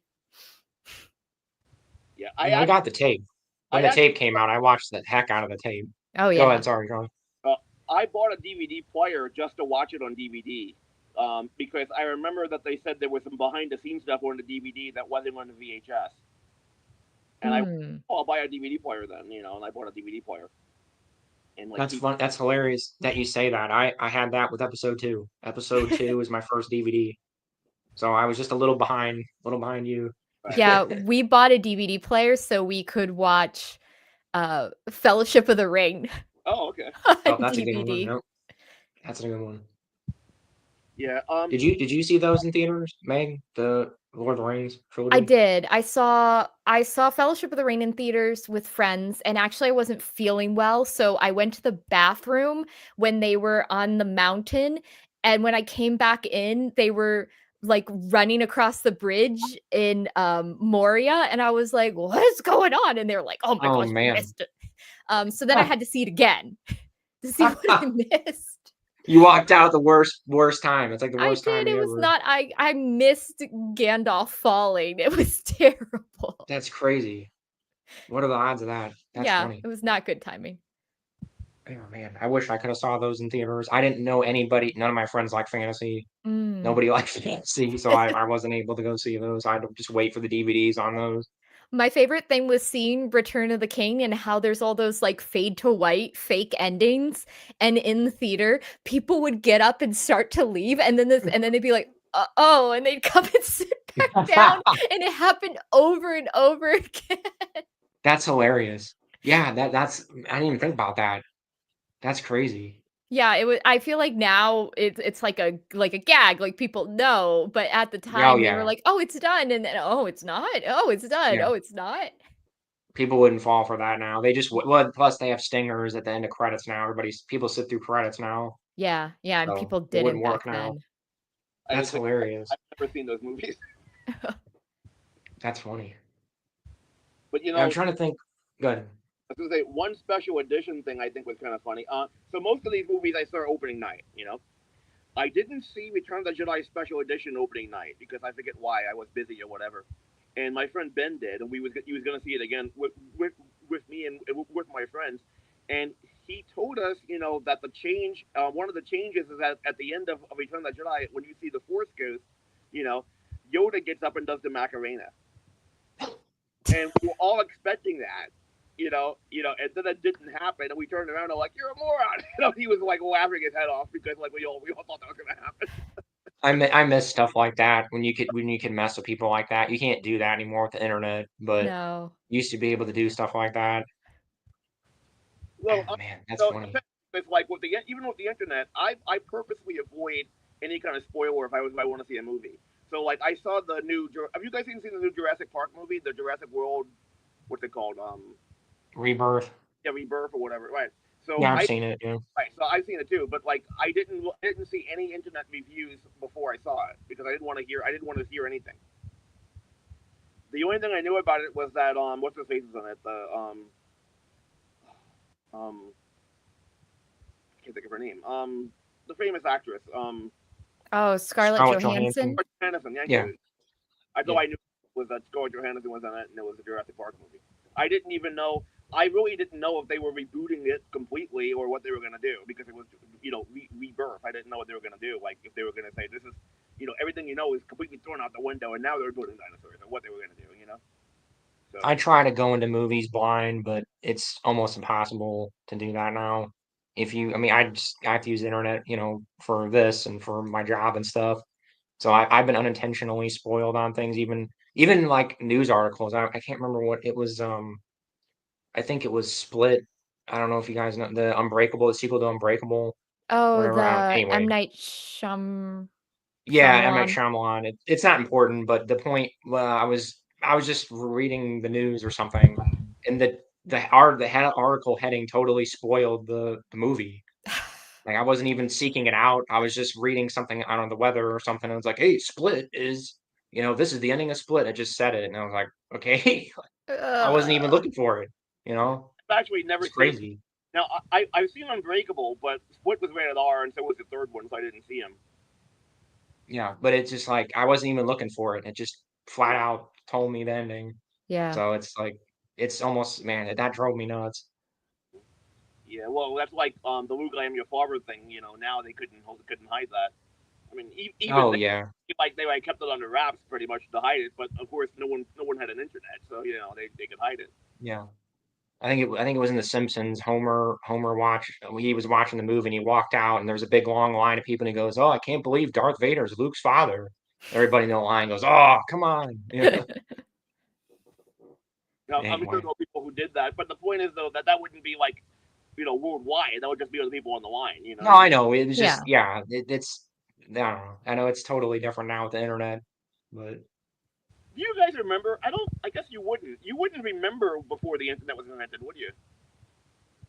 um I mean Mm. it technically was around when I was a kid, but barely. Yeah, I mean, I guess it was around when I was a kid, but Yeah. we didn't really Oh, have internet until AOL on dial-up. Yeah. Same here pretty much. actually, So we remember the world pre-internet pretty much. I have a question about that. First, Meg, can I say something? Can I ask you a question, Meg? Uh-huh. Okay, and it's totally up to you. You please feel free to say no. You remember I was asking you about something, and I wanted to get Austin's opinion. So, can I mention what you do for a living? That's fine. Okay, Austin. Austin, can you hear Yeah. me? Okay, Yeah, I can hear you, yeah. Meg is a librarian.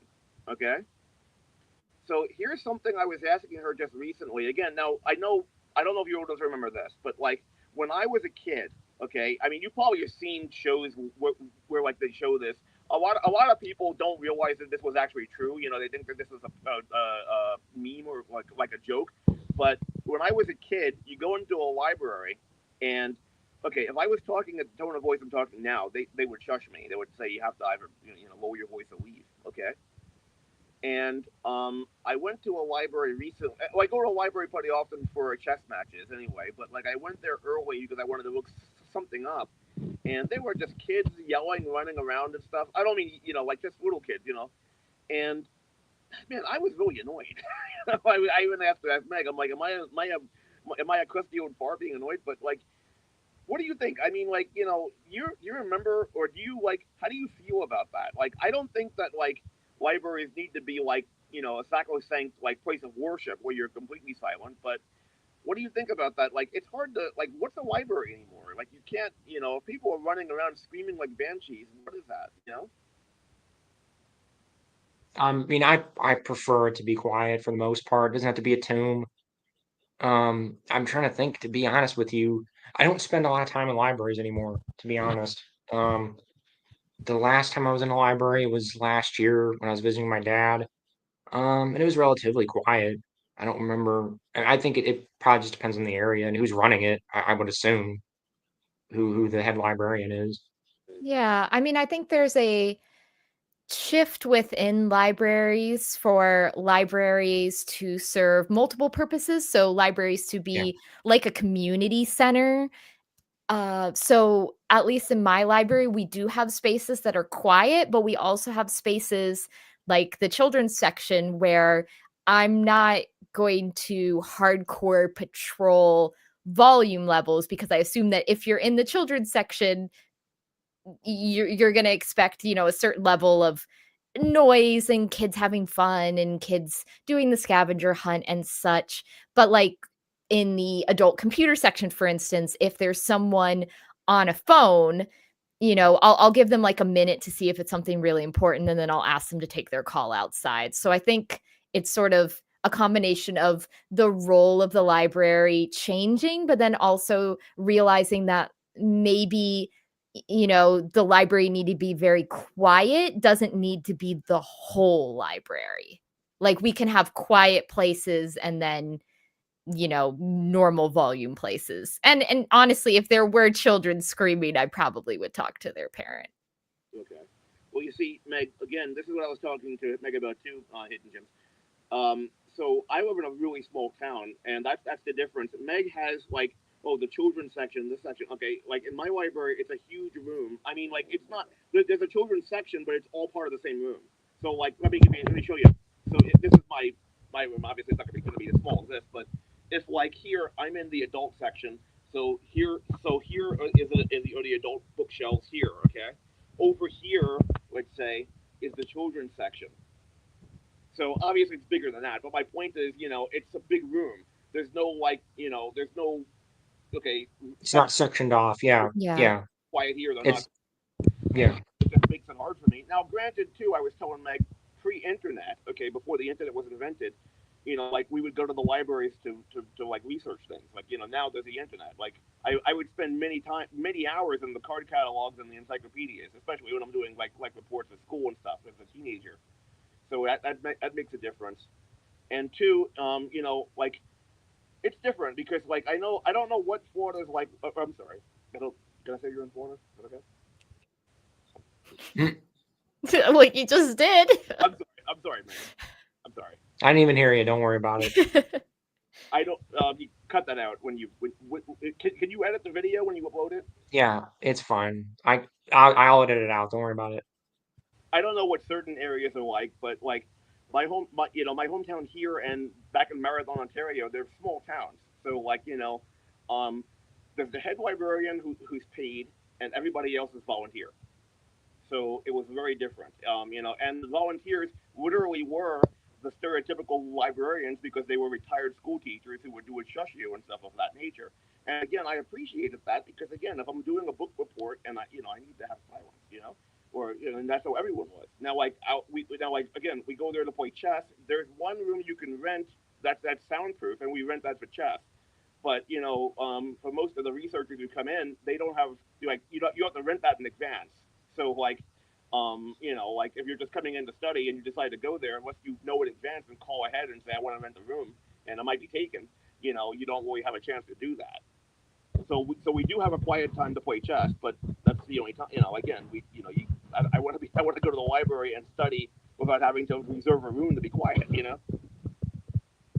Yeah, I think I get what you were trying to say, Meg. I think libraries have changed. Like the idea of a library has changed, like what it offers. Yeah. Because yeah, the internet. If you want to just look something up, you just use the internet. In books, I think generally people just buy them. Like you buy them off the internet or whatever. So I think it has kind of morphed into more like a community center. Oh, So I see what you're saying. Yeah. I mean, yeah, I get both sides of it. I think you can have both. I mean, I think you can have if it would be hard, yeah, if you're in a small town, I could see why it'd be difficult, Sean, because it's just one big room and you can't do a whole lot with that. there's one more difference too. I forgot to mention. It's not. I think this is the difference between Canada and the U.S. United States. I didn't really notice this until we were talking before. No, I noticed this before, but Canada, small towns in Canada have a community center. I don't think that's a big thing here in the states because I don't remember ever going into a town here, and I've traveled a lot in the United States and seeing a community center. Like there would be like I don't think there's really a community center. There might be like a place where you could rent the fire hall to have a meeting or whatever. But like rent a Hmm. marathon, I'd have to. I should show you. I can't do what you do where you show photos, but I can email you guys a photo of the community center in Marathon. Oh, thank you, so Savar. You remember? Yeah, Yeah. exactly.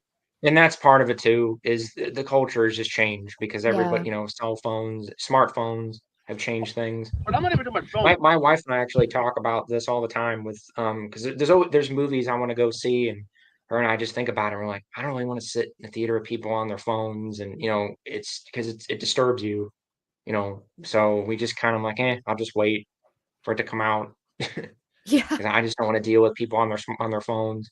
Oh well, where I live in the movie theater, if you're on your phone, they'll throw you out. Fine. Oh. Yeah, yeah, you can't be. Yeah, I mean, there are attendants there watching to see people on their phones. Mm, that's nice. I That's mean, the unless it's like I mean, again, yeah, if it's an emergency or something, but you leave anyway. we can walk out the theater and use the phone. you know? Wow.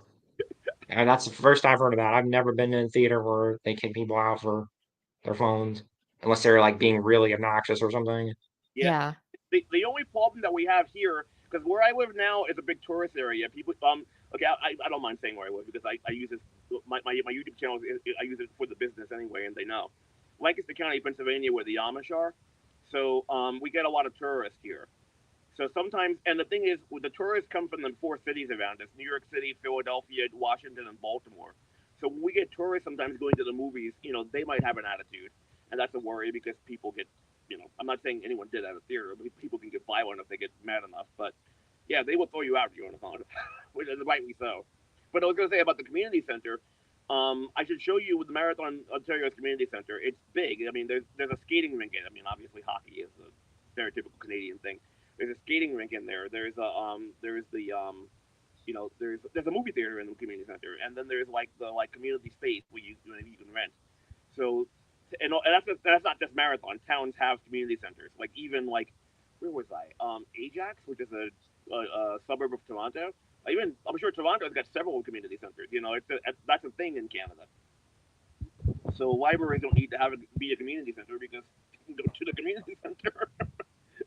No, I agree. I agree with you, but I just think our culture's changed. I just think, Yeah. and then, I'm trying to think of how to put it. I know it's strange. We're books are in a weird place right now because I know COVID, a lot of people got back into reading, when COVID happened. And I know like used bookstores before COVID were struggling. Now a lot of them are booming. Yeah. Barnes and Noble's booming.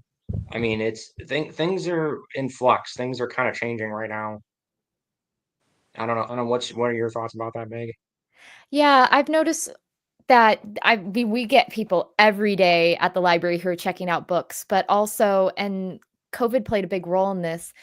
We have that you can get ebooks and e-audiobooks, and that has really skyrocketed the demand for that. The number of people, it's interesting that will get a library card and tell me specifically that they're getting a library card because they want to check out ebooks, which is like a total shift from when I first started in libraries. So I think that like 2020 helped like people get back into books, but then also I think people are getting into new and changing formats of books. And I mean, you with audiobooks, like I feel like there's a huge demand now for those that maybe was more of a niche market in the past. Yeah. Well, yeah, my channel's proof of that. I mean, I've got 15,000 subscribers, and I'm just doing Star Wars, old canon books. So Yeah. there's obviously a market there. Yeah, I think you're right. I just think reading is increased. I think it's just not physical books. I agree with you. It seems to be, like you said, digital stuff. Yeah. Although I do think there is a big subset of people who have gotten into almost collecting physical books Yeah. with the way that they keep putting out special editions of books.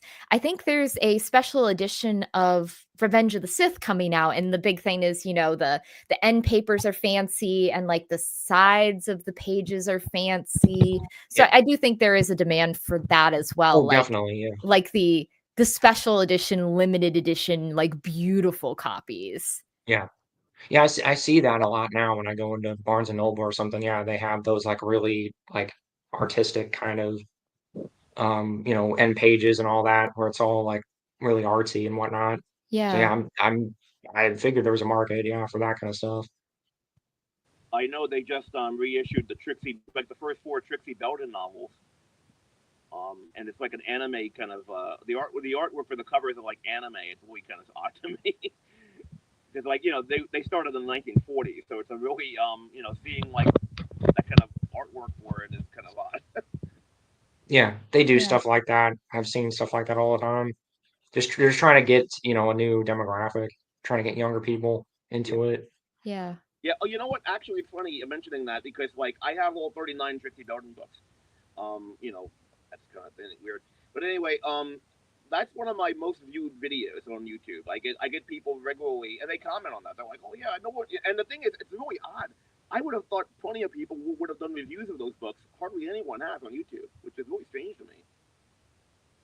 Do you know Yeah, any because I've never heard of them, but it makes sense if there's new editions of it. Nancy Drew? It's a girl, a female detective, like a little younger than Nancy. You know who Nancy Drew is, right, guys? Yeah, yeah, I know Yeah. Nancy Drew. Yeah, Kind of like that. Started in the 1940s, ended in the 1980s. The series. I'm trying to think. I had a good example of something like that. Hey, What was it? what's it? Well, anyway.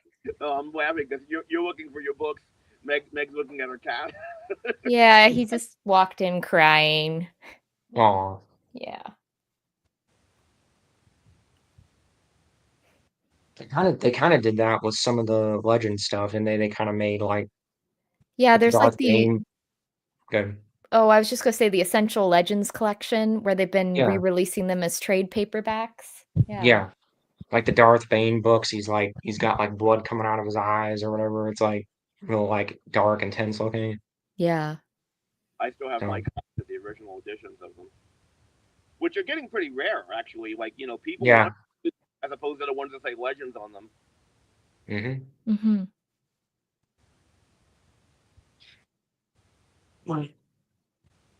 Man, it's getting a little late. Yeah. Yeah. Any Right, more, try to wrap this up here.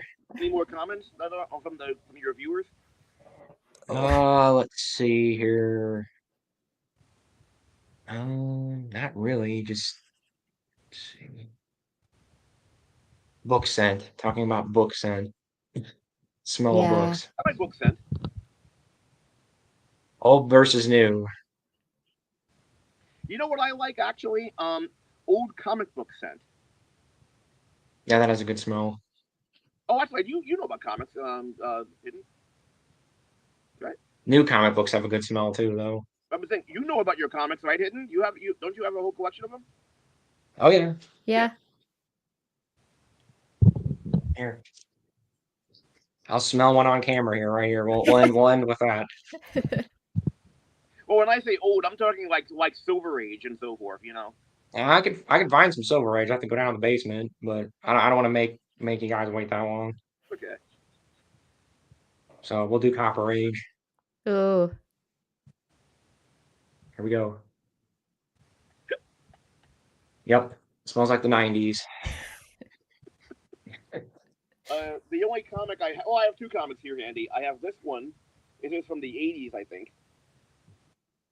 Nice DuckTales. Yeah, Okay. maybe the early '90s. I'm not sure. And I have this one. I mentioned I like the Transformers, and I said that they're still making the comics. This is a couple of the recent issues from Skybound. Mm, Transformers. Okay. Yeah. So this is the very last issue. The next one's coming out on Wednesday, actually. Looking forward to that. Somebody wrote This is pretty funny. Somebody wrote "smells like teen Sith lords" because of the tales of the Yeah. Jedi Sith Lord. Sith War smells like Sith War. How about that? All right. Well, I really appreciate you guys taking time out of your day. Definitely. We'll have to Yeah. do this again. We'll have to do this again. Can I ask one favor? Yeah. Can you our like YouTube channels in the show notes? Yeah, of course. Yeah. Yeah. So It's already in the title. I already put your guys' name in the title, well, but yeah, I'll link your guys' channels. if you have a link to our channel, that would be great. Can I just Definitely. give one plug here? May I? Go for it. Okay. So since Hidden Gems has 15,000 views and I only have 100, and I don't really, it's okay. You don't have to subscribe to me. But if you want to, I would tell you I have a ton of stuff. It's pretty eclectic. I'm a photographer, so I have some like work related stuff behind the scenes at work. But I also have some book reviews. I made a bunch of them during COVID. I have some comic book reviews, which are, like I said, old Superman comics, Transformer comics mostly. I think that's about it. But with the old book reviews, some stuff that, again, Trixie Belden, if you're into that, the McQuirk organization, some stuff that I read as a kid mostly, and that would be comic books and stuff from the 60s, 70s, and maybe early 80s. So if you're interested in that, please have a look. And some sci-fi, some adult, books for adults, like Isaac Asimov's collection of Robots in Time. It was the first series written in his universe right after he died in 1992. So different things like that. And Cool. Meg, you have on your channel. Go ahead. Star Wars reviews and occasional rants about uh costumes. Good, it really is. All kidding aside, I really liked Meg's channel. That's how I first found her. I found her channel and we started communicating. Really good. She is really insightful, and something else I want to say too, if I may, Meg's reviews are really polished. I mean, like if I do a review of a book or whatever, it's just kind of off the cuff. Meg's reviews are very very polished, very clean. I mean, but clean as far as morally, but I mean also clean as in like really a polished, professional looking video that she does. Very very nice. Oh Well, yeah, I've watched your reviews, Meg. They're very good. And it's funny, I found you through the Callistia stuff because I was just interested because I'm like, oh wow, somebody else that doesn't hate Callistia. Wow. All right. well, So thank you so much for having me on. of course, we'll do this again, Really definitely. appreciate that, Hidden Gems. And I will say what I always say, and may the force be with you all, always.